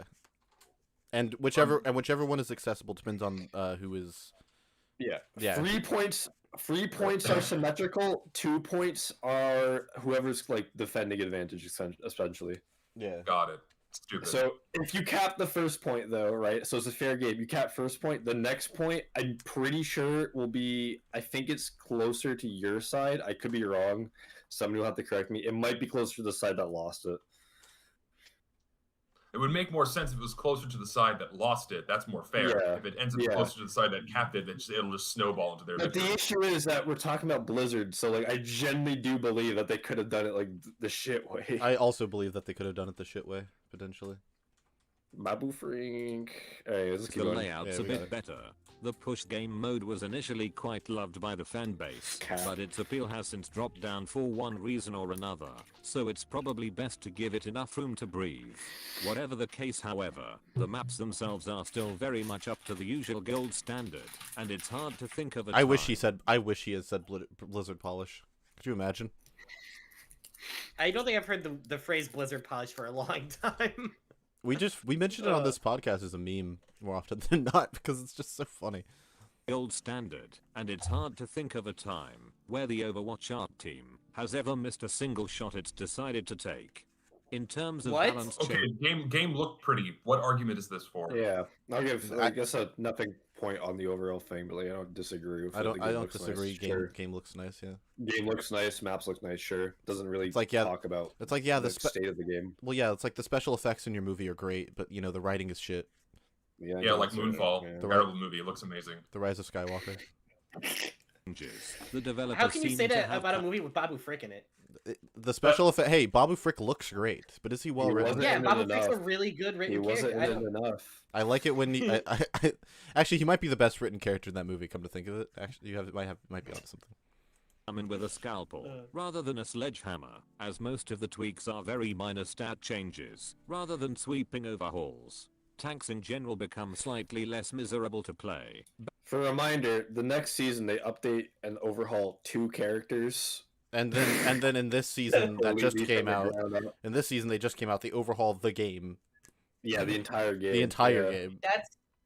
That's the problem. They keep making all these changes instead of just admitting removing a tank was a mistake. They're going in with a scalpel, not a sledgehammer. Bastion and Cowboy Man are harder to kill, and Mercy's damage boost can no longer dominate lobbies all by themselves. Perhaps they dominate the lobby.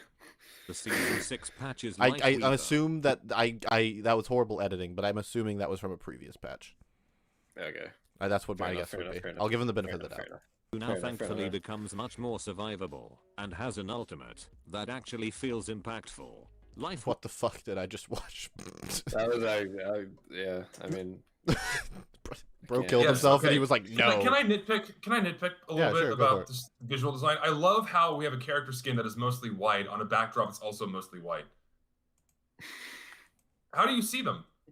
Well, it's flashy particle effects is usually the answer. Don't you remember they have a very flashy red outline over them the entire time? Yeah, and a nameplate and like a bunch of other like random like particle effects firing off of them. So how do you see what area on their body that you're shooting? Unless hitboxes aren't that sensitive anymore, I guess. So it doesn't matter. No, they're not. Doesn't matter. If you aim at them, you're gonna hit a headshot now. Yeah. Isn't it great? Like that just like every time I look at a freeze frame of this game, it's like I have to like sit and pause for a moment to see where things are, and if things aren't instantly readable to me, then I consider that bad game design. Because like the longer I look at this, the more people I see present that I didn't see initially, because I'm seeing either an object or a particle effect or a nameplate somewhere on the screen, but not the character themselves, which is really bad game design. Like I've been spoiled by TF2 when it comes to like readability in games, and like the over design of games is not good when it comes to like the fun factor, in my opinion. So sorry, random nitpick, because this freeze frame just encapsulates everything that I hate about modern team-based shooters. Guys, I'd just like everyone to know Richter Overtime wanted me to put this on screen, presumably to encourage the panel to keep going. Just thought I'd throw that out there. This is a message from him. We'll make it. Okay, we're gonna make it. We can easily forgive a child for being scared of the dark. The sad part is when a man is afraid of the light. What does that? What? Bro pulled philosophy out of nowhere. Bro, ass pulled a philosophical statement. Man, I'm losing it. Weaver was an absolute joke when he first launched in April this year, but he's quickly become the most consistent heal bot currently in the game. This does unfortunately mean that players are still actively throwing by attempting to deal any amount of damage on this character, but this seems to be a conscious design decision. Perhaps this is a product of how well... Did you hear what he said? Because I want to break it down. He said he was like, he's the most effective healer at healing, which is hilarious to say. Not true. Yeah. Probably not true, but even if so, whatever, right? Okay. He's the most effective healer at healing, awesome. But that means people are throwing because they're trying to do damage with him. Now, why would they do a thing like that? He is a support character. Why would anyone want to do damage with the support character? I don't understand. It's almost like all of the support heroes previously had the damage output of a DPS. No, but that's throwing because they don't know how to play the character. All right, they're bad. All those players trying to play the support like all the other supports with the same gameplay, bad. They're bad. They're bad at the game. Well, the game has been balanced lately, but it's also baffling that Hanzo hasn't been touched. as Moira gets so I like how he's like trying to pose. I like how he's trying to pose the argument that Overwatch is fun, but he's like giving a laundry list of problems. Giving a laundry reasons for why it's not fun. That's what I told you. Modern Overwatch YouTubers are like, the game's great. It's all about the comp scene, and then they complain about the comp scene for 15 minutes. It's great. I love it. People were losing their collective shit over Widow being an oppressive one-shot character only 3 seasons back, but this Skyrim stealth archer piece of shit is still rolling nat 20s and carrying fights all by himself. Why did you show? Oh, that's never mind. Sorry, my bad.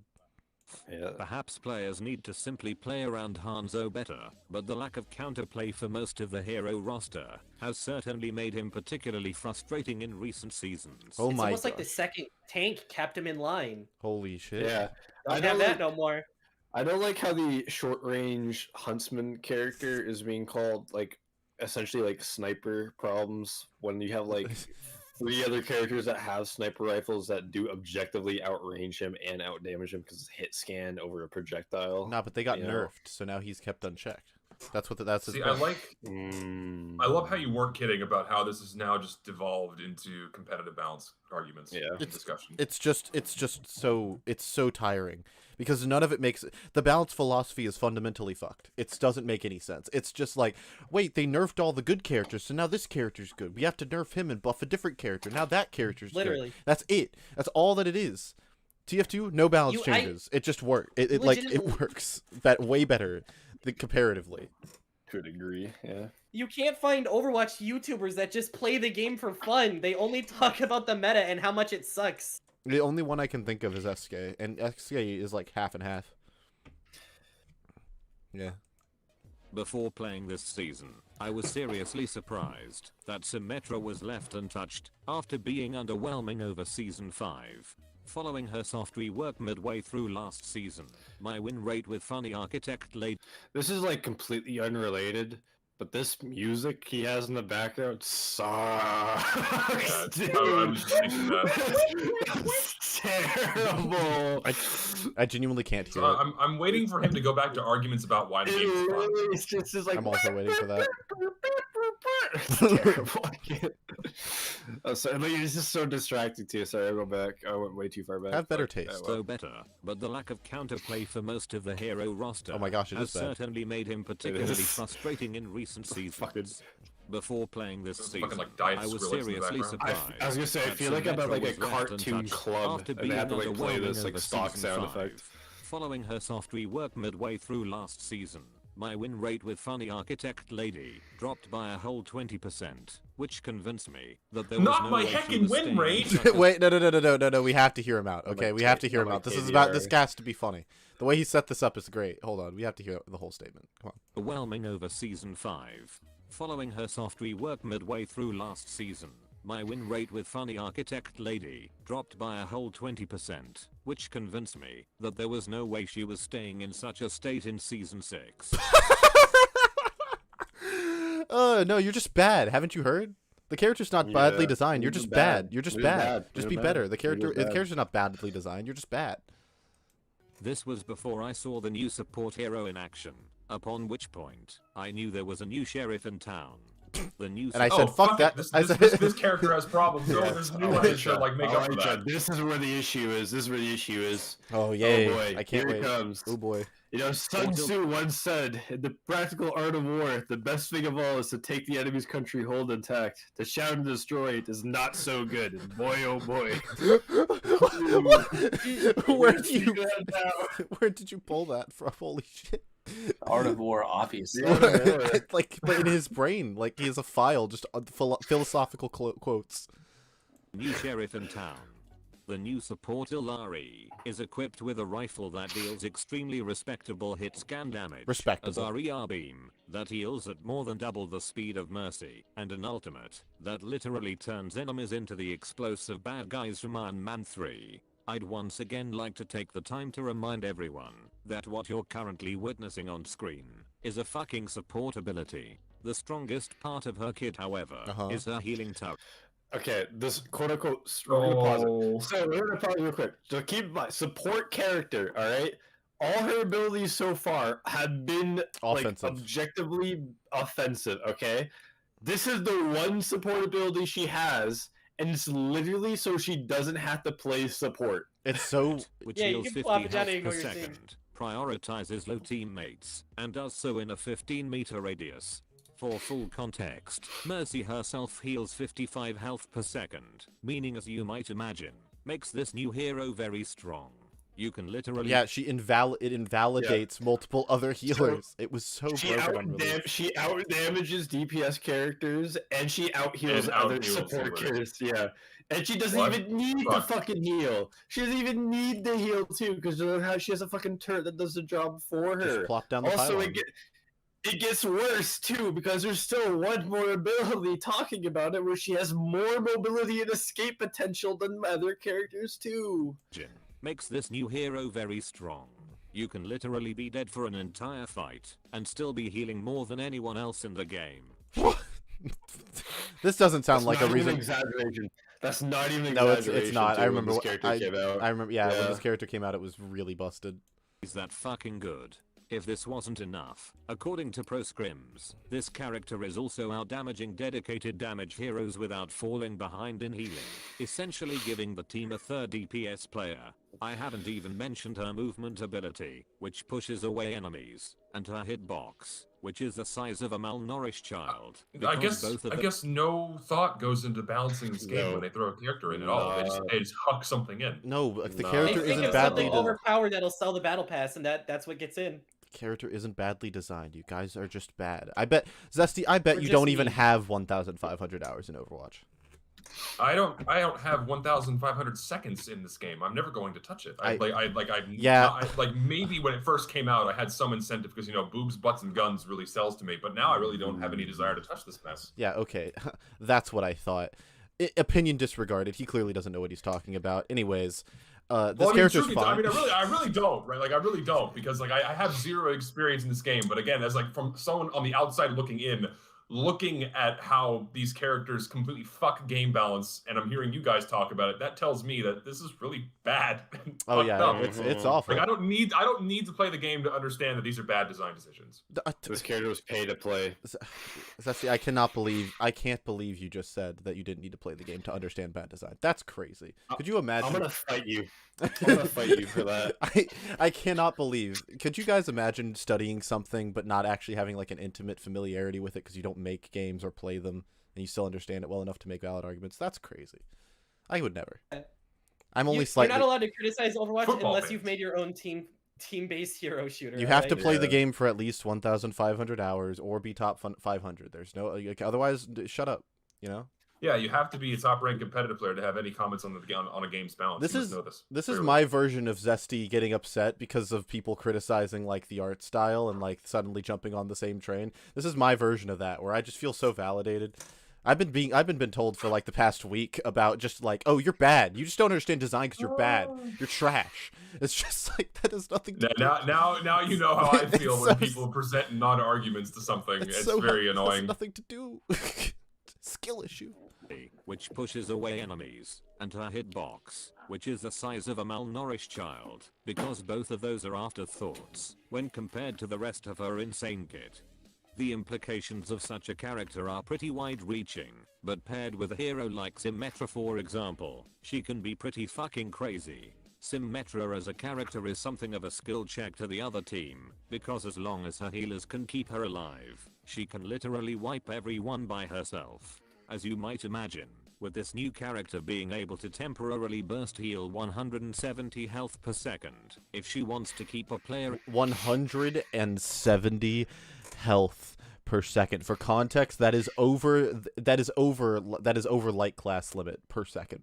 Yeah, that is over the light amount of health. She one shots. She also one shots light classes with a headshot. It's so fucking. Not they even a one shot on release. They did a lot of damage.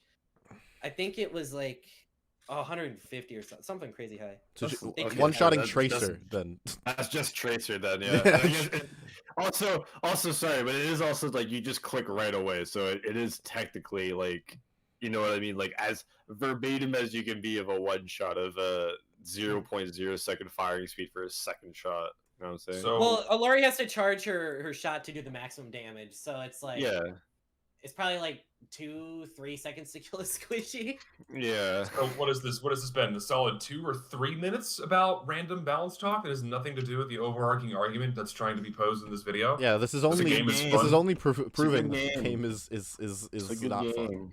You know, unless you're playing Ilari, which might be what he says. In the fight, there isn't much short of an aforementioned high-rolling bow-wielding piece of shit that can kill them. Yeah. It hasn't quite taken effect in game, but I suspect this season's competitive scene is going to almost exclusively require players to come equipped with burst damage, because there are some characters who will literally be outputting their maximum amount of damage, and still have to hopelessly witness their target's health increase. Either that, or Dive Meta will once again be back in full force. Where's the part where you talk about it being fun? This doesn't sound like like it sounds like everything you're telling me, like again, as someone who's not played this game, everything you're telling me is convincing me that this is not fun. This genuinely was the experience too, though, because it was just like you would essentially be forced to play like Aricia versus Aricia, because Aricia could just like essentially just deflect damage, like heal it, go ahead, buff up so it takes less damage, and then get healed again. It was just that. It was like no progress was being made. It was goats all over again for the most part. Like it was just it was worse. Wall meets wall. It was just so slow. You couldn't push. Is that Ilari is really fucking fun to play, and even friends who barely ever queue for support will hardlock this character very happily. Because she's better than everybody else.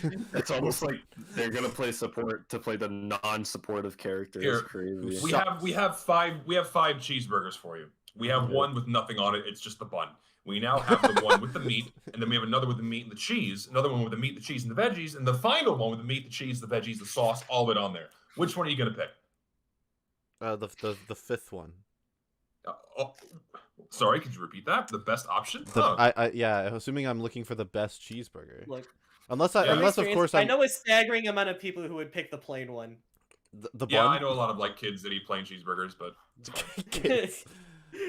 I know adults that be eating their cheeseburgers plain, just meat and bun. Alan, they have the palate of a toddler. Alan, what do you think about Alan? What do you think about eating your cheeseburgers plain? He's dead.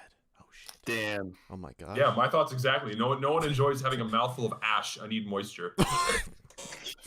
What meat are you eating that just tastes like ash? Listen, I'm talking like fast food burgers here, right? Most are overcooked. They're not moist. There's no like fat content left over. You know, they came out of a freezer bag and thrown straight onto the fryer. Yeah, that's probably right. You know, and so the veggies and the sauce are there, and the cheese are there to add moisture and to make the whole thing palatable. If you're ordering like a plain burger from McDonald's, you're basically eating a hockey puck.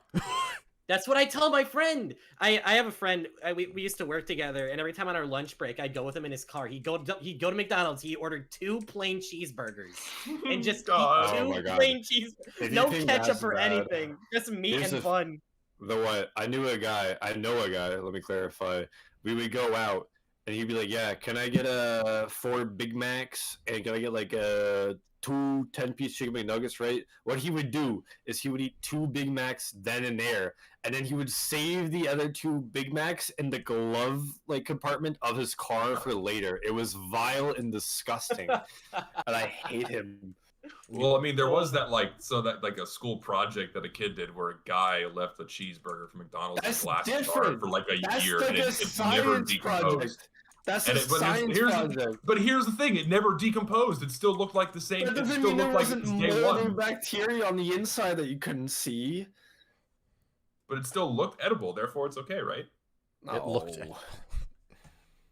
I'm shutting the book on this, boys. She's slightly overtuned, but also because support as a role often feels as if you're multiplying the effectiveness of the rest of your team. And as we all know, 0 I think the times stream's not going, by the way, on your end. Oh shit, it's my bad. Thank you for sharing. Hold on, I'll run it back real quick. There you go. So because they're not missing anything visually. No. Yeah, no, it's just yeah, you're right. Feels as if you're multiplying the effectiveness of the rest of your team. And as we all know, 0 times a million is still 0. Illari just gets What an argument. What is that? What an argument. What does that even mean? So all I'm hearing is like that everybody else is bad at the game and Elytra is a million times better. That's all I heard, to be honest. That's basically all I heard as well. That's all I heard. Little experiment here. Let's take a look at Overwatch's launch, and you have a hero like Zenyatta. His strengths: he has a strong damage output for a support hero, a very high value ultimate with transcendence. What are his weaknesses? Well, he's weak when confronted up close, and his healing output is low for support. What is Ilari's weakness? They're all around good all around.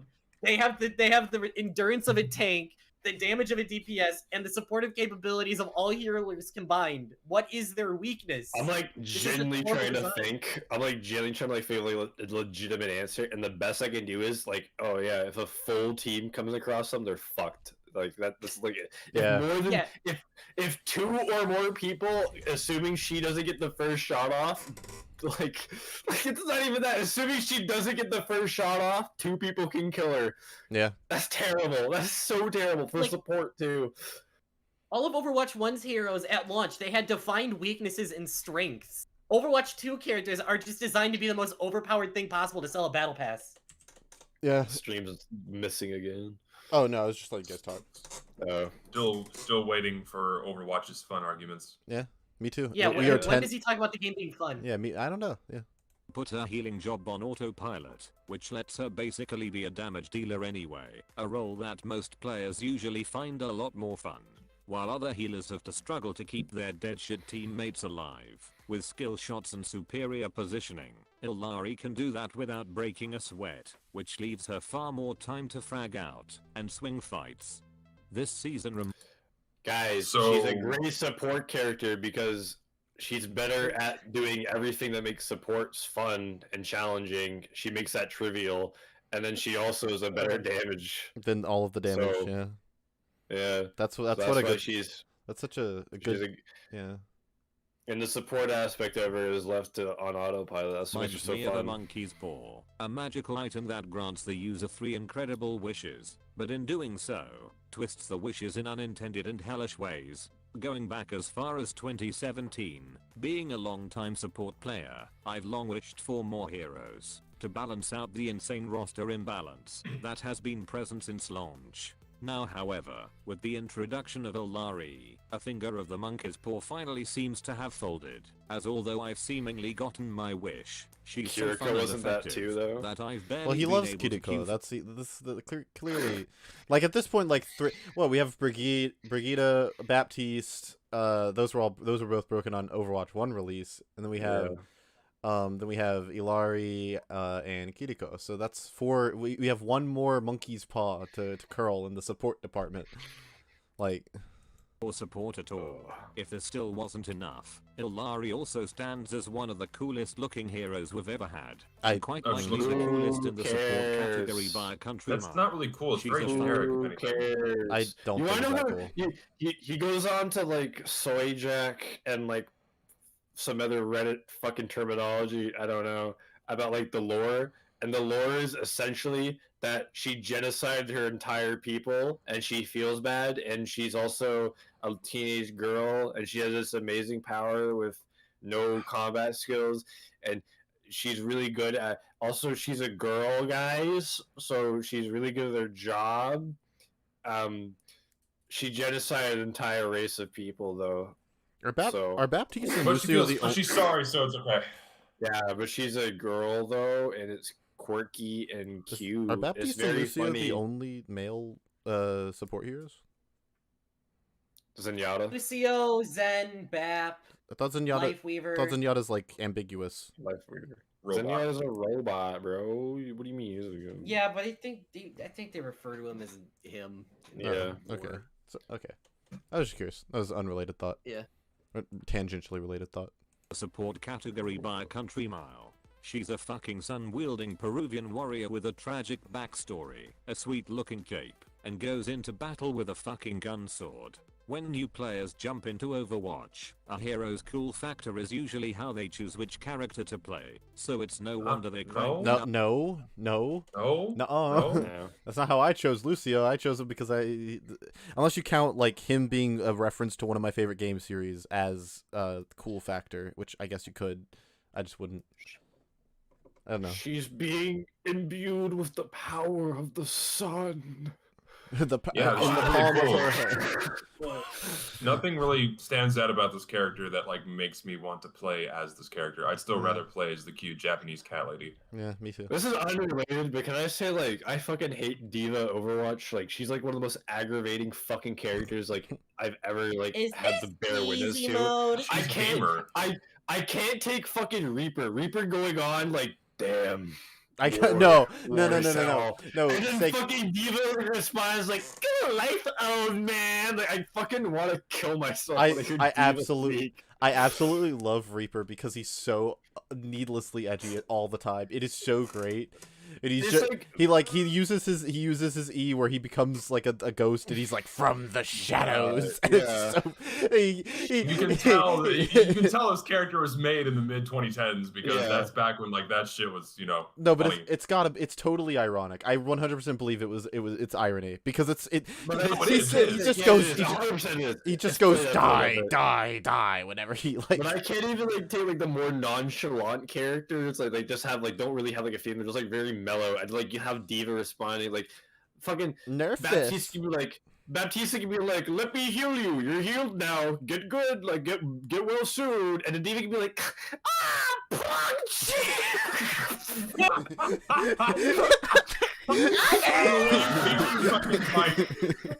sound like Toad for a minute there.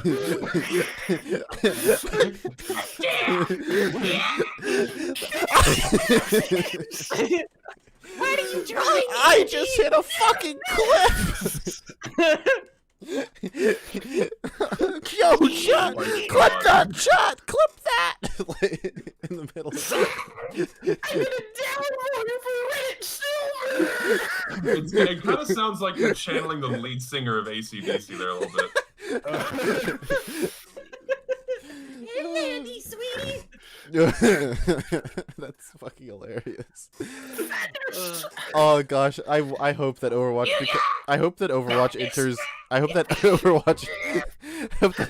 enters post irony and they just make her say Pog Champ. Fuck it. They should never say that upon death. Oh, Pog Champ. This is very poggers, chat. When she dies, she dies. That wasn't very poggers. No, I want her to say poggers when she dies. I want her to die and just be like poggers as her body flies across the screen. The one knows the game. But like, what's that word game? The one that we're talking about, like the video Vine sauce that you clipped a while back that you sent. It was like super atmospheric, super thing. Did you just do that? Yeah, did you just spend time? Whoa! Yeah, then he immediately turned off voice. He just went into the settings and turned it off. I get that fucking energy from like Diva, bro. I fucking hate it. Like, hold on. Did you just shift reality?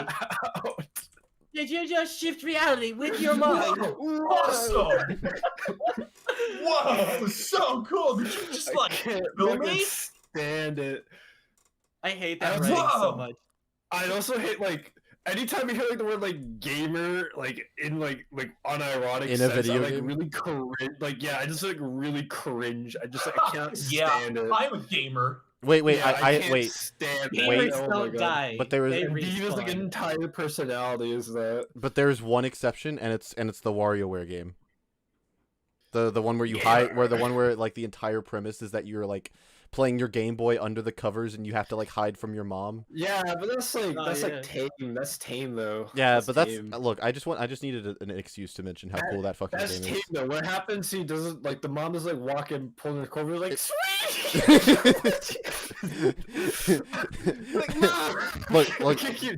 Like, look. No one steal this video idea, but that WarioWare game was a predecessor to Five Nights at Freddy's. They're basically the same thing. Okay.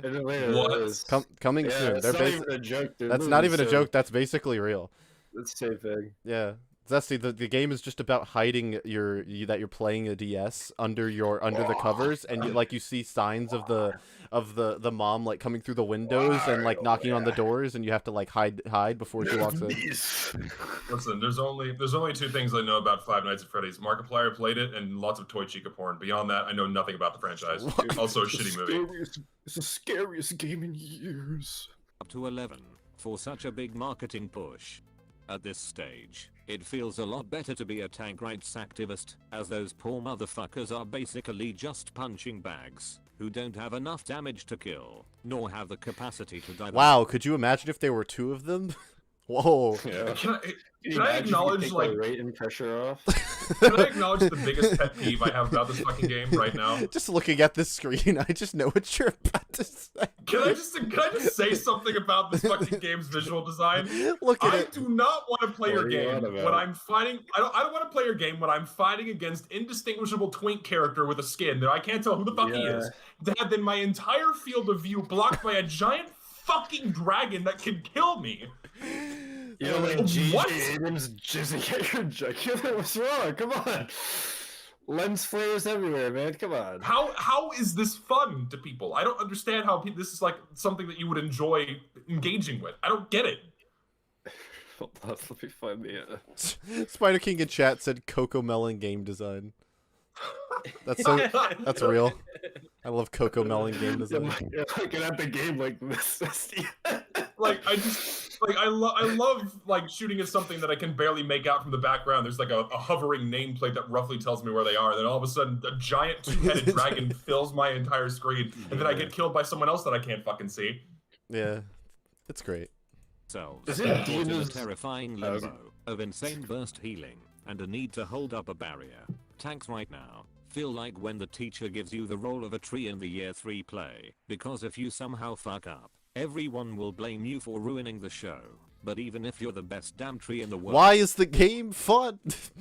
Is this irony? What the fuck is going on? I don't think he said anything besides I like to play a Larry. It seems to be like very negative and like Larry's busted. This video could be titled "Why Overwatch complaining about game balance. Overwatch 2 isn't fun. Here's why," and it would make way more sense.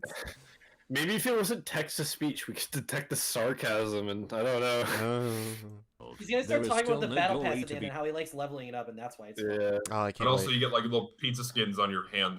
Yes. Yeah. Pizza skins. You can stab pizza into your fingers. As of now, it's still hard to tell whether Ilari is way too strong. Because what? What? Oh, okay. It's still hard to tell. I think I'm convinced. Straight face to me right now. It's way too early to tell. But you've heard the argument of like, yeah, out damages most DPS, out heals every other support, has mobility to get away from most situations. It's too early to tell, though, guys. I cannot believe. He even cited competitive players being like, "This is kind of stupid." Yeah. How long has this guy been making Overwatch content? Since Overwatch 1 came out. He was shitting on Overwatch 1 in the last video, but that's where he started. He doesn't make Overwatch videos that often, it seems. He used to make them. Well, often. he used to. He like pivoted. Yeah. Built to look good on the scoreboard. It isn't uncommon for some supports to get the most healing, and damage on their team, but that doesn't necessarily mean they're overpowered in any capacity. Oh. But Electra does do that. But Electra does look well beyond that. What do you mean? Guys, if the 20-minute rant. If the game literally splits the funny numbers into 3 categories, and one of them, and it's like mitigated damage, which is what most tanks do, damage, which is what most damage do, and healing, which is what most support do.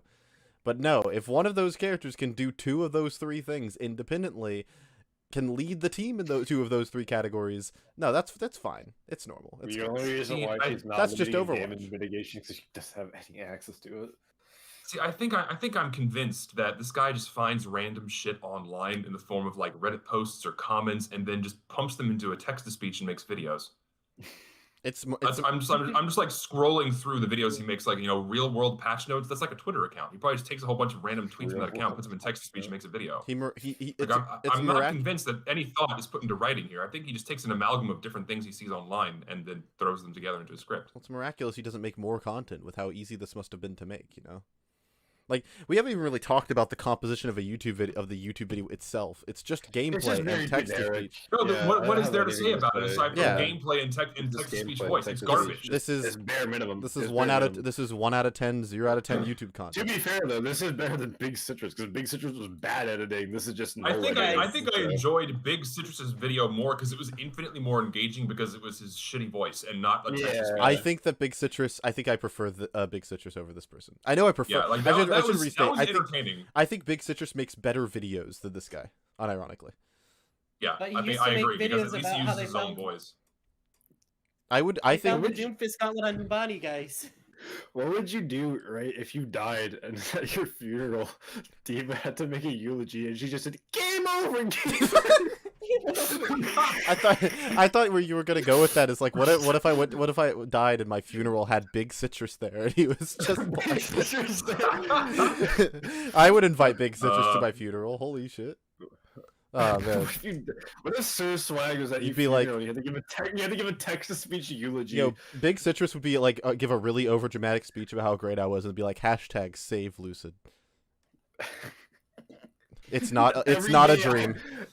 Every day I'll be streaming Lucid's funerals. Every day I'll be streaming Lucid's death live so we can remember him. I have live footage of him getting shot. We're just gonna stream that. Any kind of utility, we'll just have to wait a few weeks to find out where Illari sits within the game, and whether she stacks up against more established supports. I've said this before, but Overwatch 2 gets a lot of shit for a lot of very good reasons, but the act of actually playing a game like this just can't be found anywhere else. Riot Games that convinces me that this is text-to-speech, because it was just a hard cut to talking back to he's just pulling random comments offline. Like the past 5 minutes was just a block of balanced comments that he found like on a Reddit post, and now he hard deviates back to like, well, the game gets a lot of shit for no reason. It's like, what? You've been talking about why it gets shit for the past like 10 years. Hey, real talk, with this Valorant footage in the way, why the fuck are they all standing mid in the middle of the open, by the way? Like when one guy shot him. What resulted in this, you know? If this guy gets like a fucking, this is what, 4 people, he gets a quad here, I'm gonna lose my fucking mind, bro. I think I'm fully convinced that this person does not write his own videos. There's no way. I can't. There's a team of writers. A whole team whole gallery. I could never imagine. I would never say such a thing. Also, by the way, I just want to say, the people he's fighting against in the top right corner, you could say they have the preface "Sir." They might be his like followers. In which case, if he gets a quad here, it might be set up. Just set up footage. Do you think? We'll see. Look, we'll see. Here, let's press play. That the reason. Oh yeah. There you go. Yeah. Okay. Wow. Who knows? Who knows? You know. Yeah. Who knows? But why would they all be standing there? Why would all 4 of them be standing without taking cover? Perfectly still of the open. With the 2 of them reloading, by the way. None of them using any of their abilities to check quarters. None of them smoking mid. Yeah. Who would win? Is a tactical. Who would win? Oh God, what's on that fucking gun? Oh, it's like a little neon Yeah, Valorant is really bad. Strike style shooter is because they literally didn't think they could even compete with what Overwatch was doing. I think he's playing against We've bots. seen so many. No, that's not. No. Did this man seriously just say the reason why Valorant is designed the way it is because of Overwatch? Is that real? Yeah. Is that a real thing? I just heard a person say. Yeah. Yeah. Yes. What the fuck is with what? How do you even? Again, again, no thought. I think he fully pulled comments off a Reddit post and made a video. Hero shooters, obviously trying to replicate the lightning in a box. This is the same footage. Yes, the same footage from earlier. What the fuck? Yes, sir. That this game has managed to capture, but none of them have managed to dethrone the admittedly tarnished champion. Overwatch PvE died because of awful mismanagement, and its $15 asking price for the 3 missions on offer is an absolute fucking joke, no matter which way you slice it. I agree. The new free-to-play business model still doesn't feel nearly as good as the old loot box style system, Okay, but and when is he making talking about players being grind fun? halfway through the battle pass for a new hero absolutely sucks balls. Yep. However, Yep. since adopting this model, Overwatch has added new content faster than any other period in the game's He already said history, this. and the developers have even hinted at potentially increasing this rate of More's better. release. If More's better. Overwatch More's better. released today, it would light the fucking gaming world on fire. And No, it wouldn't. It'd be the. Could you imagine if they released all of the? Could you imagine? Technically speaking, Could you imagine? Overwatch 2 was released in today's time, and it is lighting the world on fire. As in, like, they're getting their pitchforks and torches out. For this game. He did the same arguments again of like if you ignore all the bad, like what says remove bad thing from thing become good, or however he was saying it. I really like Yeah, how thing he was just minus like, thing that makes it bad equals good thing. He named like 3 like genuinely terrible things and said, but there's more terrible things. So it's gotta Yeah, be they're adding more terrible But things. there's more content, there's more stuff, guys. Therefore, it's going to be okay. They're It's giving us more stuff. More stuff is good. I like more stuff. I'd hate to The be a only thing I developer can putting see- so much work into this game, only to have it review bombed for shit entirely out of their control. But you just Especially said when why just- It was sucks not ass. entirely out of the game is bad. First off. Okay, yeah. This part I hate the most, by the way, because he goes on to say like, yeah, like 100,000 Chinese players left a bad review. They can't even play the game. And then the next like newspaper outline says Blizzard servers removed in China. So they could play the game, and then they got rid of the servers so they can't play the game anymore. Hence why they're complaining about not being able to play the game. Yep. into this Like, game, really can see it. only to have I just cannot believe he just said that like the devs had no control over how bad the game is. I just like what? No, I think he's saying the devs had no control over the review bombing. I think The that was poor what he said. devs have never made a bad No, no, decision. no, no. Every bad decision was Bobby. No, Every good wait, decision no, was the devs. Zesty. He said the reviews were because of things out of the devs' control. I'll play it a again. developer putting so much work into this game, only to have it review bombed for shit entirely out of their control. Especially when 2/3 of the reviews are VPN users from China, a country that can't even play the fucking game. Season 6. So back up. See, this is what I mean, though. Hold on. Fuck. Fuck, from hold on. China, a country that can't.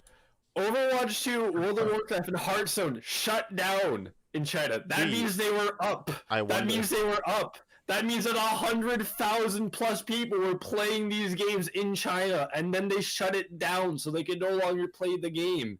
That's why they're angry. Because they can't play it anymore. Yes, I do think there is like some merit to like the ChatGPT thing, because ChatGPT would be like, oh, 100,000 people can't play this game. They've never played this game. But here, let me you can see this. Like, here, let me steel man this though, right? He's saying that these negative reviews do not reflect the actual quality of the game. I think that's the argument that's being posed here. Like, even though it got massively review bombed for shit that Blizzard did, and all the other terrible mismanagement of the game itself, the quality of the game itself is not reflected in those negative reviews. Yeah, but that I point believe is what he's saying.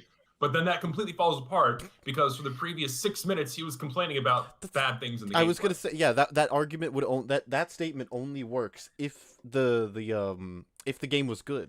Like, if the game was good and there were this many negative reviews, then he could say like, oh well, yeah, these negative reviews are invalid because they're from a bad business choice. We said this at the start. We genuinely agree with the blanket statement of, is Overwatch 2 the worst game on Steam? Like, objectively, no. No, not at But all.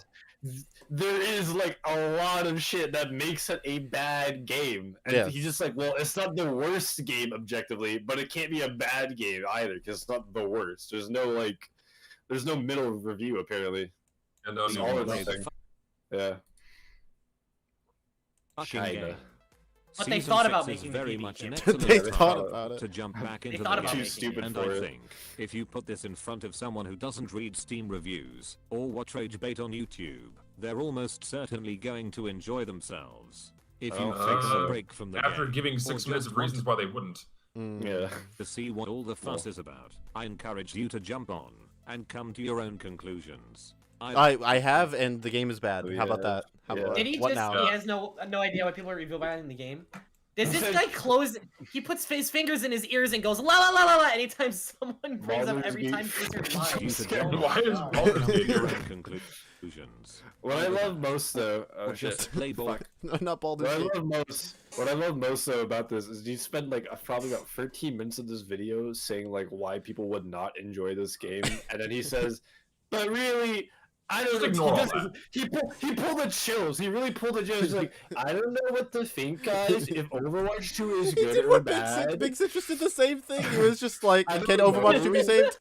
I don't know. If you like it, if you don't like it, maybe you could reach your own conclusions. I don't know. Maybe you can reach your own conclusions. I'm not sure if Overwatch 2 is very good. Like and subscribe. Come to your own I conclusions. am not sure. Either that, or just play Baldur's Gate 3. That game is so fucking sick.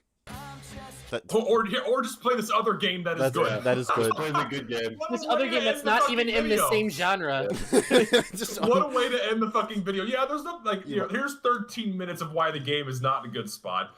Just ignore all that and play the game and come to your own conclusions, or go play an objectively good game instead. What the fuck? Bro might as well have just said go like Birdwatch or something. It's like way cooler. Oh my god, how does this guy have almost 700,000 subscribers? It blows me away. Can you guys believe it? We made it. This is one of those videos that's it's just background noise where no one's actually listening to what's being said. They just put it on as background noise while they're doing house chores or something. And then they go, "Oh yeah, that was some nice noise," and then they subscribe. Alan is back. I legitimately fell asleep for like 40 minutes. I think. We don't blame you. Although you did miss the Diva talk. I don't even want to talk about this video. I'd rather just talk about how much I hate fucking Diva. Like it's such a nothing thing, bro. It was just like, this is bad. This is bad. I don't know if this is bad though, guys. Oh wow.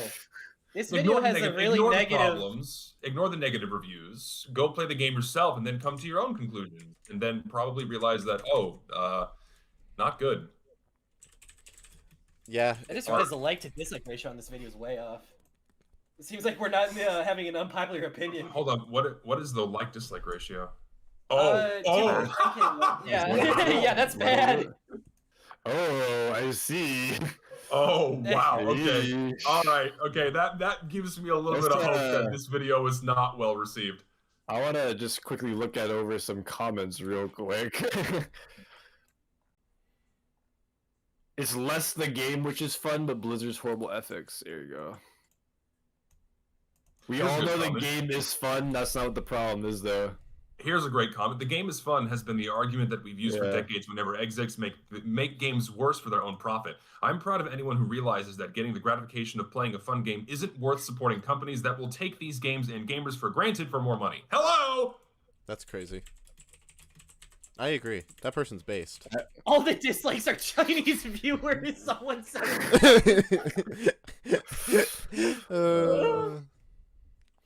They have 10-cent stock. Sir Swag is good. Fight me. I think my favorite argument in this entire video is just pretend PvE was never going to be a thing.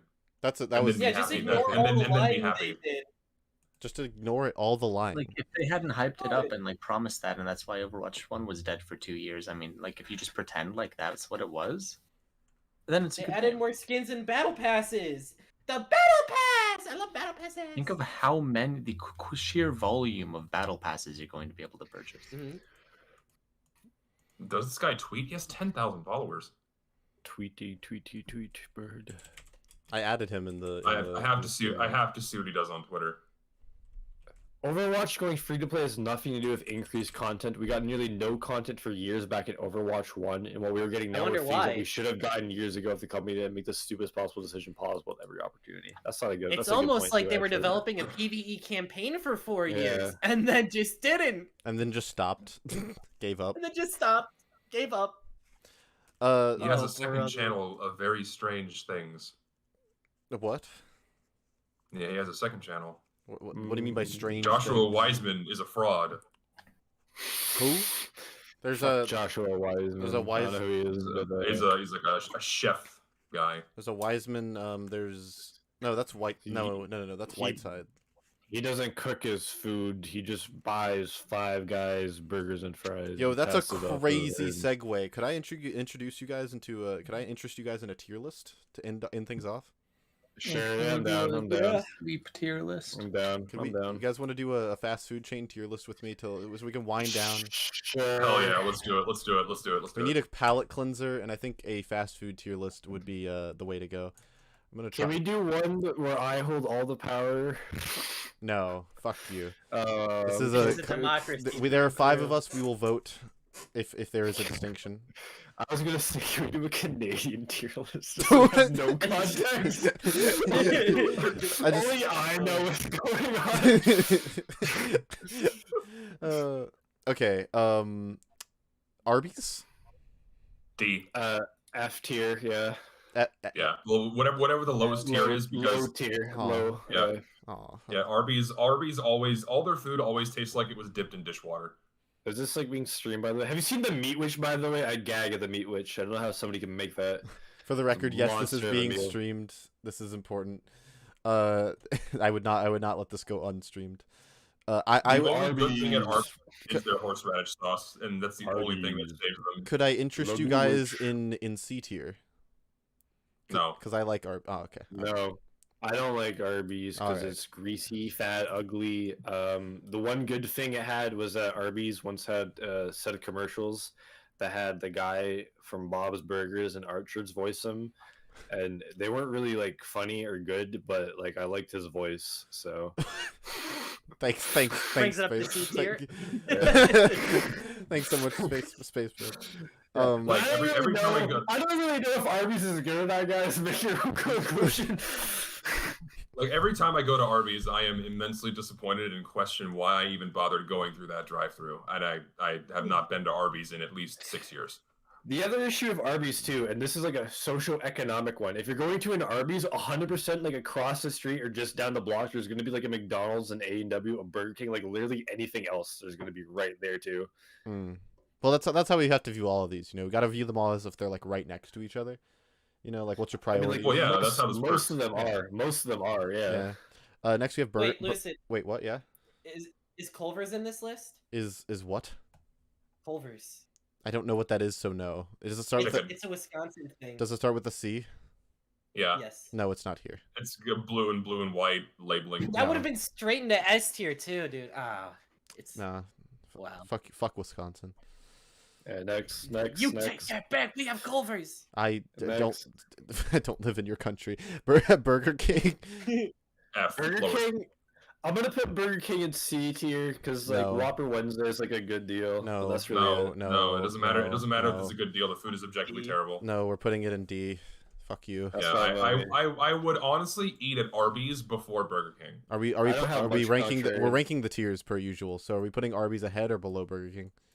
Arby's is definitely above Burger King. I would personally do Burger King's over Arby's, but I don't really care. I would not do both. So I'd say Arby's over Burger King. All right. Yeah, Arby's wins. You know why Arby's wins? Arby's wins for 2 reasons. 1, the horseradish sauce, and 2, their fries taste a little bit less shit than Burger King's. If Arby's they gave me a big hat every time I ordered, I would go to Arby's. They would be S tier. They'd be S tier. They would be S tier. Holy shit!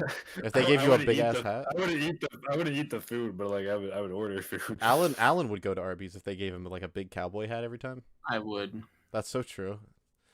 Man. Also, Burger King has the chicken fries, or at least they used to. So that's not real food. That's so gross. It's like I'm eating cardboard. I mean, yes. What's next? Little Caesars. D. I gotta Lowest. say Shitty. I got no, really. I was gonna say C. I was gonna say C as No. well. It's No, it's no, certainly, it's it's C. above. I almost said it's above Globing because that's who's typing in chat. It's above Arby's certainly.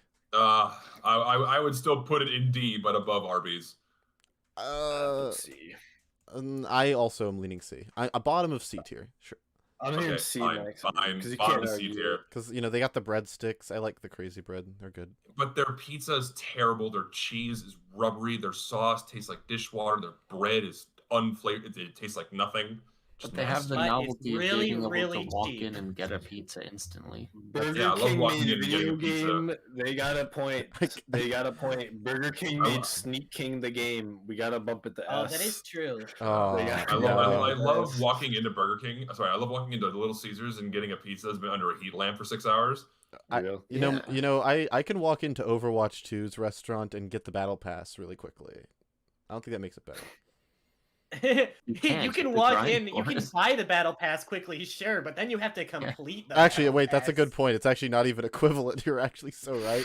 Holy shit, it's worse than Little Caesars Pizza. We've established Overwatch 2's battle That's pass really is saying something. It's worse than Little Caesars That's Pizza. really saying something. Next is Carl's Jr. Yeah, let's Horrible. put that shit Horrible. Are to we? C. Is this like? D. D. That includes No, Hardee's, no, Carl's right? Jr. Okay, is that so includes Hardee's. bad. It's the worst. D is the it's D and it's below Burger King. What? Carl's Jr. is so good, guys. What do you want? No, about? It's I'm so good. I'm putting it in It's D. above all- Little it's- Caesars. I so ate at a good. Carl's Jr. Listen, let me tell you my So experience. good, guys. Let me tell you my It's so experience at good. Carl's Jr. I was driving from Mississippi back to Texas, and we were 6 hours into our drive, and my father and I stopped at a Carl's Jr. at a gas station, and we get our food. They fucked up our order, so we had to go back and get the other order of fries that they missed, and then we sit down to eat our food, and I could not finish the burger because it tasted foul. It had like the airy aftertaste of a shoe.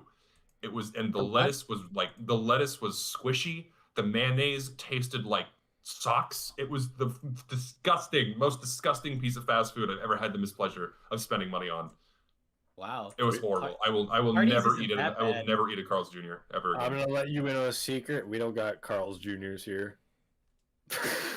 Yeah, Carl's Jr. deserves to be wiped off the face of the earth. It doesn't deserve to exist. I What's vote to put next? Carl's Jr. in its own tier below everything else. Thank you. Okay. What's Is Thank it you. really that bad? I've never been offended by Carl's Jr. It's like Me neither. middle of the road for me. It- Like it doesn't stand out either way. I'm putting Carl's Jr. and Hardee's in the same boat because they're basically the same thing, and they both have been only horrible and have only made me want to throw up. Yes, What I the agree, fuck? 100%. You went to I a I've never been bad one. offended by Hardee's. Chick-fil-A. They do have sexy women rubbing their bodies with burgers in their commercials. Ooh, Chick-fil-A is Chick-fil-A. really fucking good, but it's like That's really expensive for what it is. I want to say A tier. I to give be it an A. honest. No, I- I can't. I can't. I say B. High B. No, Chick-fil-A. no, it's at least I A. would say it A. I'm It's also at saying least A. It I'll- probably plays a low A on my list. It's like it is like good Yeah, quality yeah, food, yeah, but we'll like the say A. price is like not good. Also, I So like the more I think about it, the more times Chick-fil-A has saved my ass in the airport than any other place. So yeah, I'll say A tier for Chick-fil-A. also, are we like considering price? I'm considering price. Okay, I was curious because I wasn't sure. Also, for context, Alan, we're using the American versions of these places. Well, yeah, of course. So when we get There's to no so Chick-fil-A when we in get to Japan. McDonald's, it's going in D tier. I'm just letting you know. I won't object to that. We'll see. We're not there yet, but you know. We'll see. So funny short story. When I had to work in New Zealand last year, and when I was flying back after my 11-hour flight from Sydney to California to San Francisco, after I got through customs and I got through my check-in so I could get to my next flight to Denver, I immediately went and stood in line for 45 minutes at Chick-fil-A because airline food's terrible. And I swear to God, that was like the best meal I'd ever had in my life, was pounding 2 chicken sandwiches, an order of chicken nuggets, and an order of fries in like 2 minutes. Oh, fuck. It was so good. Oh, and the sauce. Oh, it like rejuvenated me for my last flight home. Oh, yeah. Chick-fil-A wins for saving me at the airport more times than not. That's fair reason. Chick-fil-A's going in A tier. Woo. Chipotle. I give it a high No A tier. I opinion. like Chipotle. I like just getting a big old burrito. I've never been offended by Chipotle. I would be B. That would be my Yeah, pick. B It's tier. a B or an I can A. agree on a B. Okay. We don't got it in From the Canada. We'll say top of B tier for Chipotle. That sounds fair. I can agree on that. I love SpaceGuy. SpaceGuy has his own tier list. There's like a we don't have it in Canada tier. Can you just like scroll down and show the options like real quick? No. That ruins the mystique. No, I just like okay, fair enough. But yeah, I like. All I know is he smoked Culver, so this is bad. I just know I'm not gonna be saying much. I can tell you that. Domino's Pizza. A. I'm gonna say A. Yeah, I'm gonna say A or B. I'm gonna be honest. Easily best chain fast food pizza. Yeah. Domino's. I'm gonna say. I'd say I like Papa John's pizza better. I will say this though, right? Sauce is too sweet. Any local pizza shop like outshines Domino's like on average, but they are easily the best like pizza chain. 100%, I agree. I will take your guys' word for it. We have Domino's in Japan, but it's like completely different in a lot of ways. And there is no like local. There isn't really local pizza. So does Naruto or Goku serve Domino's? No. What does that even mean? Because of Japan, I don't know. Did you just say random Japanese syllables? Was that what that was? No, he said Naruto or Goku. Oh, I didn't hear you. I just heard. I think you like cut out or something. I just heard random Japanese syllables. I was like, yo, what the fuck does that mean?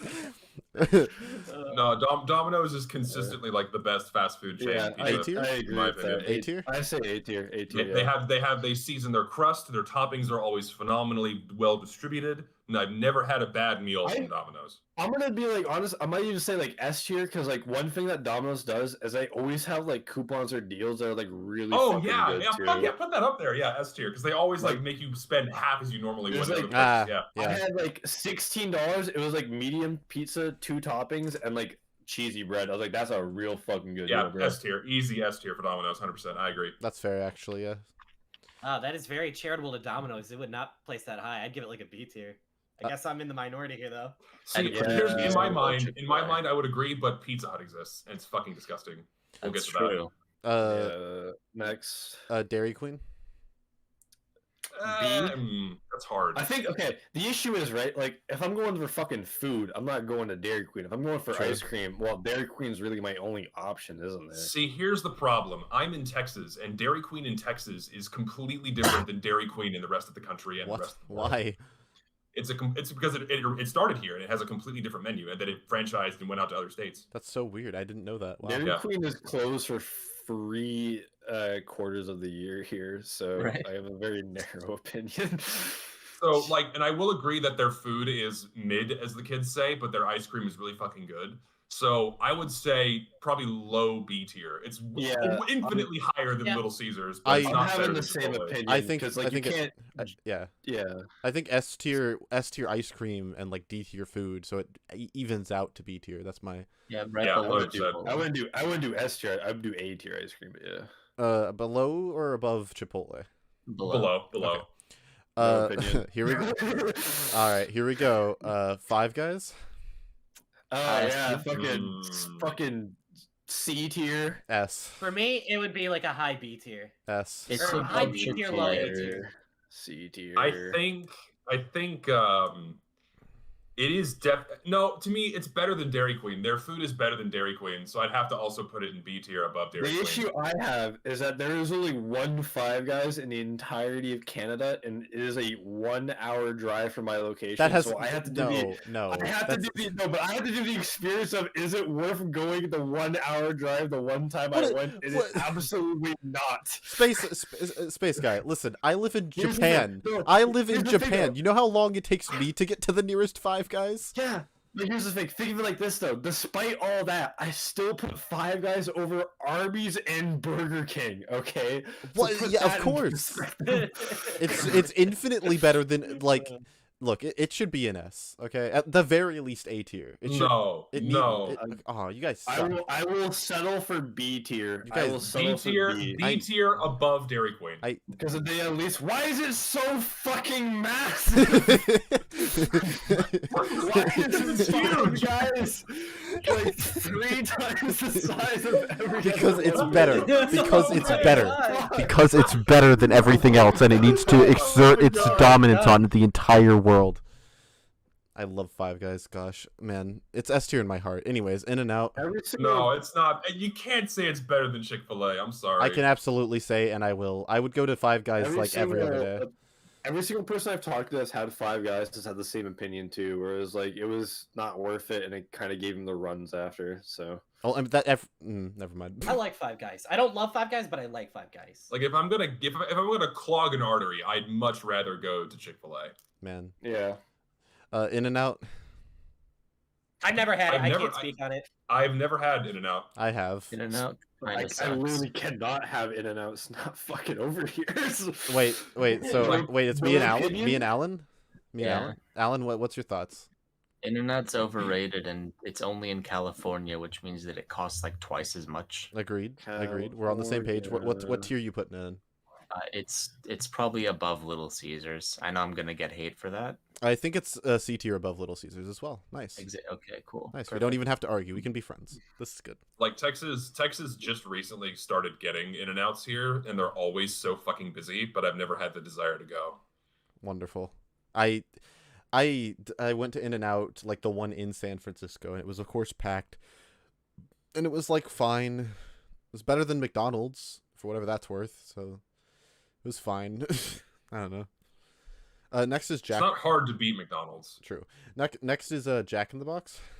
S-tier commercials. I've never had it. Commercials. S-tier commercials, F-tier food. I have no opinion on the food because it's not over here. I've been to Jack in the Box 3 times in my life. The first time I went to Jack in the Box, the restaurant was filled with cockroaches. The second time I went to Jack in the Box, I had their breakfast menu, and it tasted of nothing but grease and paper. And the third time I went to Jack in the Box, I got a burger, and it was drier than a goddamn brick laying in the sun. So, F-tier food. Disgusting. Dude, never go there. Does it go in Carl's Jr. tier? Yes. Okay, cool. Carl, I'm naming this tier Carl and Jack. Carl and Jack's the Carl and Jack Shack is what this is. Carl and Jack, yeah, the Carl and Jack Shack. Hold on, let me. The next one is KFC. S. The KFC in my area fucks up the orders every time. Nashville they have done heinous hot things.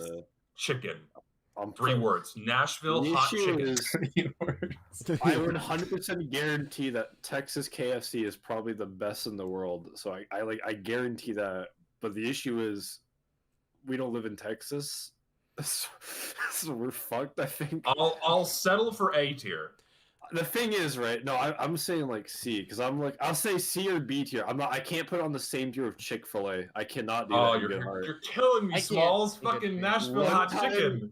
One time I got food poisoning from KFC. This is not a bit or joke, so me putting it in B I also know someone who got food poisoning in KFC. No way, samesies. So I got food poisoning from Little Caesars. Oh shit. So I think we put it in C tier then for the food poisoning. No, I cannot accept C tier for KFC. No, I don't want that. Let's put it in B for barfing because you have food sickness tier.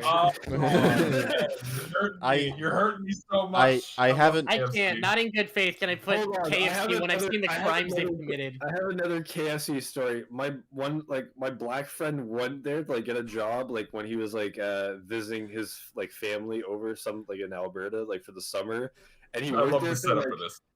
Yeah, you could tell I had to clarify he was black. You could tell what a setup. He worked for 4 hours. The first 2 hours was basic training, and in the third hour, the main manager walks in and he's like, "Come on, boy, we gotta put you to work, boy. Get in the front of those chickens, boy." And he just walked out like he wasn't having any of that. Damn. No way. What the hell? Just instantly, bro.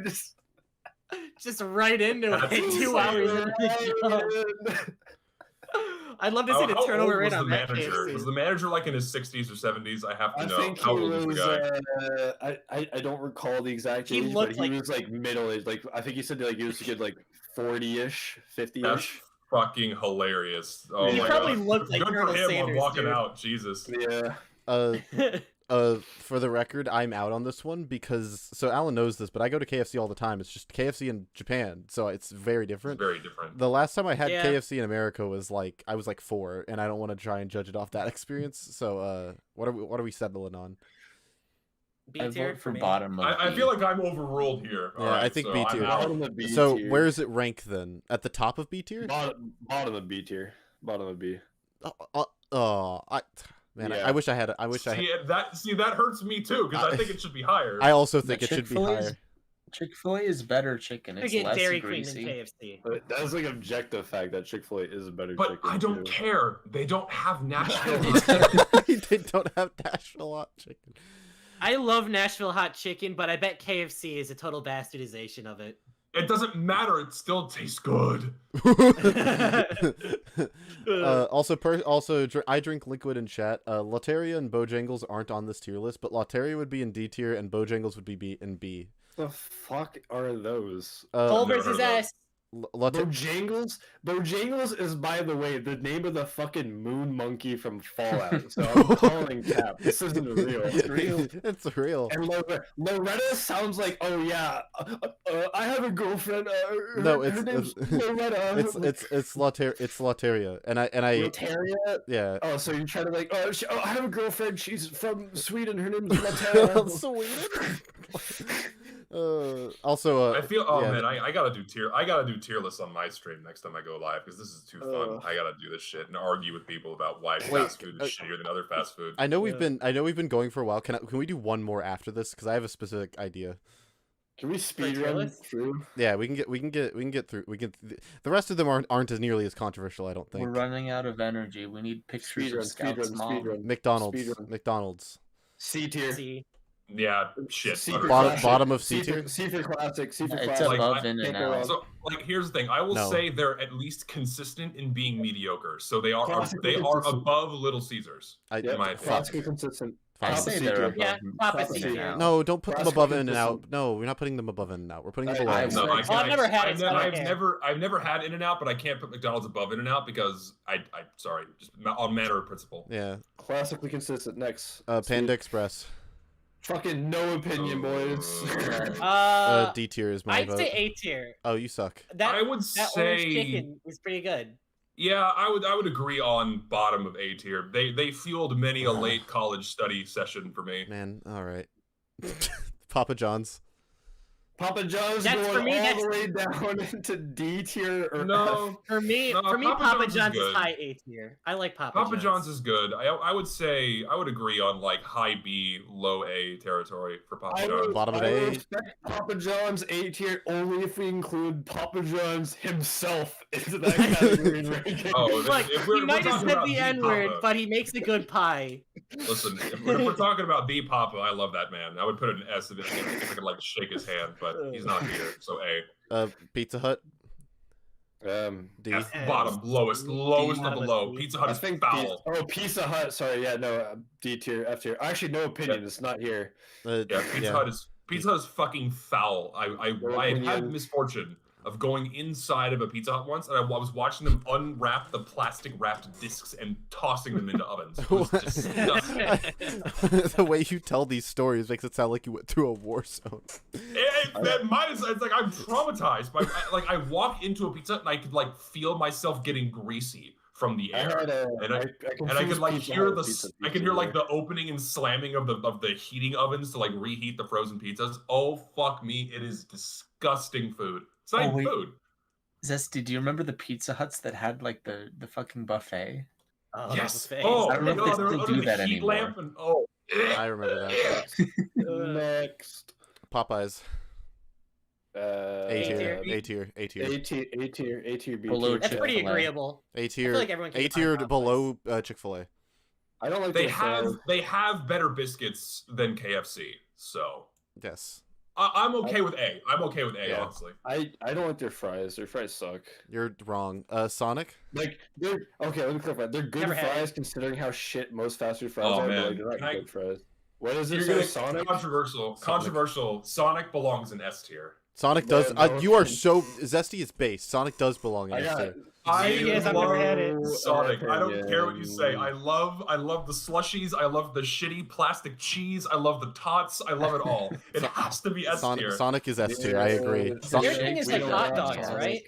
We don't got Their thing dogs? is like slushies and hot dogs. Yeah. It's below Domino's. I love a good hot dog, No. so I'm okay with Sonic being S tier. No, but the thing is, they have conies, so it's like a chili cheese dog, and then you get like onions. They also have like they have corn dogs. They got burgers. They got chicken sandwiches. They got fried. Man. They got fucking amazing popcorn chicken. They have a shitload of different ice creams and drinks. Oh fuck! boys Look, need to Summertime try as it. a kid. The fact alone that you can just take any two flavors on the menu and just make a slushie with them, and you get that in the largest size, makes this S tier. Like it doesn't even matter. I agree. Nothing else matters. That's it. And Yeah, then you can get. Can I get a lemon blueberry chocolate Dr Pepper malt? And they'll just You be can like, have that. they'll be like, yes. That's disgusting. And you know what? Dreams are. Sonic is S tier. Also Subway.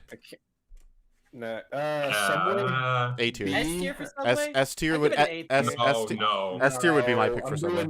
I'm doing Actually, B or B A tier. I'm doing B or A tier. No, Subway's a I'd top say of C. C. I'd say C tier because their bread is literally made out of yoga mats. Yeah. But the yoga mats don't taste terrible. Yoga mats don't taste terrible. I could be argued down to B, but I'm currently at A tier. It's probably Subway is the restaurant where you go to make the sandwich you can make at home. Yeah, that's true. like another thing you have to consider. That's like why I don't highly rate it. Like B tier, guys. It's come on. probably Yeah, right below no, C. Five I Guys. can't even. There's no No, way it's on par with KFC and Dairy Queen. It has to be. Subway is very good if like, damn, I forgot my lunch at work and I need something good. But like, it's not like if I have my choice of the. But no, remember, this is like if everything was next door to each other, right? Yeah. I don't know. C I would tier. still choose. C I tier. would still like choose Subway to like spice it up like in a weekly basis though. I'm No, holding. would do Subway's that. so bad. I There's no hold. flavorless- I Ugh. hold. I It'd hold stay at in B B tier. tier. I hold at B tier. It's staying B tier. No, Next you one. can't. You can't do this to me. Next Not my one. national Next hot. one. Oh, it hurts. Taco Next Bell. one. No opinion. Okay, hear me 'cause out. There's no Taco Bells in Canada anymore. Hear me out. Anymore. What Yeah, happened? I don't anymore, I yeah, don't there's- buy myself fast food a lot. Like whenever I do, it's because I'm out with friends. But the only times I ever buy fast food for myself, when I just really crave putting sloppy, greasy health bombs into my belly, I go to Taco Bell. So Taco Bell is S tier for me. See, my friend Aaron raves about Taco Bell. I've never had Taco Bell, so if his opinion is any indication, it's the best place to eat because he like lives and dies by Taco Bell. So I'm down for C tier. There's a time and a place for Taco Bell, and when the time lines up, it's S tier. I think it's top of C tier. I think Chipotle Wow. has to be above Taco Bell. I also agree, and the Chipotle is top of B tier, and I think it's worse than all of the things in B tier, so I'm going with top of C tier. Wow. Is anyone gonna back me up? I think it should be higher, but that would mean we'd have to bump Chipotle up too. So Then why don't we? I think sometimes I feel like should I go to Chipotle? No, I should go to Taco Bell instead. No. C tier? I see you. Oh my C? god! It's Are not you a C kidding? tier. Okay, fine. I will. We could put it. We could put it literally right below Chipotle. There you go. You got. Oh. I'm gonna run out of horizontal space. I almost fainted when you put Taco Bell in C tier. yeah, Oh my we're God. getting into two layers here. Yeah. C tier is very cluttered. Can we? We can't move KFC down though. Well, it's No. only cluttered because Taco Bell and Five Guys are gigantic. Massive. Hold on. There we go. Wendy's. We have two more. That's an easy Wendy's, A. Wendy's, I think Wendy's A is is consistently like fucking A or amazing. B. I don't really do Wendy's all that often. I'm down Like, with of A. all the fast food burgers on this list, Wendy's is the best aside from Sonic because Sonic has the funny fake cheese. I No agree. disagreement there. I No agree. disagreement. And White Castle. Guess what I'm gonna Never had say? it. Fucking no opinion, because not over here. White Castle's I've pretty good. never been upset about having White Castle, so I would say like B tier. C tier. Dude, no Below Culvers Five and no Guys. A&W. What is this list? Those are gonna be One my of super high friends really liked placements. it. A&W's is pretty bad over here, by the way. Just throwing that out there. Really? Yeah. You can come over here. You get like fresh root beer floats with fresh ice cream and like root beer. Oh, dude, off the tap. I have never been to A&W because like only Okay. 2 are in Texas. I'm putting White Lucy, Castle can you in C take tier. this Pretty logo good. I posted in the chat? Can you just put that in S tier, just like on your stream overlay, like just Yeah, for me? sure. you know? Hold on. Well, no, because I'm gonna have to take it off in like 10 Yeah. seconds. Fucking Guys, No. guys, Culver's is S tier in my heart. Okay, just that's simple. Yes. Yeah. So this is our tier list. It's awful. I hate like most of it. we all do. like none of this is right. All of this is wrong. Five Guys is the B tier, and I'm sad. I literally can't eat half of these locations. Okay, wait. I just real quick. Let me give you guys one more. All right. Okay. And before we start, I need to get food so I can have like fuel when I work out. Give me a second. Okay. No, I can't use this one. I can't use this one. Hold on. I can't use this one. I don't even know what this is. I'm not. Hold on. This is a bad. Give me 1 second. I'm desperately. I'm desperately trying to find a specific. This is a lot of things. We can't. Hold on. What's.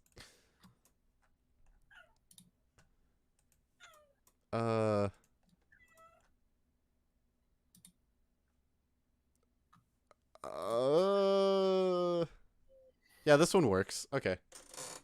Hold on, let me. Ow. Okay. I'm ready for whenever Zesty gets back. I'm not gonna tell you guys the category. That's the meme. Okay. Oh really? It's gonna be a surprise, huh? Yeah.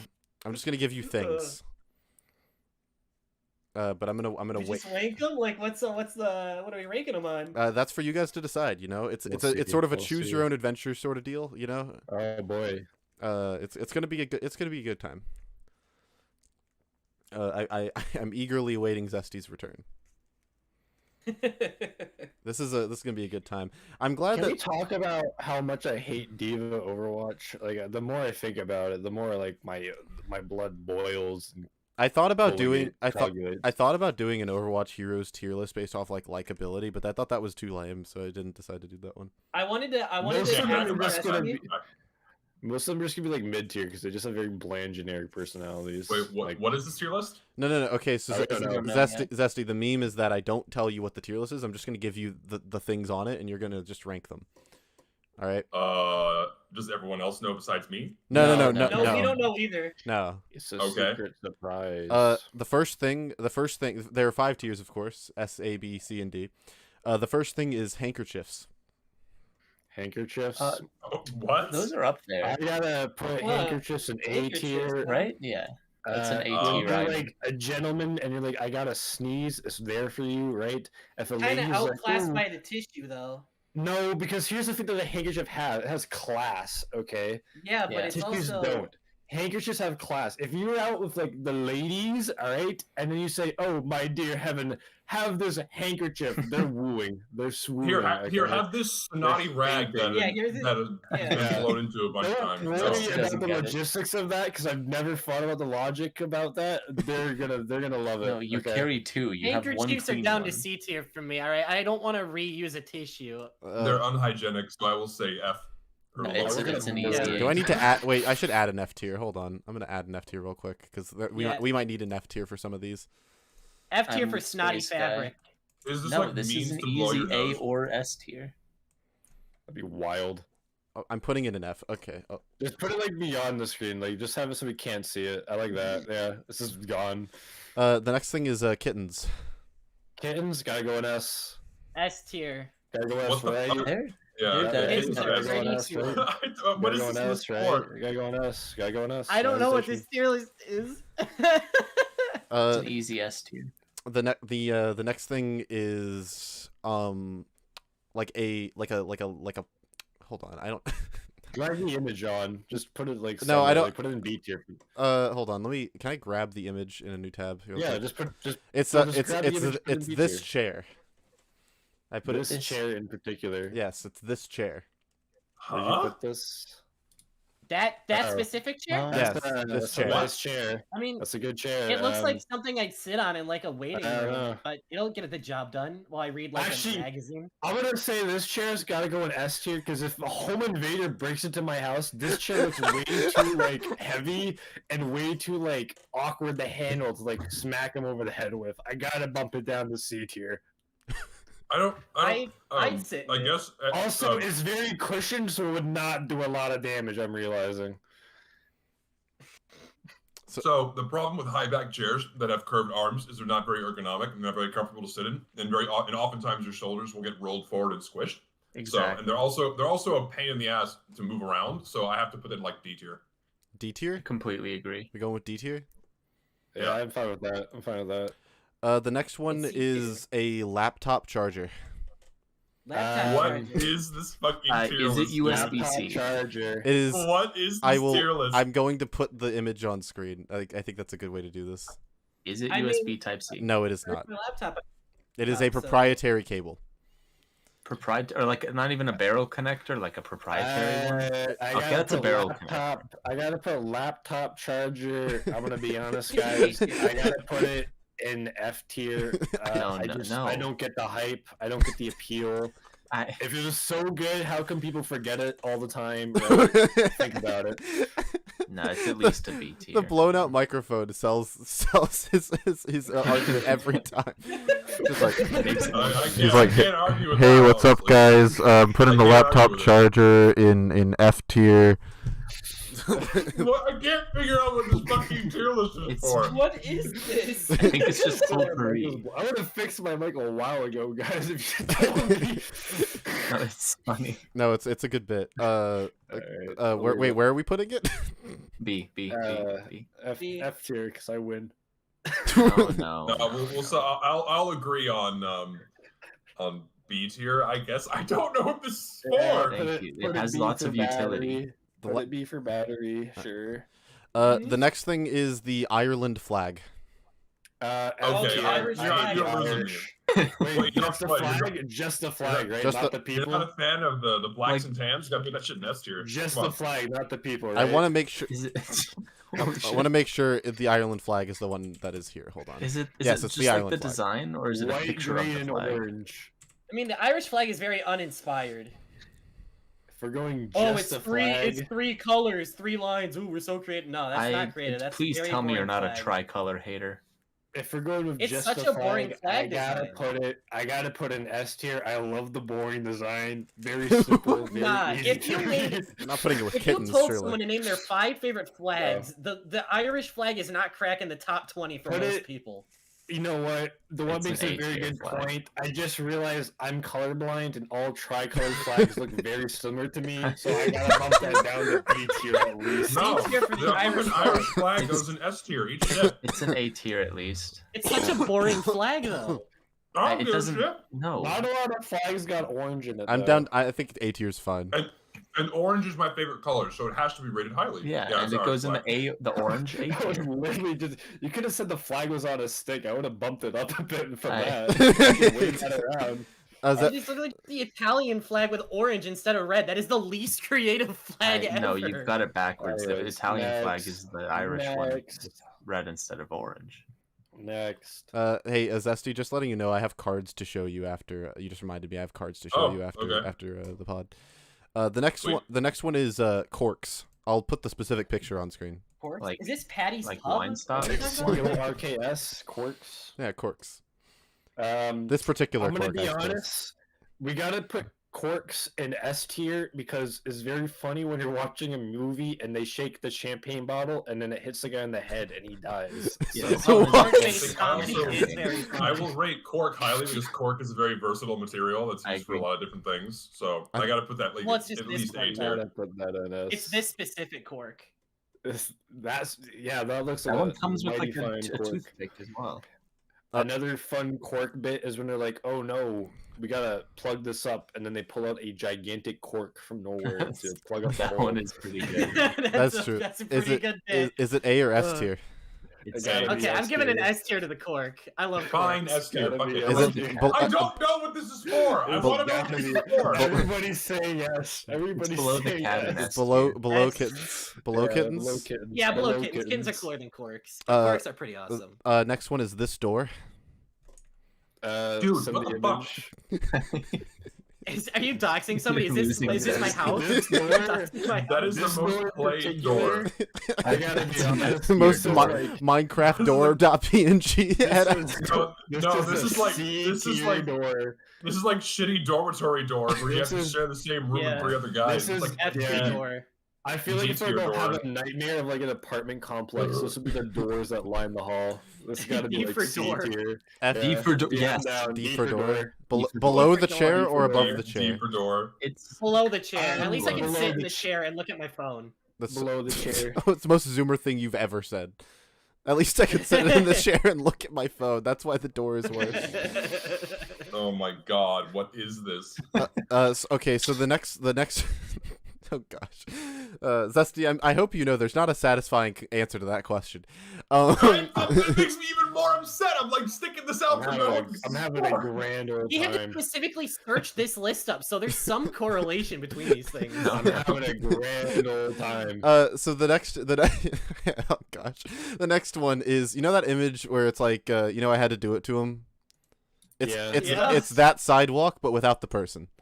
Without the guy. Dude, okay. what is this? I'm gonna be honest. He's right there. What do you mean? That's like Slender Man or some shit, dude. That's not him. They pinned him up to that tree for his crimes against humanity. That's Who the fuck is they? I gotta put that in A. Is this like a list of things you don't want to find in your soup or something? The side. It would be S tier. I want to like. I want to like skip to the last page of the book here and read the ending. What is this all about? They made an example of him for all passerby. I gotta go ahead. I gotta put that in A. Is that above or below? I'd say B tier. Is that above or? Oh wait, okay. No, it's not above the Irish flag. Fuck off. It's not above. You didn't hype the Irish flag enough. Like, you didn't say it was on a stick to wave around. That's I'm sorry, the issue. I forgot about that. That bumps it up. It should be below the Charger. Okay, cool. Zesty, does it matter at this stage? No, Zesty, Zesty, I need you to not try and guess what this is. Okay, it's going. You're gonna. There's no The next one is this file cabinet, which I would personally put in F tier because it looks fucking awful. But here you go. I'm so over this already. I'll give. I haven't seen the file cabinet yet. Hold on. That's a bad cabinet. That's like a library card catalog cabinet. This looks like where you would contain radioactive materials in like a black site government facility, bro. I agree. There's only one more entry, by the way, in the tier list. So you're okay. Is this somebody's room? This looks like somebody's room. This is someone's house we're putting together here. C tier. Like I think it should be in my front yard. I think it should be an F. No, it's got a cool design. It's like, oh wait, is this like yard sale shit? Are they selling the sidewalk? Kidding. They're selling the Irish flag. I don't know, maybe. Maybe it's random shit, like random stuff I have in my garage. I don't know. You want some cork? You want a cork? You find a lot of random shit at garage sales. True. No. Where's the cabinet going? It's in C I'd say D tier with the other furniture. It's below the door, surely. It's below the door. Okay, good. And the sorry, there's actually two things left. My bad. The next one, the second to last one is Head and Shoulders shampoo. You know, this reminds me. Sun Tzu once said, "When you are strong, you must appear weak, and when you are weak, you must appear strong to your enemy." And that reminds me a lot of like having a good head on your shoulders. So that's gonna put an A. How did he tie it together? What a reach on this. What a wild. Head and Shoulders sucks. It does not cure itchy scalp. F. Okay, yeah, I'm with that. Is it below or above the handkerchief? Oh, it's probably below the hanky. Yeah. Okay. And the last one is I'm not even sure really. Oh, a sketch pad. Sorry, this sketch pad. An etch-a-sketch. No, not an etch-a-sketch. This sketch pad with a picture. Sketching and drawing. A6 size. It's a little That's gotta go. Can we make a -F tier for the French? That's one of those really I'm willing to agree. Wait, you're from Canada. Yeah, you think I fucking like the Quebeco? Fuck off. I like Quebec. Nobody likes Quebec. Come on. Not even a Quebecois. No, they fucking hate each other so much they want to get out of the country. They've been trying to for years. The Quebeco, those fucking francophones. Anyways, where are we putting the sketch pad? F-. C. Don't even bother to rate it. I'm good with C because I would put it in S, and that balances out. Bro, stop dissing Quebec. Yeah, I'm okay with fine, fuck it, put it in C. Does it matter? Probably not. These things are all arbitrary, random objects that have nothing to do with each other. Let's find out what this fucking list is for. That's why I was telling you to just stop trying to guess. This list is just titled "Random Things." I hate you so much. I hate you. This is like. I'm being edged along, and then it gets ruined at the end. It's like I wanted something that's satisfying. I'm so sorry, and I kid you not. You blue-balled me into thinking I was gonna get a satisfying answer. I was trying to tell you the truth. I was trying to tell you to stop. Believe it or not, there are actually 19 more things that I was gonna have you guys rank, but I decided against. Oh my god! I'm so down. I decided I would let you guys off easy. No, the rubber ducky. Okay, rubber duckies would have been an S tier. Imagine not liking Quebec, buddy. I don't have to imagine. I fucking don't like Quebec. Like, this is such a weird tier list. So for the record, there were other things, but one of them had like 50 objects, and the other the other two things had like controversial political topics on it. And I just didn't want to like. So a refrigerator. Why would you do this? I'm very upset. I'm like a broken man. I'm so sorry, Zesty. It was really funny though.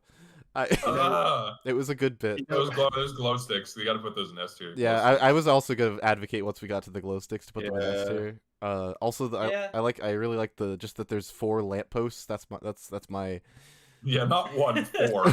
4 lampposts. Just like... 2 different monitors. Oh yeah, 2 separate monitors. 2 separate monitors. The one's a TV. Oh my god. Yeah. Anyways, that's the podcast. I hope you guys were happy. You know, Sun Tzu once said to know yourself to know your. 5 hours well spent. 5. No, it's like 4 hours and like 50 minutes well spent the last time. 5 hours. So you're gonna undercut me by 10 fucking minutes? Yeah, 5 hours well spent. Yeah, those yeah. Anyways, that was a good time. I'm glad we did that. I have an experience. I have a few small things to announce. The next title of my video is gonna be gaming's obsession with minors. Minors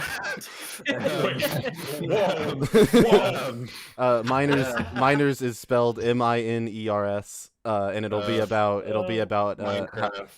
how mining has been presented throughout gaming. This is unironically, but this is not a joke. This is actually what the next video is going to be about. Okay. It was all right. It was originally going to be about dwarves in gaming, but then I ended up wanting to just talk about like mining and like atmosphere and stuff. So yeah, that's the next video. Then UFR channel is going up. This will be going up on it. I'm so sorry that all the VODs got taken down. You can actually still find them through the playlist. They are unlisted on there, but they were unlisted because I wanted to removing them all to the UFR channel. It's a slow and steady process. We're getting there. And I don't know what we're doing next week for the podcast, so don't ask. I'll figure something out.